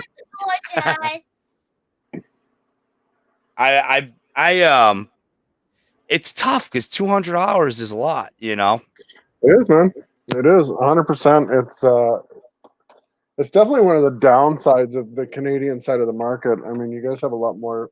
Seems to be a lot more traffic and a lot more business that goes on in the States. But again, all we can do is, you know, continue to hammer home that value and that support that we provide, and that's kind of what we tell people. Look, you're paying for more than just the snake. You're paying for the continued support. You're paying for the swag. You're paying for the reputation. You know, I don't have a customer that's bought from me and has been unsatisfied. That's Yeah, never happened. End of story.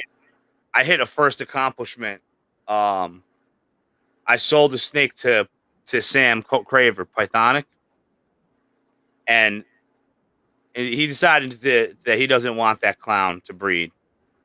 So he posted on Morph Market, and it said produced by DMJ Reptiles, and I was like, Nice. Yeah.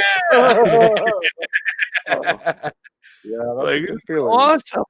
That's a good feeling. Yeah, I mean, I definitely learned that you really gotta. There's great breeders out there, Oh yeah. and if you do the research and you see the people that are putting the time in, um, Vinny Meyer is one of them. You know, I get a lot of really nice snakes from Vinny, and his prices are market price. He does the right thing. I'm sure I could find a snake with the same genetics for cheaper, Sure you can. but it's But not will it be gonna. the same It caliber? I don't want to say quality because we already talked about that, but Yeah, I mean, and there's so many, like, for example, I can go to Vinny 2 years, 3 years down the road and say, "Hey, man, in 2018, I bought this snake from you. What's the pairing?" And he'll be like, "Oh, well, let me just grab my composition book and all right, what's the serial number? there you go. Look it up. Oh, it was this." Mhm. Um, and that's what I love about the social media because my favorite thing is someone looks at a snake and they're interested in it and they're like, "Oh, what's the pairing?" I'm like, "Oh, well, the pairing's this."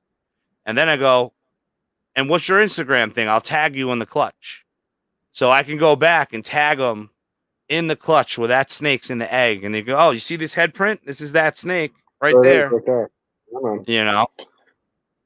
If you look at our Instagram page, I mean, there are some, but I would say that 95% of the snakes that we post are snakes that are produced in house. I don't generally post, and at least I certainly don't anymore, post stuff that I bought or adults that I've acquired. It's not to say that I don't appreciate them, or it's not to say that I don't like them, but I find that people go through people's Instagram photos and they start looking at those photos and they automatically assume, especially new people to the world, the Instagram snake world, they see those pictures and they automatically assume that, that standard picture of the snake in hand, they automatically assume that it's that person's hand and it's that person that produced that snake, and that every picture you're seeing was produced by that company. And I'll tell you, 9 times out of 10, that's not the case.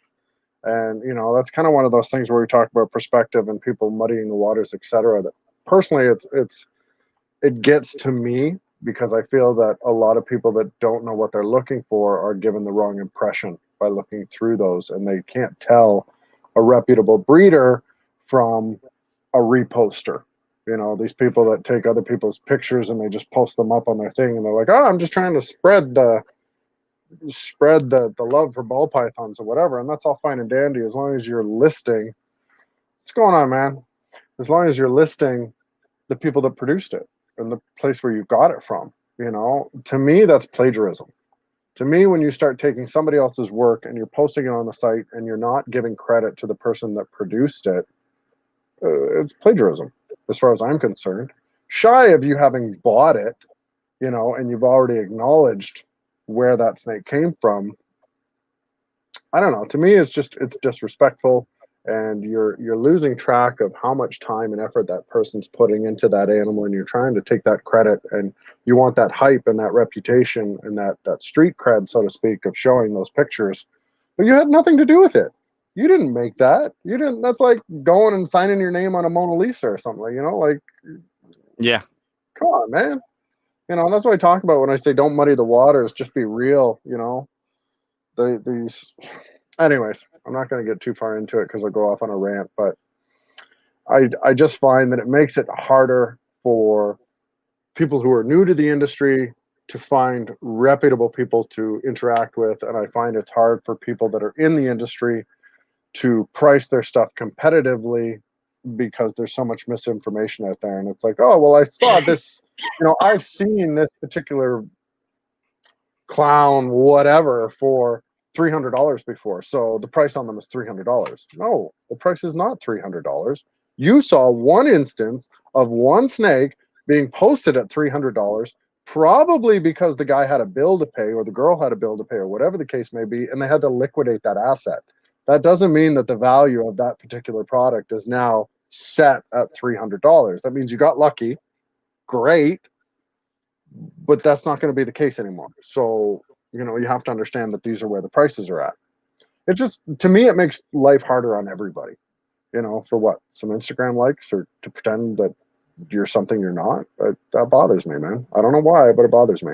Probably because of all the time and effort that people like you and myself and other guys put into day and day in, day out, and, you know, waking up in the middle of the night to deal with things or having to drive to the shop if something goes wrong, etc. Like, it's endless. It's 24/7. There is no breaks. There's no days off. There's no time where you can be like, "Oh, no problems are gonna happen today because today's Sunday." You know.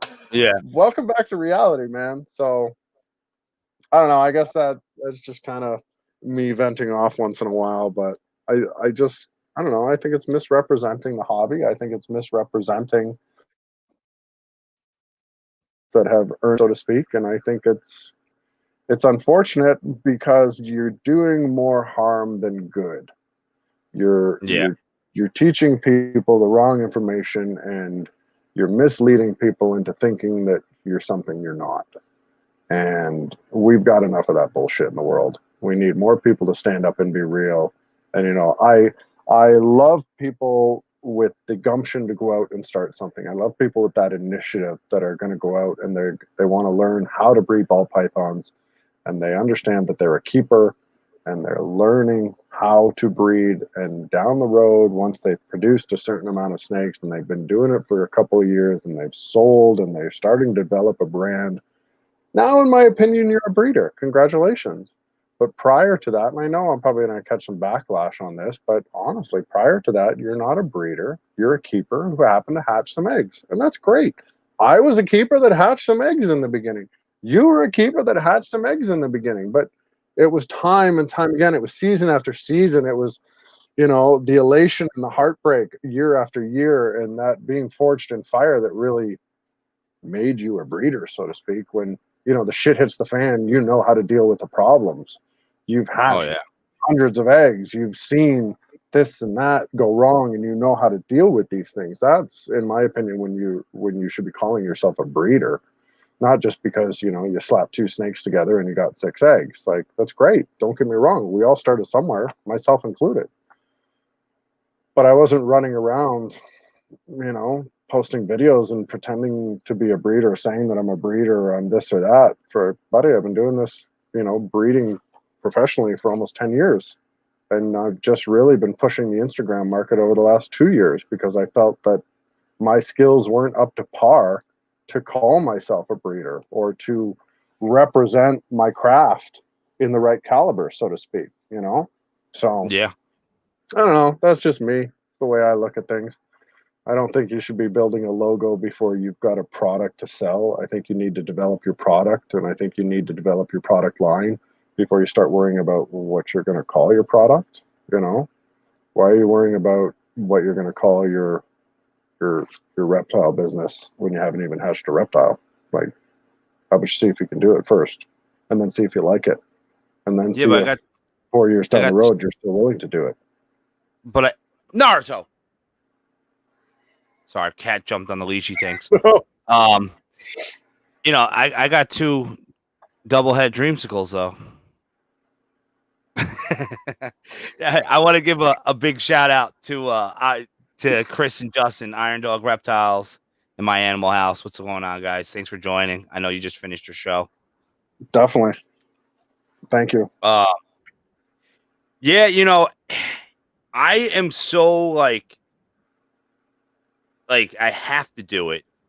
Like every animal that I produce, even if I already tagged them like 6 times, 10 times, I feel like, especially when it's a friend, it takes 1 second to write produced by, and that goes a long way.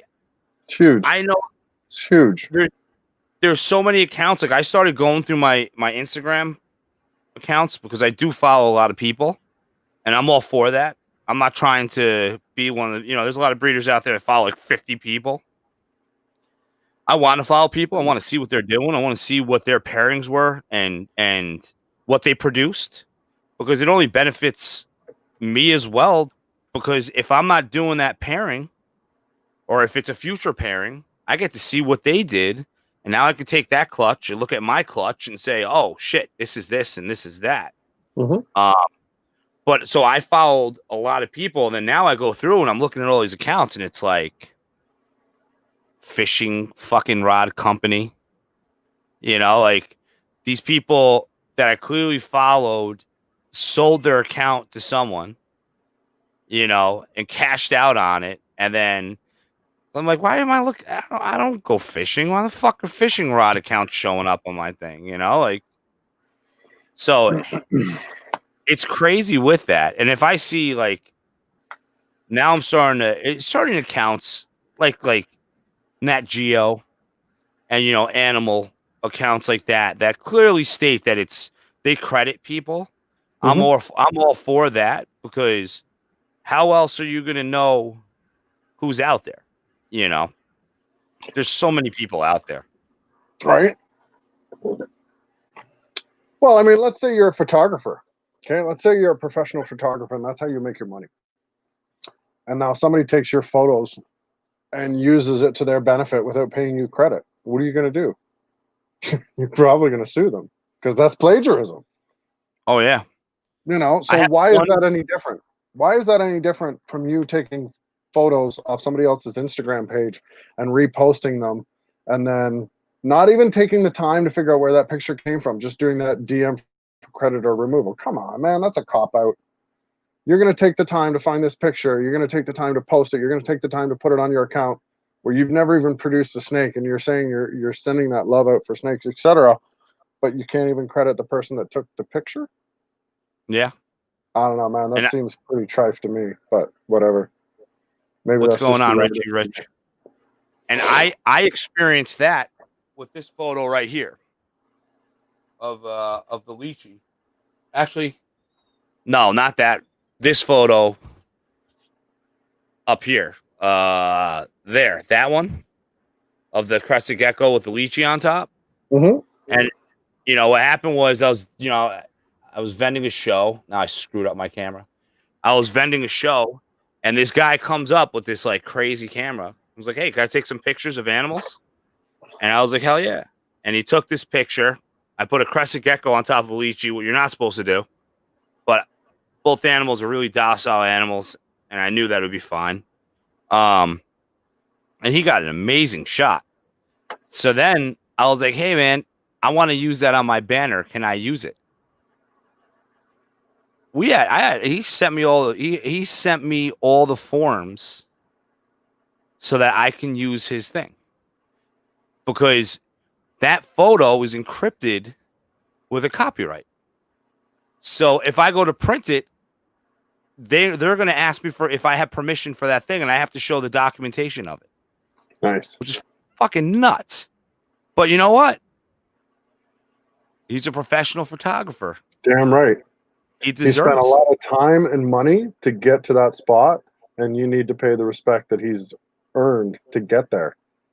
Oh yeah, I mean the lens that he did, it's a $3,000 lens to take that Right? photo.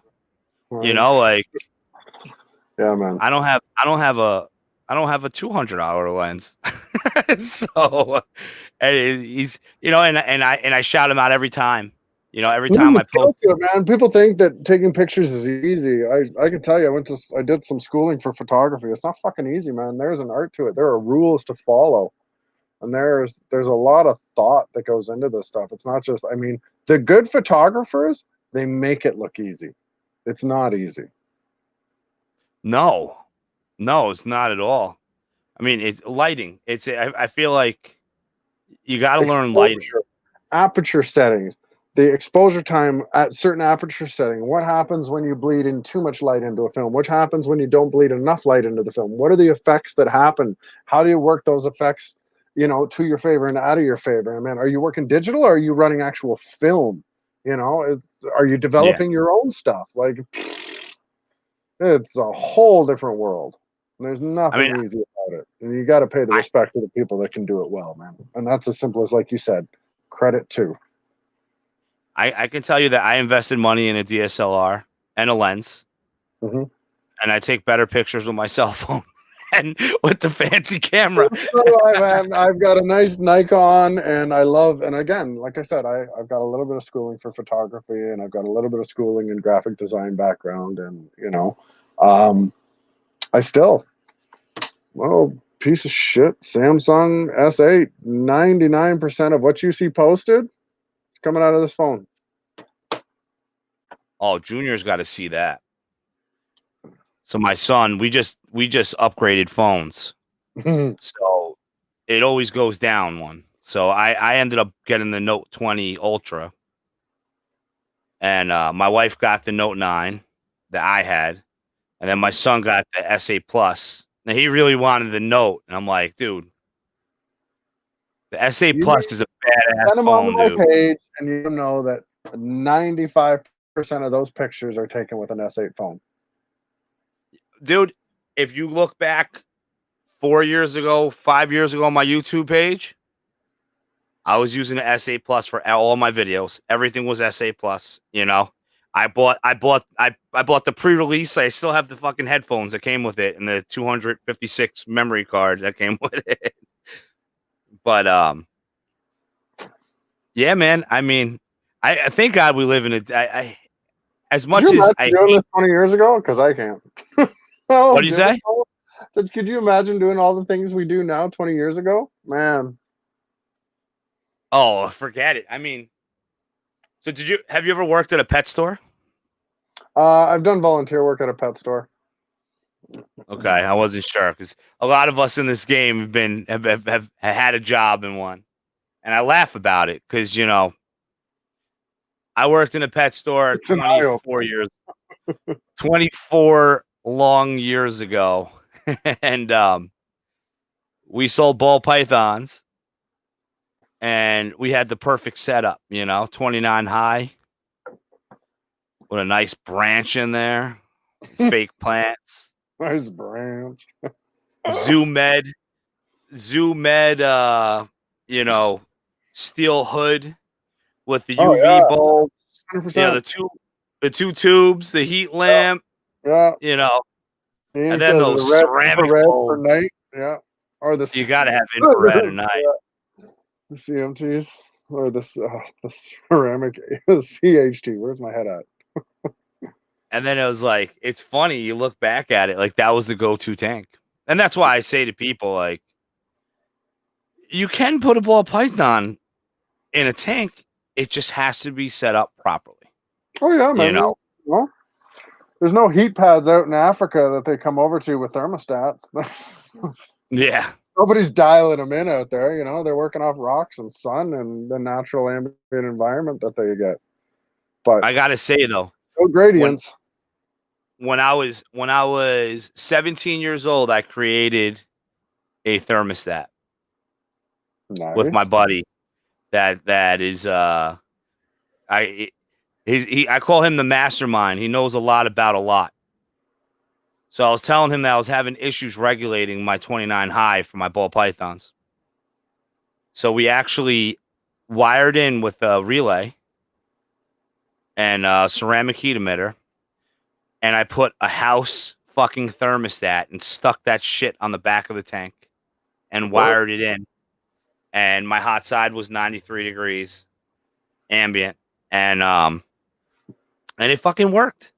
There's It not a worked. lot of science or work in these units. It's just about understanding the basis of electronics, like you said, relay switches, thermostat probes. Like it's not rocket science. It's just about understanding the basics and knowing what tools you can buy, or rather, what products you can buy where to put it all together to make it work. Yeah. Especially nowadays, with you can pretty much learn anything you want to learn with this little device right here. Like just the touch of your fingers, man. Just Google it. Just that's crazy. Right? Me and you are the same age. You remember that movie Antitrust? Oh, With the name's familiar, but no, I don't remember it off the top of my head. I'm sure if you tell me about it, I'll remember. it was I forgot what they were calling it, but it was who was going to unlock the technology so that video can be on phones. I remember the Eh, first time, Total Recall. First time I ever saw that video phone, or the concept of like a video call, was Total Recall with Arnold Schwarzenegger back in the day, and the I colonizing just Mars. And I just remember the girl with 3 boobs in Total Recall. I was I trying to guess keep it PG, but that I went guess down. I guess that's what you remember when you're a 12-year-old boy. You're like 3 Right? big boobs. That's how old we were when that movie came out.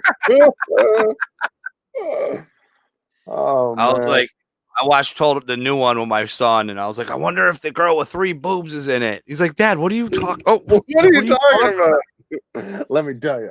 I'm like, I'm so definitely the embarrassing dad. Well, that little prick uses it against me too, you know. So like, he was grounded and couldn't play video games. He's like, Dad, my crush. That was his girlfriend. His crush. Dad, my crush wants to play Minecraft with me. Can I play with her, please? Like, how the fuck do I say no to that? You know? Okay. And then I hear like little boys' voices in the background. I'm like, oh, where's this girl? He's like, oh, she had to sign off. I'm like, yeah, you got to sign off too now, bud.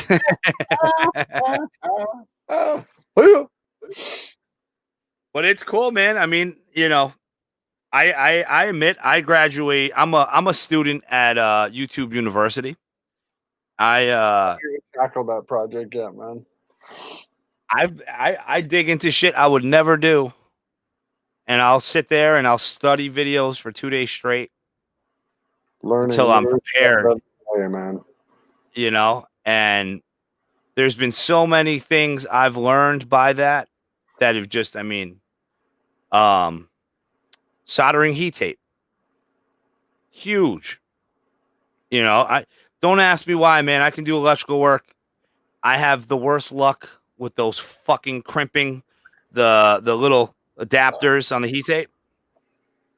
I like to Works rivet great. now. I love soldering. I build drones. I used to do a lot of drone flying. I don't have as much time anymore, but I just decided I was going to get into drones, and I just researched it, built my own drone from scratch, soldered, etc.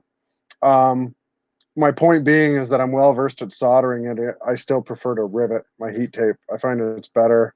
I've done tests, man. You solder something together with enough strength, you can rip it apart. I've yet to rip out a wire that I've riveted into heat tape.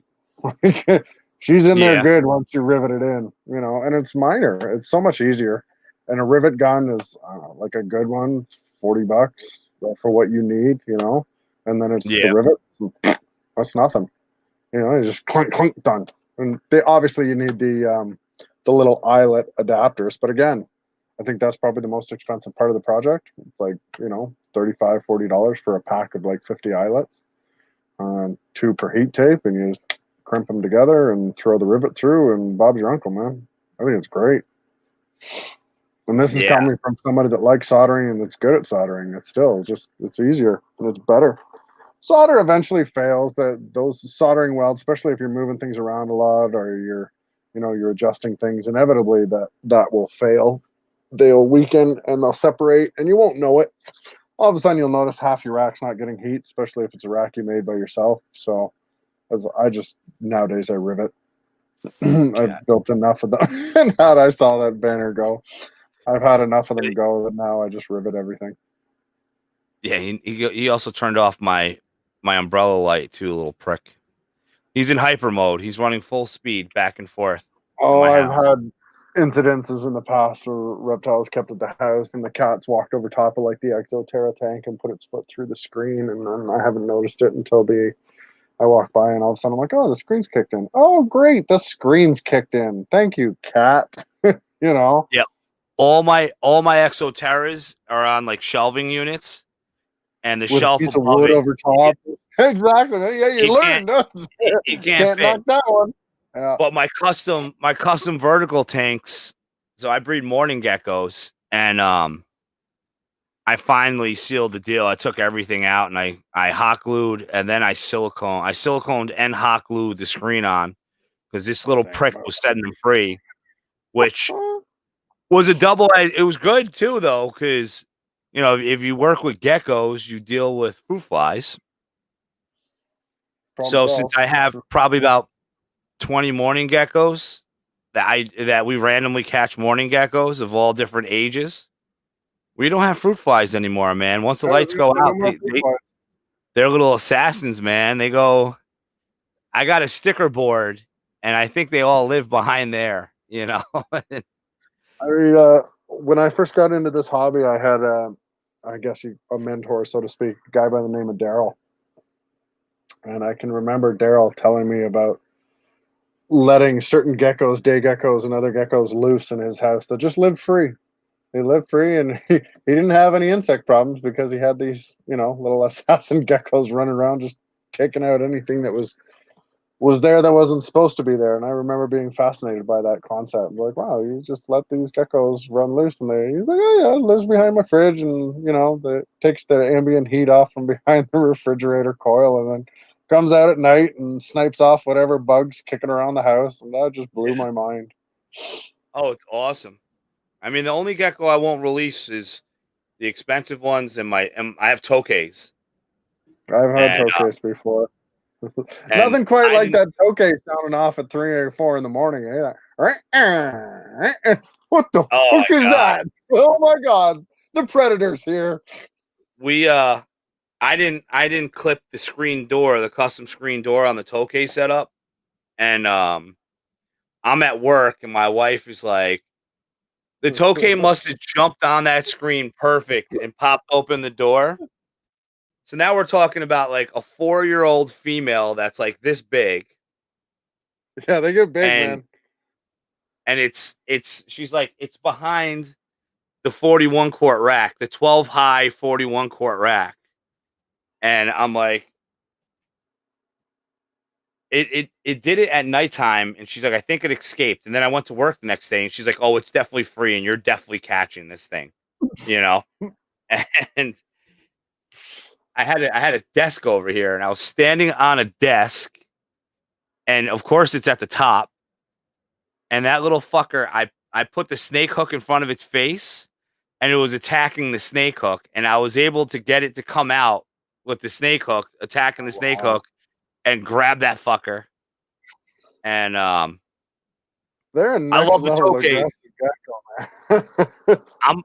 I'm half Filipino, and tokays are like huge in the Philippines, Yeah, So like me and my father were watching, my father's like he's 89 years old, he's an old dude, and there's certain things like he's at the point where he's so old that if it doesn't interest him, he could just zone out and not pay attention to what I'm watching on TV.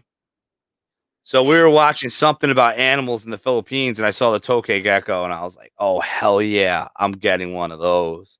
And he's like, "Oh, they're so mean." He was telling me how like they come in the house, you're scaring them out because they're vicious because you don't realize, yeah, you they're roll big, over they're them. vicious, they're aggressive.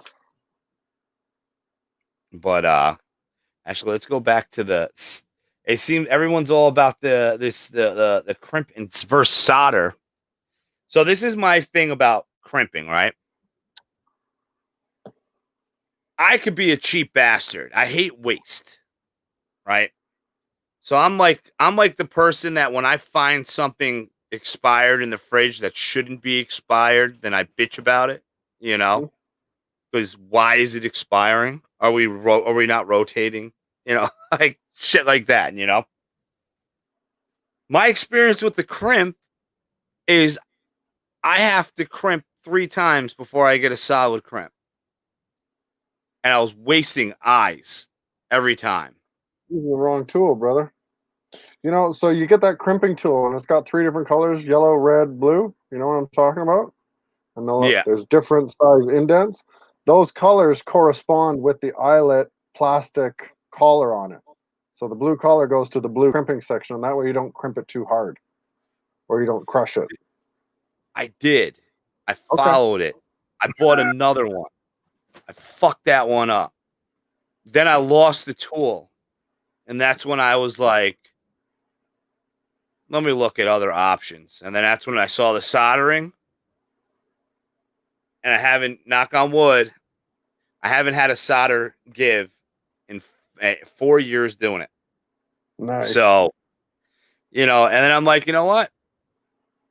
I got my toolbox with all my stuff. And I love soldering. Like when I was a kid, I used to hustle car stereos. And everybody would love, I was always busy installing car stereos because people wouldn't believe it. I had the shrink tubing. So like every radio I'm wiring up, I'm soldering every joint.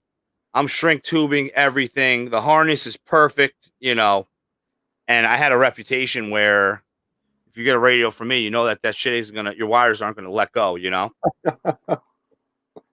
So I love my soldering iron. I got 3 of them, and ironically, my favorite one is this $14 one from Amazon, and I've been using it for years. And it works. Soldering is definitely an art. I'm just reading these comments here. I feel like such an idiot. I didn't even know how to access these comments. I try to keep up with them. Oh my god, there's so much going on. You see my eyes scanning to the right here. I'm like, oh Jesus. Yeah, no, soldering is definitely a dying art, and it's definitely something that you do because you want to do, because you don't need to. But I crimp nowadays. I rivet and crimp. But to each their own. Like whatever works for you, whatever floats your boat. Yeah, it's all good, man. Now, how many clutches are you projecting for 2021? Or is that confidential information? It's not confidential information. It's that I believe in Murphy's Law, and I believe that once I start shooting my mouth off, things inevitably go counterproductive to that. All right. So I am always happy if I'm somewhere in the 20 to 40 clutches. Yeah, I hope I'm at that this year as well. I hit my record last year, and that's like when it goes to like we were talking about growing and taking your time because it's a marathon. Mm-hmm. Last year I hit my record. I hit 15 clutches. Nice. And I was happy with that. The year before was 13, so there was growth. And this year I'm hoping that I hit 25. If I can hit 25 clutches, you're banging, man. I'll be happy. That's a lot. I'm ready for I'm ready to feed them. That was like the big thing. Like I said, I can't get rodents, so I have to produce it. Like, unless I go frozen, and to be honest with you, feeding frozen is just so inconvenient compared to feeding live. Like I feel like I'm spending hours playing with dead mice, pretending they're alive. And I don't know about you, but I talk to my animals. So I'm like, oh, I'm a tasty little mouse. You want to eat me? Look at me. Look at me. I'm dancing in front of your face and eat this shit, you fucking asshole. I mean, just fucking stink every time.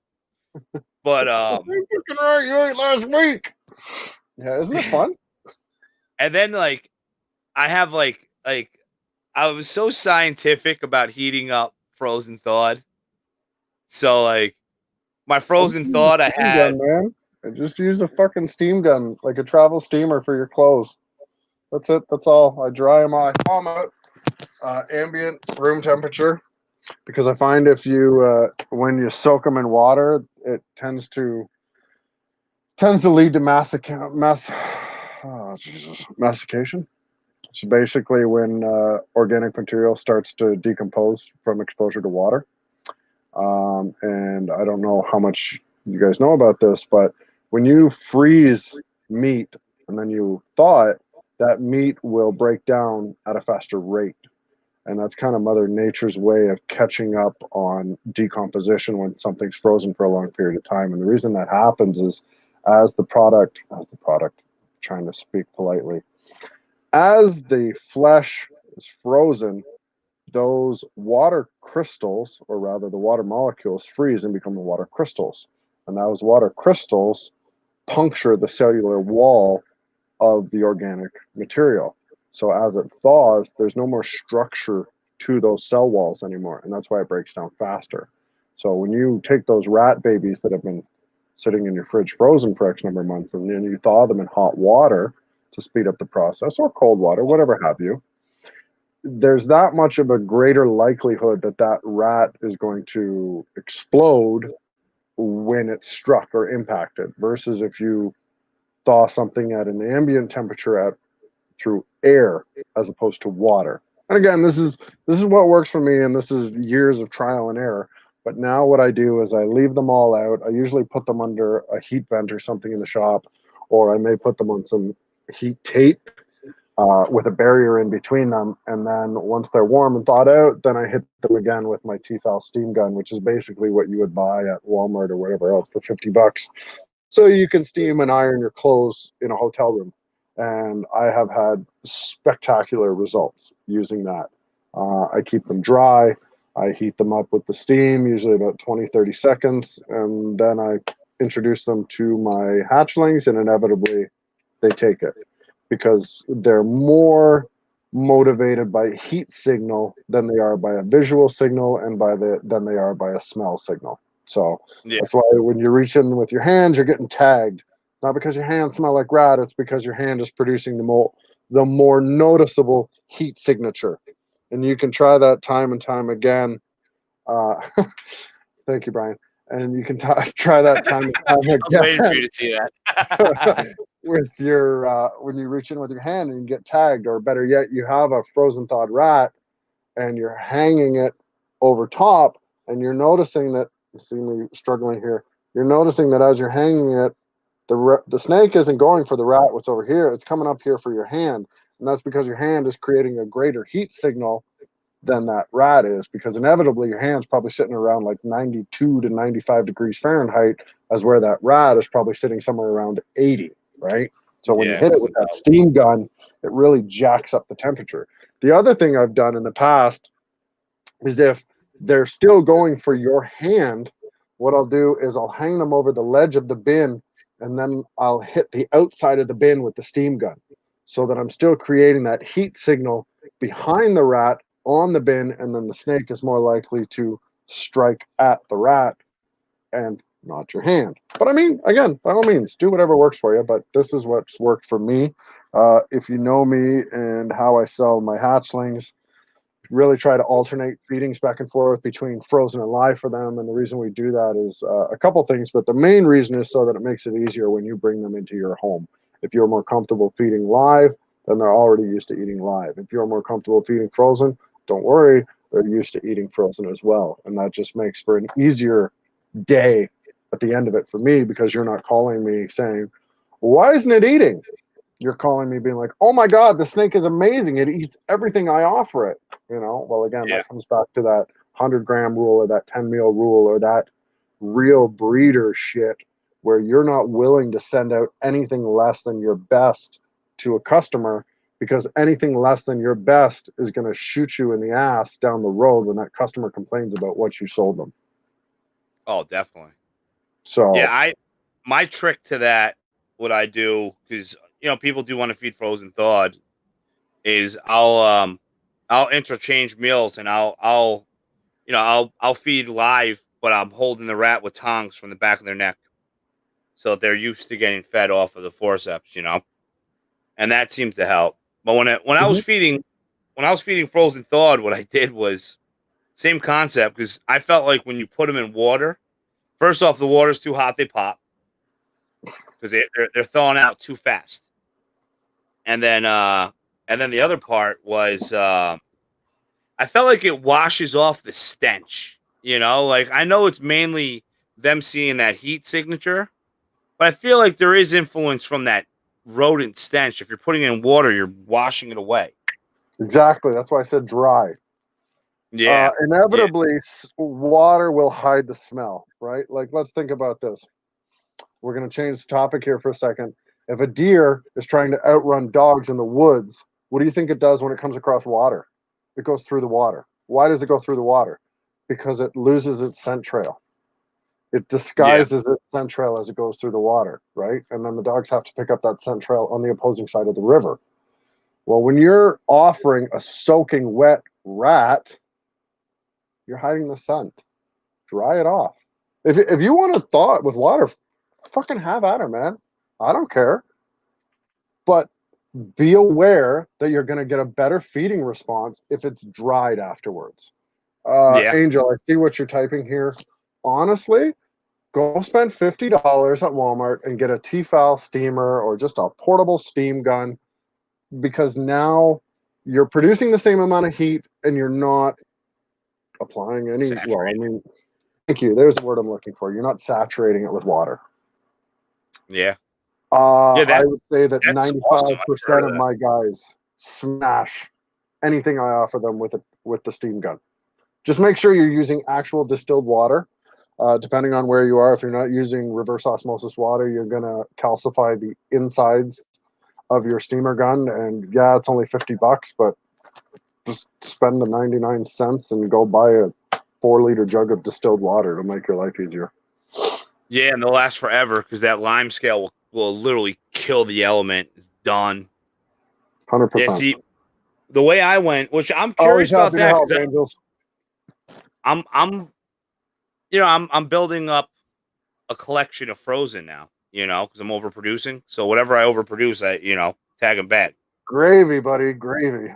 Oh yeah, and then it works out because that's a bartering thing too, So Commodity, man. it's definitely a good thing. The way I would do the rodents was I had a 15-quart tub, and I glued a light diffuser, the milk crate, and I glued it halfway up, and then I drilled a shit ton of holes on top and a shit ton of holes on the bottom, so that when I put the rats in there, naturally the hot air is going to want to come up and out. So fresh air, hot air always goes to cold. So it's causing this rotation. So they're Yeah, you're getting this creating airflow. a vacuum, so to speak. So I would put the rats in there before I went to work and at room temp. Then when I got home, they'd be thawed. And then I had a ceramic heat bulb, and I literally did it like a grill, man. Just fucking rotating rats, temp gun, rotating rats. So that's why I'm like, I don't want to go back to that shit. But with the steamer, that actually sounds like a great idea, because that's really going to bring them up to temp. I mean, if you Oh yeah, heat man. them up That's as you 100 degrees go, Fahrenheit, right? Or 100 degrees Celsius. And yeah, then that temperature is going to drop very rapidly too. Like, you're not offering it at 100 degrees. You're literally, like I said, I take it out, I hit it. Usually I count for about 20 seconds, and then I put the steamer down, and then I open the bin and I present it, and boom, tagged. yeah, You know, yeah. like I I mean, said, again, 95%, I'd say. that's awesome. I got a lot of customers that ask for frozen thawed. So, I'll tell them like I had a customer at the last show talking about frozen thawed, and I said, well, contact me on Instagram, go on Morph Market, pick out a snake that you want. I'll get it all ready so that the next expo I can come up and your snake will be there, ready to go, smashing frozen thawed. See, that's Because service, man. yeah, I mean, I understand, like, some people can't handle that squeal, you know. There's nothing wrong Some with that. people, and you know what? I understand that. I mean, it is a life, and that's what I say about, like, Compassion, man. People gotta that keep. don't have any compassion, those are the people that worry me. I hate seeing people that buy animals, carnivorous animals, just to watch them kill things and destroy things. I mean, I think that tells me a lot about you as an individual, but that's neither here nor there right now. But Yeah. But I mean, Oscar's eating goldfish is fucking awesome. I had 3 Oscars at one point, and I had those guys trained to eat off a fork, Chino. I could Oh hold my a fork with liver over top of the water, and they would come up and they would take the food off of the fork. I love Oscars. They're something special. But man, do they make a mess. Oh, Oh my man. god! And They're then you like see the sloppiest fish ever.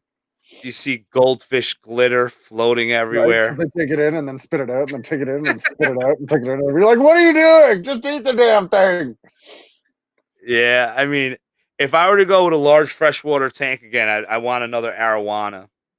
I was gonna I say had another arowana. I Oh had a man, 30-inch arowana that was awesome. I mean, that dude they're a was cool looking fish, man. I had a probably an 18-inch silver arowana that I picked up real cheap. I got it for $50, and it was like this long when I got it. And it's because it had some its fin had been nipped off by one of the other fish it was with at the time. Anyway, so yeah, I scarred this arowana for $50, silver arowana, and that thing was mean, and it took over the tank, and I had a oh big 220-gallon tank, and this thing just owned the top of the tank. Nobody fucked hell with the yeah. top half of the tank, and he just swam around in circles, and he meant business, man. Yeah, and they're just pissed off. They're just they're like the Hulk of the fish, just pacing like Right? fuck And that mouth everybody. that just like opens up twice the size. You're like, what the hell just happened? It's like an Yeah, endless maw. I got a video on one of my other YouTube pages of us feeding of Junior, of my son holding a little baby mouse, and I'm like, you know what this is for? He's like, hey, Jabba, our Pac-Man frog. I'm like, nope, for the arowana. He's like, the arowana. I'm like, yeah. And the arowana and like an 8-inch Jack Dempsey were fighting over this thing. I got a lot of hate messages for that one. They're You like, can't you're please so everybody, cool. man. Oh, Oh, I know. I'm going through it. and That's they what I always say. go Like, after the people that, like go after the real assholes out there that are putting things together for a reaction. Why are you going after the people that are just trying to do the right thing for their animals? yeah, that's the one thing that's like a tough part with social media. I mean, I got thick skin, but sometimes people say shit in comments that Keyboard warriors. I need a vent elsewhere.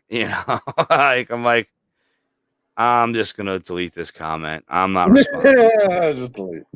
Like just delete it. I'm too old to be fucking fighting with people.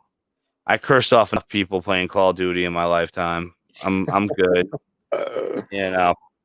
But it happens. You put yourself out there, and you. That's like I got one Well, asshole that it's a that sign of gives me some. success, man. When people start hating on your shit, right? They're hating on your shit because Yeah. they're jealous of one thing or the other. I mean, it's a human reaction. It happens to the best of us. I get jealous of other people all the time, and I vent and I do stupid things or I say stupid things. But you know, it's the nature of the beast. At least I'm mature enough to understand that it's my own petty jealousy rearing its Yeah. ugly head from time to time. But yeah, these people that just have nothing better to do than try and tell you how you're screwing up your animals when they don't know their ass from a hole in the ground. They always are fine. I always find them rather amusing. Oh yeah, and especially in the ball python world, they can't stretch out properly in a tub, and it's like, Yeah. Next time you go to Africa, you tell me how many ball pythons you see sitting perfectly stretched out somewhere. Let me know. I'd be very yeah, interested to hear about that. If you even saw me, one. me too. Make sure you do a blog about it and do at least one video a week about it too. So, what are your 3 favorite co-dom or incomplete dom morphs?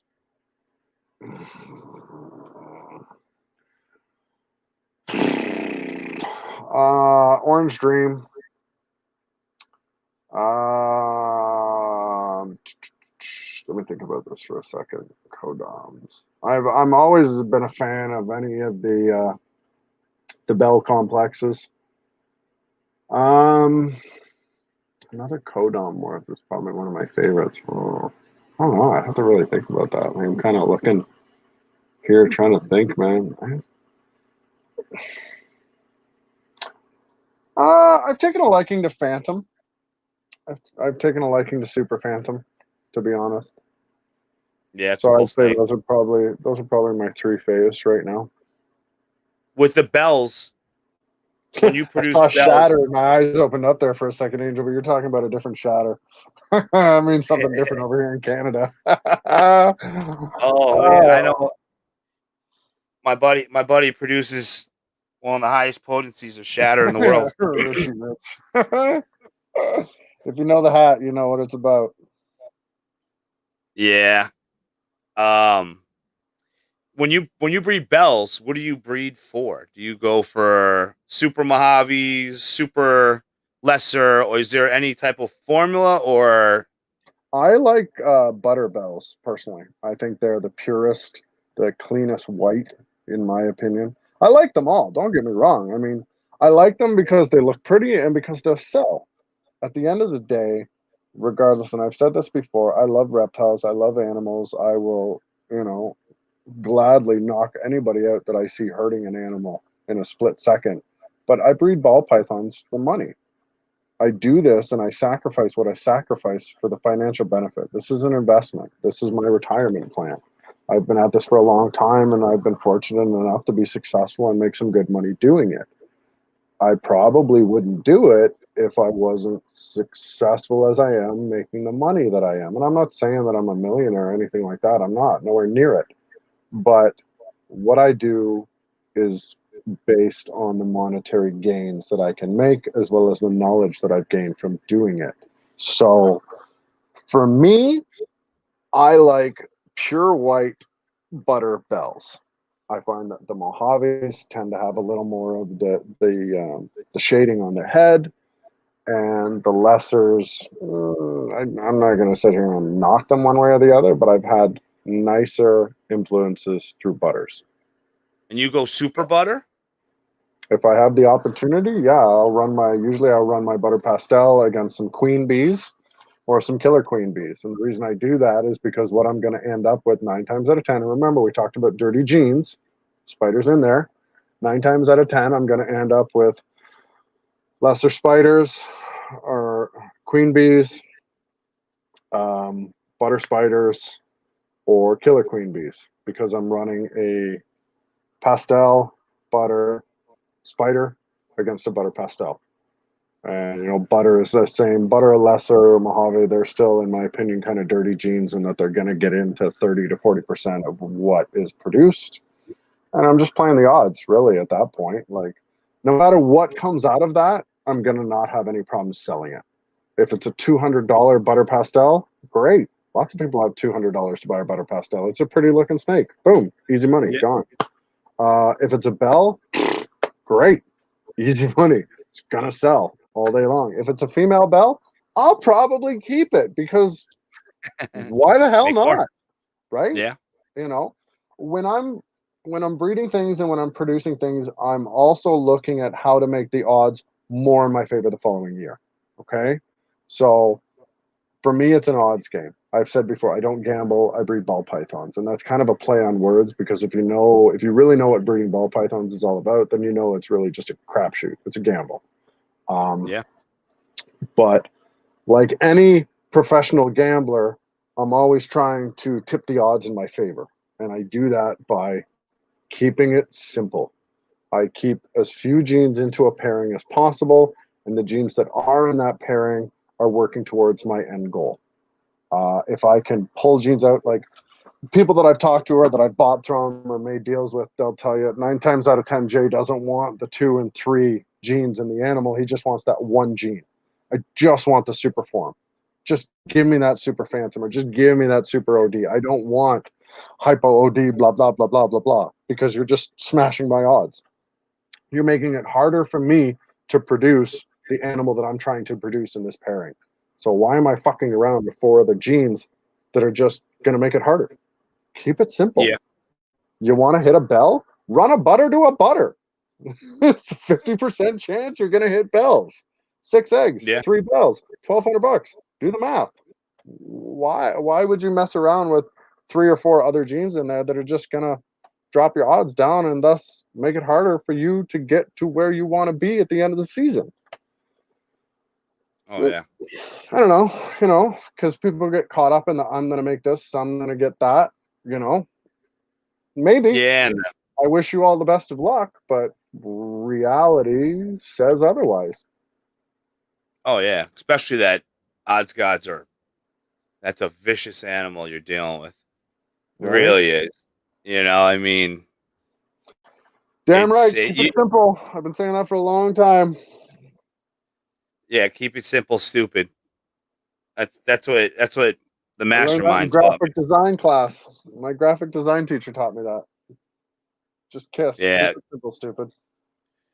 My buddy Chris, we were diagnosing a problem with my car, and I'm looking at this, I'm looking at that, I'm looking at this, and he said, "Keep it simple, stupid.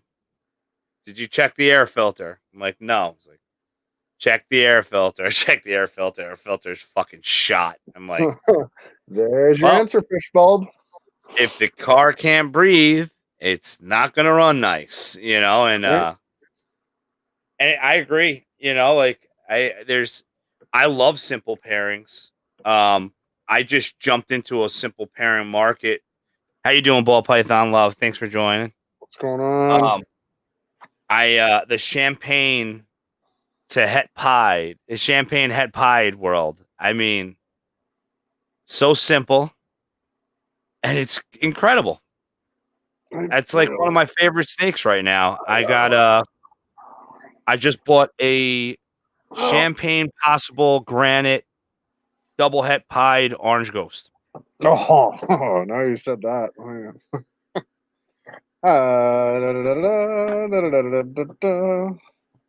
Champagne, granite, Hidden Gene Woma.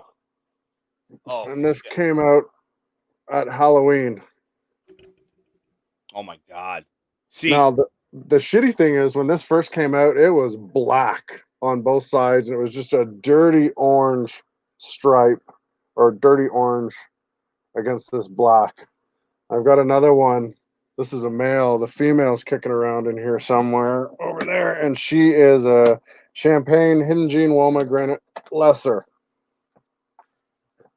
the And you hidden can see gene Wuma is the something. lesser influence that's really lightened this one up by comparison. I apologize for the lighting. Didn't set up to be showing off snakes. Just kind of as we talked about, I was like, oh, let me show you this. And that dorsal. So I only have one hidden gene Wuma, and it's a black pastel hidden gene Wuma pinstripe. And when I got that snake, the dorsal had that stripe just like those two snakes, but it was like peach color. And that's what fascinated me so much about that animal. That's why I kept it. I can't wait to breed that snake, but unfortunately, that's one of my asshole eaters. So That's why I she's like only. males sometimes, because you get to run them so much sooner, right? Oh, it's just so fucking annoying. But Why couldn't they just breed in a month like rats? Or rather produce after a month like rats, not breed in a month. That's closer to 3 or 4 months. But anyways, you know where I'm going. fuck, where is that snake? I can't. I'm trying to find that snake, but As long as the bin's closed. yeah, I know it's on. Oh, there you are. Oh gosh. Yeah, there's nothing wrong with swinging for the fences, Angel. It's not my style normally. But then again, we're talking about meat and potatoes and being able to pay the bills and make sure that everything's covered. You gotta At the end of the year, you gotta be able to make sure that your electricity is paid for, your water is paid for, your time is paid for, your feeders are paid for, and all that gets done by keeping it simple with those meat and potatoes. So just make sure that the majority of the projects you're running on, in my opinion, 75% or more, are simple projects that are guaranteed to hit you into that $200 to $400 gravy range, where you're going to be able to sell most of them fairly easily. And then the other 25%, fuck yeah, swing for the moon, whatever. Because if you hit it or you don't hit it, it's not going to affect your year in terms of making your budget and landing in the black. Yeah, I like that percentage. I agree with that. That's what I do. I go 75, kind of have a good idea of what I'm going to produce, And then the again, Tyler, no 25. fear. That's the meat and potatoes. That's where that term was introduced to me. So this is Look at you. look at that So bill. that's pet hypo, right? Yeah, Fuck, I he love the thinks the ringer. granite. He thinks that the granite is making that face like that. I could I'm see holding that. it like this. Both of them have This, the same face, and they both have very slight ringers like that. Well, sorry, those are massive. Mine have got tiny little ones on the tail tips. yeah, this. So I'm like, what the hell, you know? I mean, what I think what's cool Nothing wrong about with it, having faith, Richie. you know, a lot of breeders, and I would say I'm definitely one of them. You know, Look a 50. at that tiny little ring. Wait, hold on, back left. Yeah, right there. Tiny little. That's it. And then you got this one that looks like a friggin' pie. There's so much white on it. I know, man. Right? It's But funny how that works. is that one's het pied? No, no. Yeah, so this one's het pied. No, that's just champagne granite. I don't think there was any head hypo in that. Oh, No, you. possibly head hypo. Pardon me. I had to look at the. I'm gonna have to pull the record. Oh, that's because. Yeah, I'm gonna have to pull the records on that one. Because het pied will give you that pied look. You No, know, no, there was no het pied in that I'm aware of, and there was no hypo in that either. I'm excited about this project because I want to prove out. I have Asheville yellow multiple. bellies, eh? I have multiple snakes that oh man, the markers on it are screaming pied at me. And I'm like, You you gotta know love what? those tracks, right? I'm like, I'll just breed a champagne to it and prove it out. You know, because then you'll get those giant ringers. And so that was like one of my pairings. So I have a pastel that, I mean, dude, you know how like what het pieds do to pastels, it hires the blushing, it brightens up the lower half. It, you know, there's just so much influence from that het. And this one it says it all day. You know, this is like a 3,000 gram snake, still bright as shit. You know, where I'll pastels give you usually dark. $100 for it. What do you say? I said I'll give you $100 for it. Yeah. The market's high on pastels, man. I know two people that just sold female breeder pastels. No, I'm not saying that. I'm talking about people that are coming in at fucking way underpriced for adults. Like at the end of the day, how much money have you spent? Even at low price, it costs time and money to bring those snakes up to size. Yeah. Well, you want to hear something horrible though? You know how much I paid for these snakes? Oh, I can imagine. $50. That's kind of where I figured you were going with this. Yeah, $50. Yeah, but see, again, You know. we talk about it like if you're paying, people that aren't breeding their own rats, if you're paying $4 or $5 a rat and you're feeding it once a week, it's $250 a year times 3. That's $750 Canadian, just to get it up to size, and then to turn around and offer somebody such a lowball price on something that they've raised up. That's what I talk about. It's just insulting. Like, just Yeah. do a little math. Think about what's gone into this. And I mean, if I'm going to be cleaning shit, let's just say I want to get paid at least $30 an hour. So let's calculate how much shit I cleaned in the last 3 years growing this animal out. Right? Yeah. But yeah, no, the champagne. So now I bred a pastel champagne to it to see what I get, and hopefully it proves out. Maybe it will prove out how I wouldn't mind, a 3,000+ gram hepide female in my breeding program next year. You know, I like the champagne het pieds better than I like the champagne pieds. me too, because You know, it's it's not as funny how that bright. works, right? It's Funny how not as that works. bright. It's you know whose fault that I got this snake is Vinny Myers, VIP Vinny, your Mark. name keeps coming up over and over again, bud. This guy at the Reptile Expo, he's like, "Oh, you got to go to Scott's table, CV Exotics." He's got he had a pastel champagne orange ghost het pied female, and I looked at that snake and I'm like, "Oh my god, this snake's ridiculous." And then like one display over was this snake, and Scott owns a pet store, so I was like, "Scott, I will give you 2 gargoyles, 2 cresties. I'll give you $100." I was like, "I want this snake, man." It's the way to He's do like, it. "Oh, Ricky. let me come to your table." And he came to the table and he got it, man. I was like, Nice. barters are the best. I think that's like my favorite type of transaction in the hobby, especially when it's people that you know. So at least it's like keep it in the family type shit. You know, you know you'll see those snakes again. I like repeat customers because you know what you're dealing with. I mean, it's so much easier to deal with somebody that you've already done business with, and I'm that much more inclined to give them a better deal because we've already gone through the BS. You're not wasting my time. I'm not wasting yours. I know you're legit. You said you're going to buy something. You're going to buy something. Great. You're saving me time. I'll save you some money. You know, you've bought off me before. Let's knock off $50. Let's knock off $100. Let's make it worthwhile for you to buy off me again because you're making my life easier because I'm not spending the next 40 minutes with you haggling back and forth, discussing and sending you 50 million pictures of this snake. Yeah.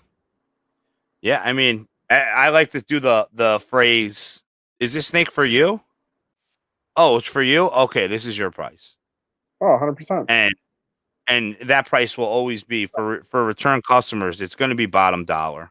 You Yep. know, they get I call it the family discount. You know, Yep. once you're a part of the DMJ Reptiles family, then that's it. You're locked in for life. You know, it's if I know 100%. you're doing the right thing, I have no problem boosting your collection and saving you, you know, some money in your pocket.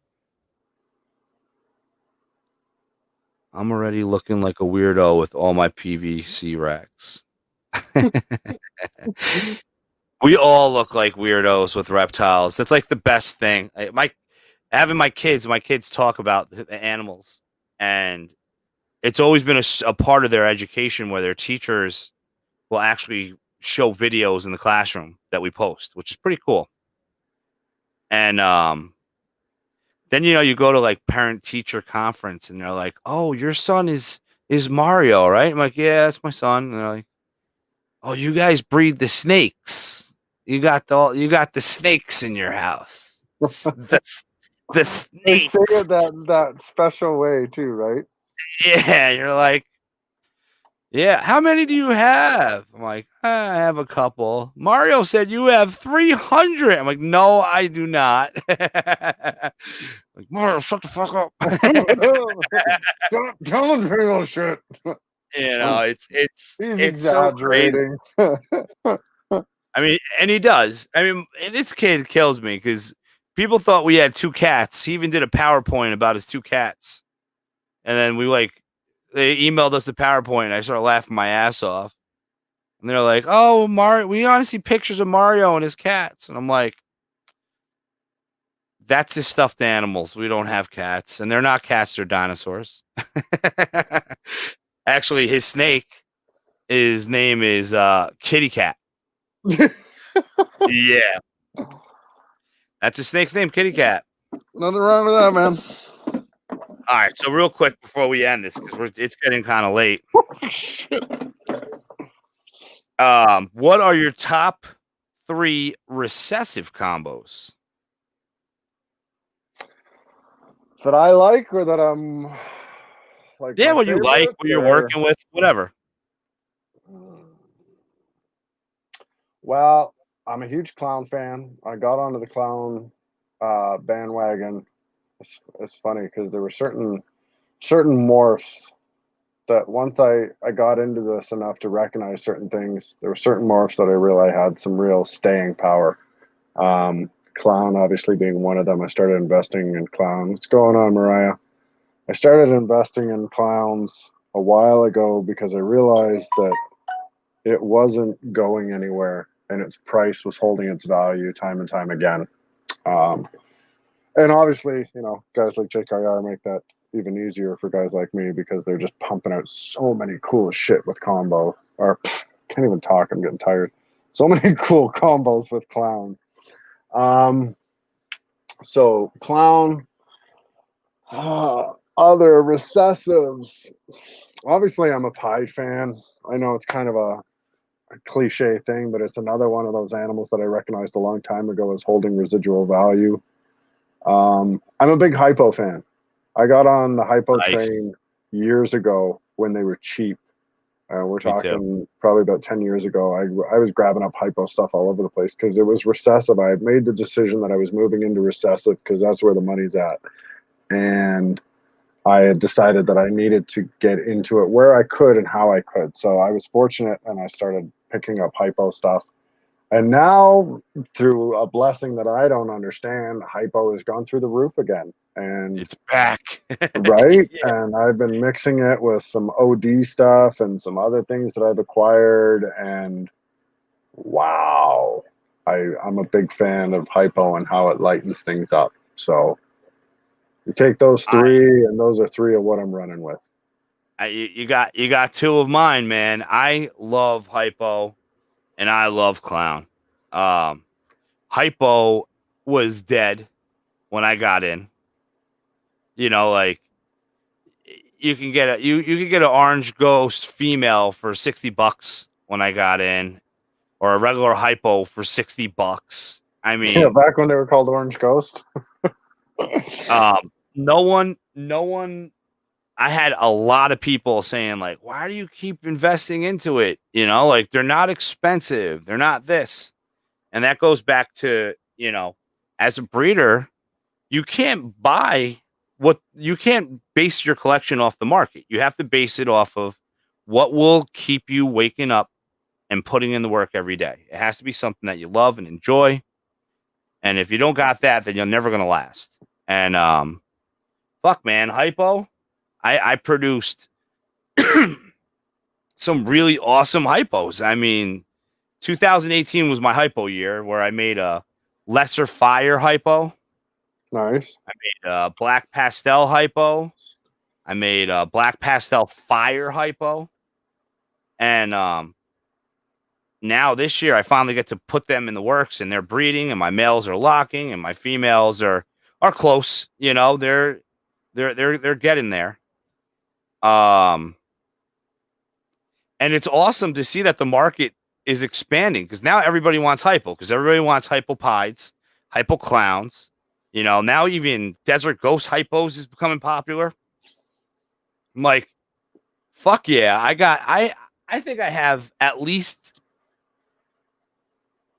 35, 40 visual hypos. Perfect fucking timing for the market to fucking Right? glide, man. Hell yeah. Right? Yeah, And it's man. something I love, man. Like my one argument about hypo and like I've had people that didn't see my collection It like goes talk so shit well about. with black pastel. Oh my god. Throw some orange dream in there. I'll send you some My pictures later. Woo! yeah, I love it. That's why I fucked up and I had a black pastel orange ghost that it I popped the snake in 2018 and I didn't get hemi pins and then I never popped it again. I just labeled it as a female. So it went off feed. And I'm like, what the fuck? A female going off feed right now? Like, what kind of bullshit is this? Let me pop this snake. Correct. Fucking A, man. It's a male. I was like, first thing I did, threw him right in. I threw him right in with the head hypo. 3,500 gram head hypo. Fuck it. Put him in. Maybe she'll give me 12 eggs. You know, that'd be nice if I hit six, 6 black pastels. Maybe 3 of them will be hypo black pastels. But yeah, my argument about hypos where people would be like, "Oh, I always look at them and they're not nice." I'm like, you need to What are look you at them in looking person. at? What are you looking at, bud?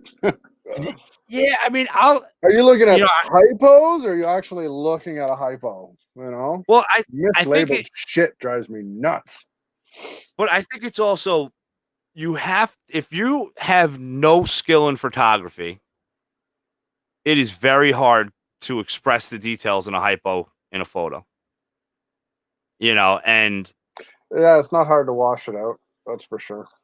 because the cameras are too smart, they fix the hypo. So then it just looks like a normal snake. Yeah, it brings up the contrast. But I did learn that certain hypos, you're better off shooting video and doing a video capture of the video Oh, to okay. get that really nice blushing, the haze, all the different transitions and the coloring. And I mean, just like I said, I kept buying hypos. I mean, we got so many cool ones, man. I got we just got latches with my son's snake, the pastel clown, to what is it? A Enchi Disco Orange Ghost female. And the disco and the hypo is pretty fucking gnarly, man. It's just such and then you add Enchi to it, and then the Enchi brings out those greens, that aqua algae colored green on it. Oh, it's so fucking nice. And I'm like, you know what? I will keep on making hypos because I can tell you one thing. I only have one hypo for sale left of all the hypos I produced. And the only reason why it's not for sale is because it's not for sale. It's so many people are so scared of that spider gene, man. Everyone's like, Did you see my post on that a while ago? Some of my best spider producers have heavy wobble and stargazing. And this is why I laugh. I've had some of these spiders with serious stargazing head wobble issue since I took them in, since I bought them 4 or 5 years ago. And they've produced some of my nicest best sellers. And like I said before, just because it has spider doesn't mean that it's going to have wobble. yeah, Just because its parents had wobble doesn't mean the babies are going to have wobble. Now, I'm not suggesting that you should go out there and just go to town on these things. What I'm saying is do your own research, learn from your own experiences, and make sure you really know what's what, because a lot of people are out there bashing spider and bashing different combos that I'm sorry, but I just feel like it's an unnecessary prejudiced attack on this gene that is misunderstood. yeah. You know, Look at this like snake. that is a beautiful animal, man. So this is a holdback. This is a bumblebee hypo het clown female. That snake is crazy. Yeah, it's got a mild wobble. It's hissing at me. It may bite me. It may bite me. It may bite me. But That's beauty. My fucking stool is gonna collapse here any second. You guys are just gonna see me fall off the fucking screen. This is really bad. but I can tell you one thing about spiders, especially the ones that do have wobble. They never miss a meal. Never. Never miss a meal. They may miss a strike, but they never fucking miss a meal. Oh, little to your left, buddy. Try again. Yeah. I mean, I hate it, and I it is what it is. Just like we were saying earlier, you can't please everyone. Nope. But try. Make sure you please yourself. ruling out an animal that has so much pattern change, that does so much interaction with the dorsal, that brings up high blushing, that brings up the belly, that there's just so much influence in a spider. I can pull this properly. Fuck. That's an OD spider. OD. This is a hypo super OD Enchi spider. Fuck. There we go. Yeah, it's and it's totally washed out in this picture. To be honest, this looks like when it first came out, I was sitting down talking with some of the degeners, and they're like, "Man, this looks like a spider clown OD." Except I know for a fact that it's not because there was nothing in there. When you look at the head pattern, damn, this camera's throwing me off. You can see that it's not. I mean, it shares some characteristics of it, but it's simply not. Now, where is it? Sorry. Here we go. This is the same thing, but without Enchi in it.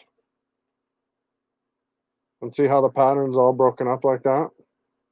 Yeah. The exact opposite of what you'd expect. And that came really close to my face.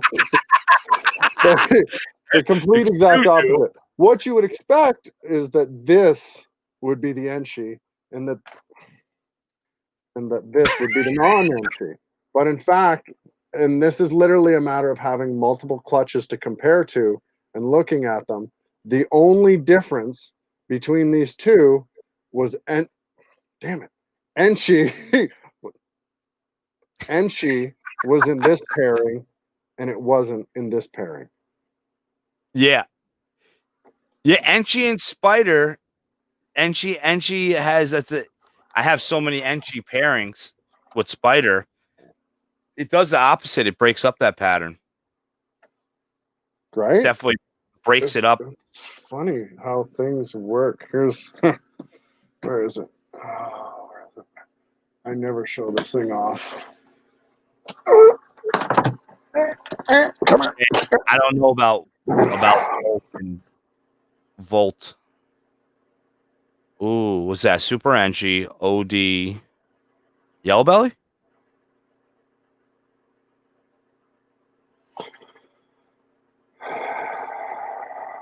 This is a hypo, Yeah. super Enchi, super OD. And it's the only one I've ever seen. I need more OD. I need more. Give me a call, man. We'll figure something out for you. Yeah, Don't be afraid of the CITES. We'll figure something out for you. Well, I'm also a broke bitch right now, but aren't we all?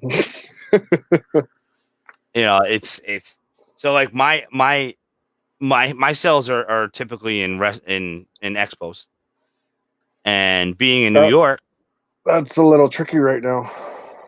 I'm down 7 expos a year. So, see, here there weren't that many expos, and when they are, in my opinion, they were terribly overpriced. And for me to get into an expo, and this is nothing against the people that run the expos or nothing against the people that support them, but for me personally, I was dropping $675 for my booth, my skirts, the banner, the panel and drape, heat, electricity. That's just what I'm paying to the expo to get there and to vend.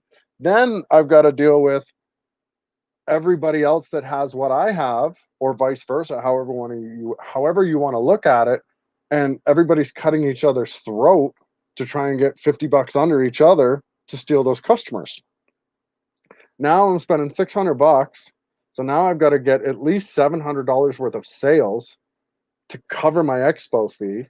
Then I've got to get another $300 to $400 in sales to cover my U-Haul rental, because when you get to a certain point, you can't just throw everything in the back of your car and drive out there. It doesn't fit anymore.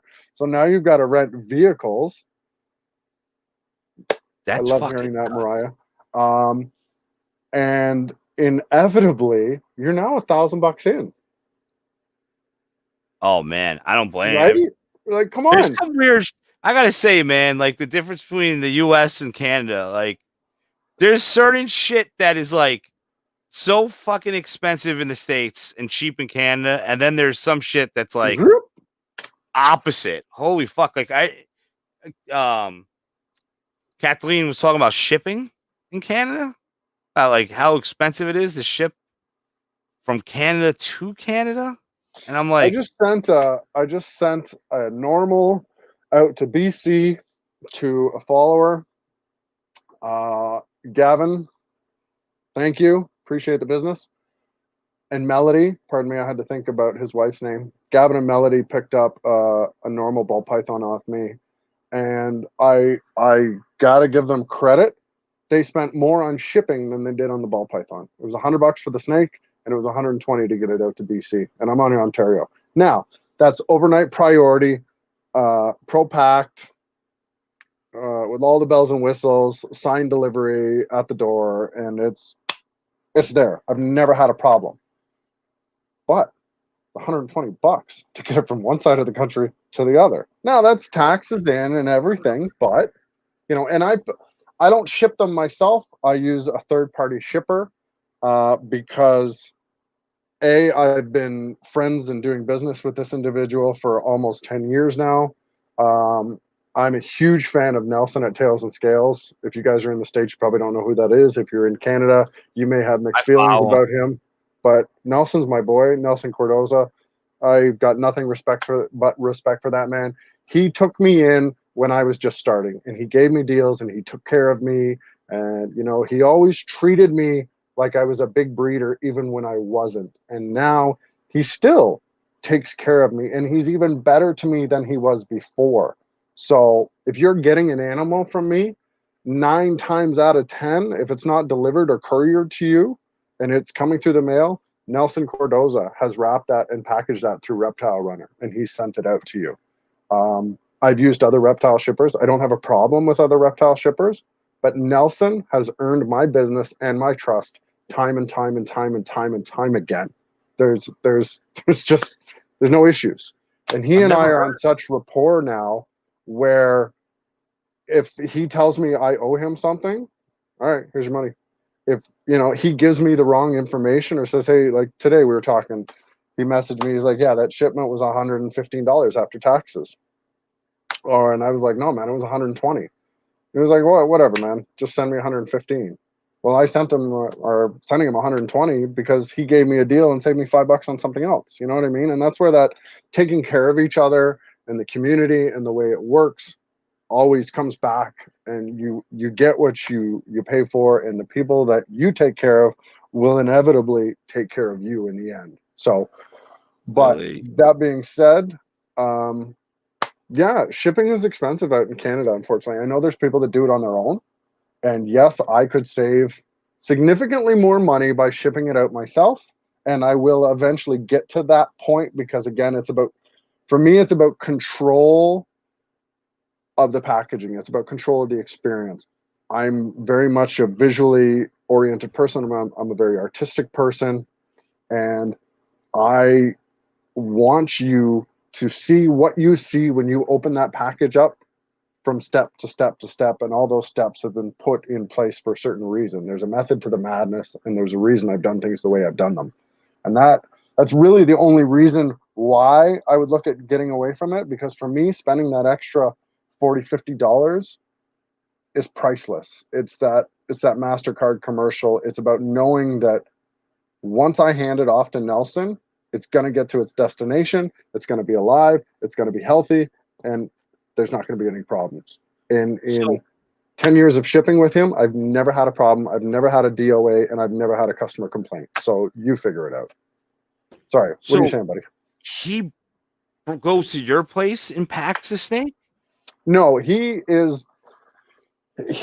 basically does what's called pro packing, or he packs them for me. So I take them out to him, I drop them off, because inevitably he ships out on a Tuesday, and that's not convenient for me. So I'll usually bring them to him on the weekend, and then he'll hold on to it for 3 or 4 days at no charge, and then he packs it up and sends it out. I'm not saying he does that for other people. I'm saying he's done that for me because of how long he and I have been working together and how much money has exchanged hands back and forth. But yeah, so yes, you're going to pay a little bit more when you're using a shipping service like that, and there are shipping services out there that charge less than that. Sorry, my computer's blipping at me here. There are services that charge less than that, but I've never had a problem. Everything has always been on point. So why would That's I so change that? crazy. Why I've would I never fuck heard of with that? that. I've never heard of that. What? Like someone doing the shipping for you. Oh yeah, Like, man. There's oh, fuck. There's two companies out here that do it that I can think of just off the top of my head. Reptile Express with Sam, and Reptile Runner with Nelson. I've used them both. They're both great. Don't get me wrong. I got nothing against Reptile Express. I've just been tight with Nelson for so long that I'm going to support my friend. I just reached out to Sam the other day asking if we could send a shipment out to India. Unfortunately, we couldn't. And the positive thing to take away from this is that I have people in India messaging me asking me if I can ship out snakes. And I hell love yeah. that, man. The farther out I hear from, the happier I am, Oh, that's But awesome. it's unfortunate that we can't get it out there, but that's based on their laws. That's not based on the service that Sam or Nelson provide. But yeah, man, those are our two major shippers out here. They both do a great job. I'm Reptile Runner simply because of how long he's been taking care of me. I'm a dog in the Chinese New Year. We're a loyalty-based sign. I take care of people that are taking care of me. It's why I offer a 10% discount to any follower.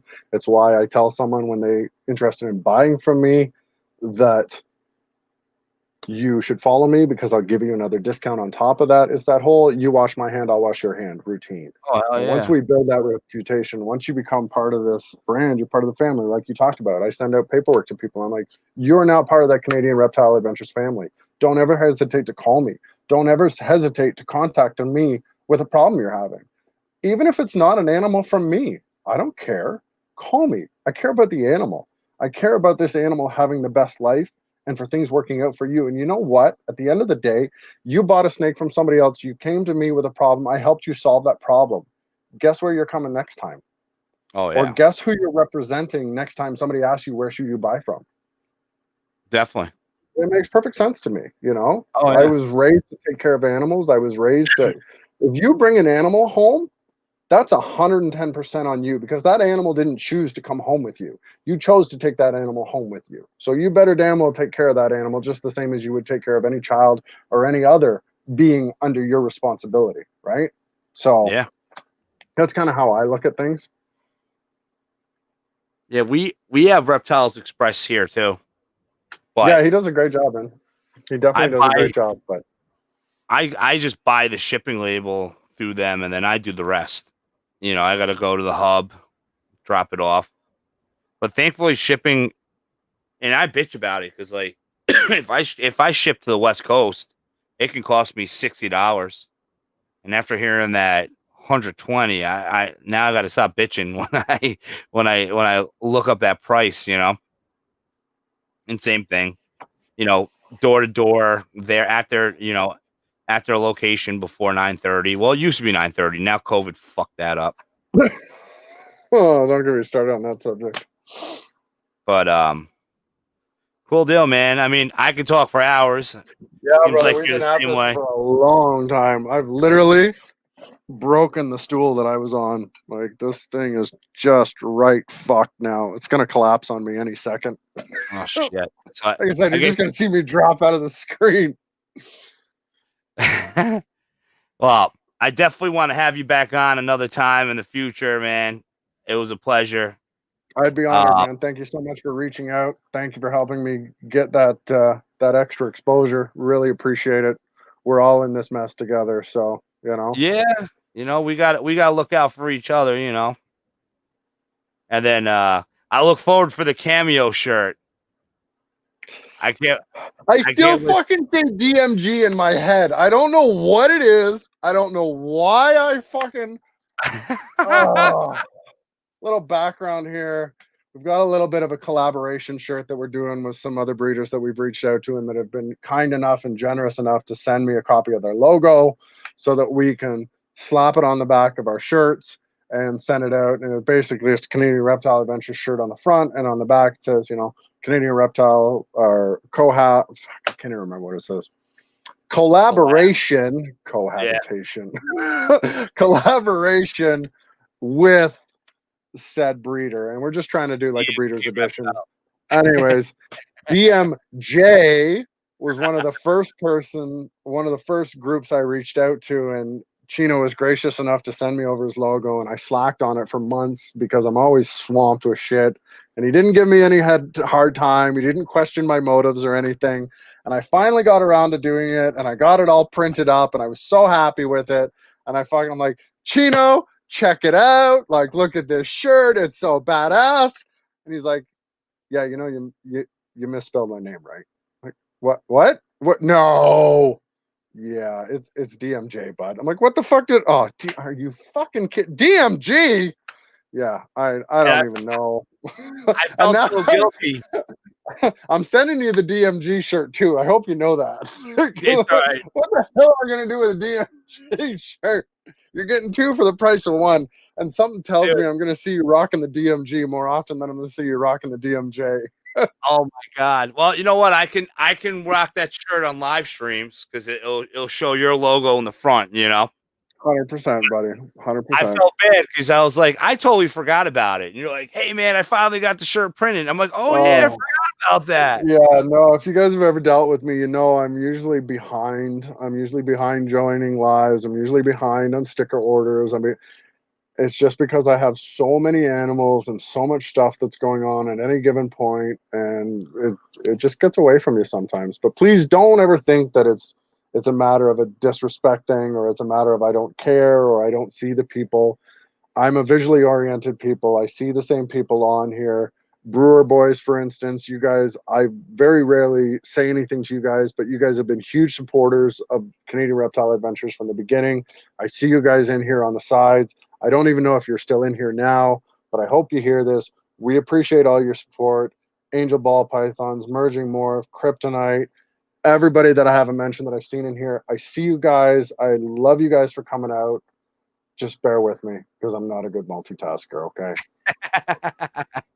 Yeah, man. I mean, Brewer Boys is awesome. They're a binge liker.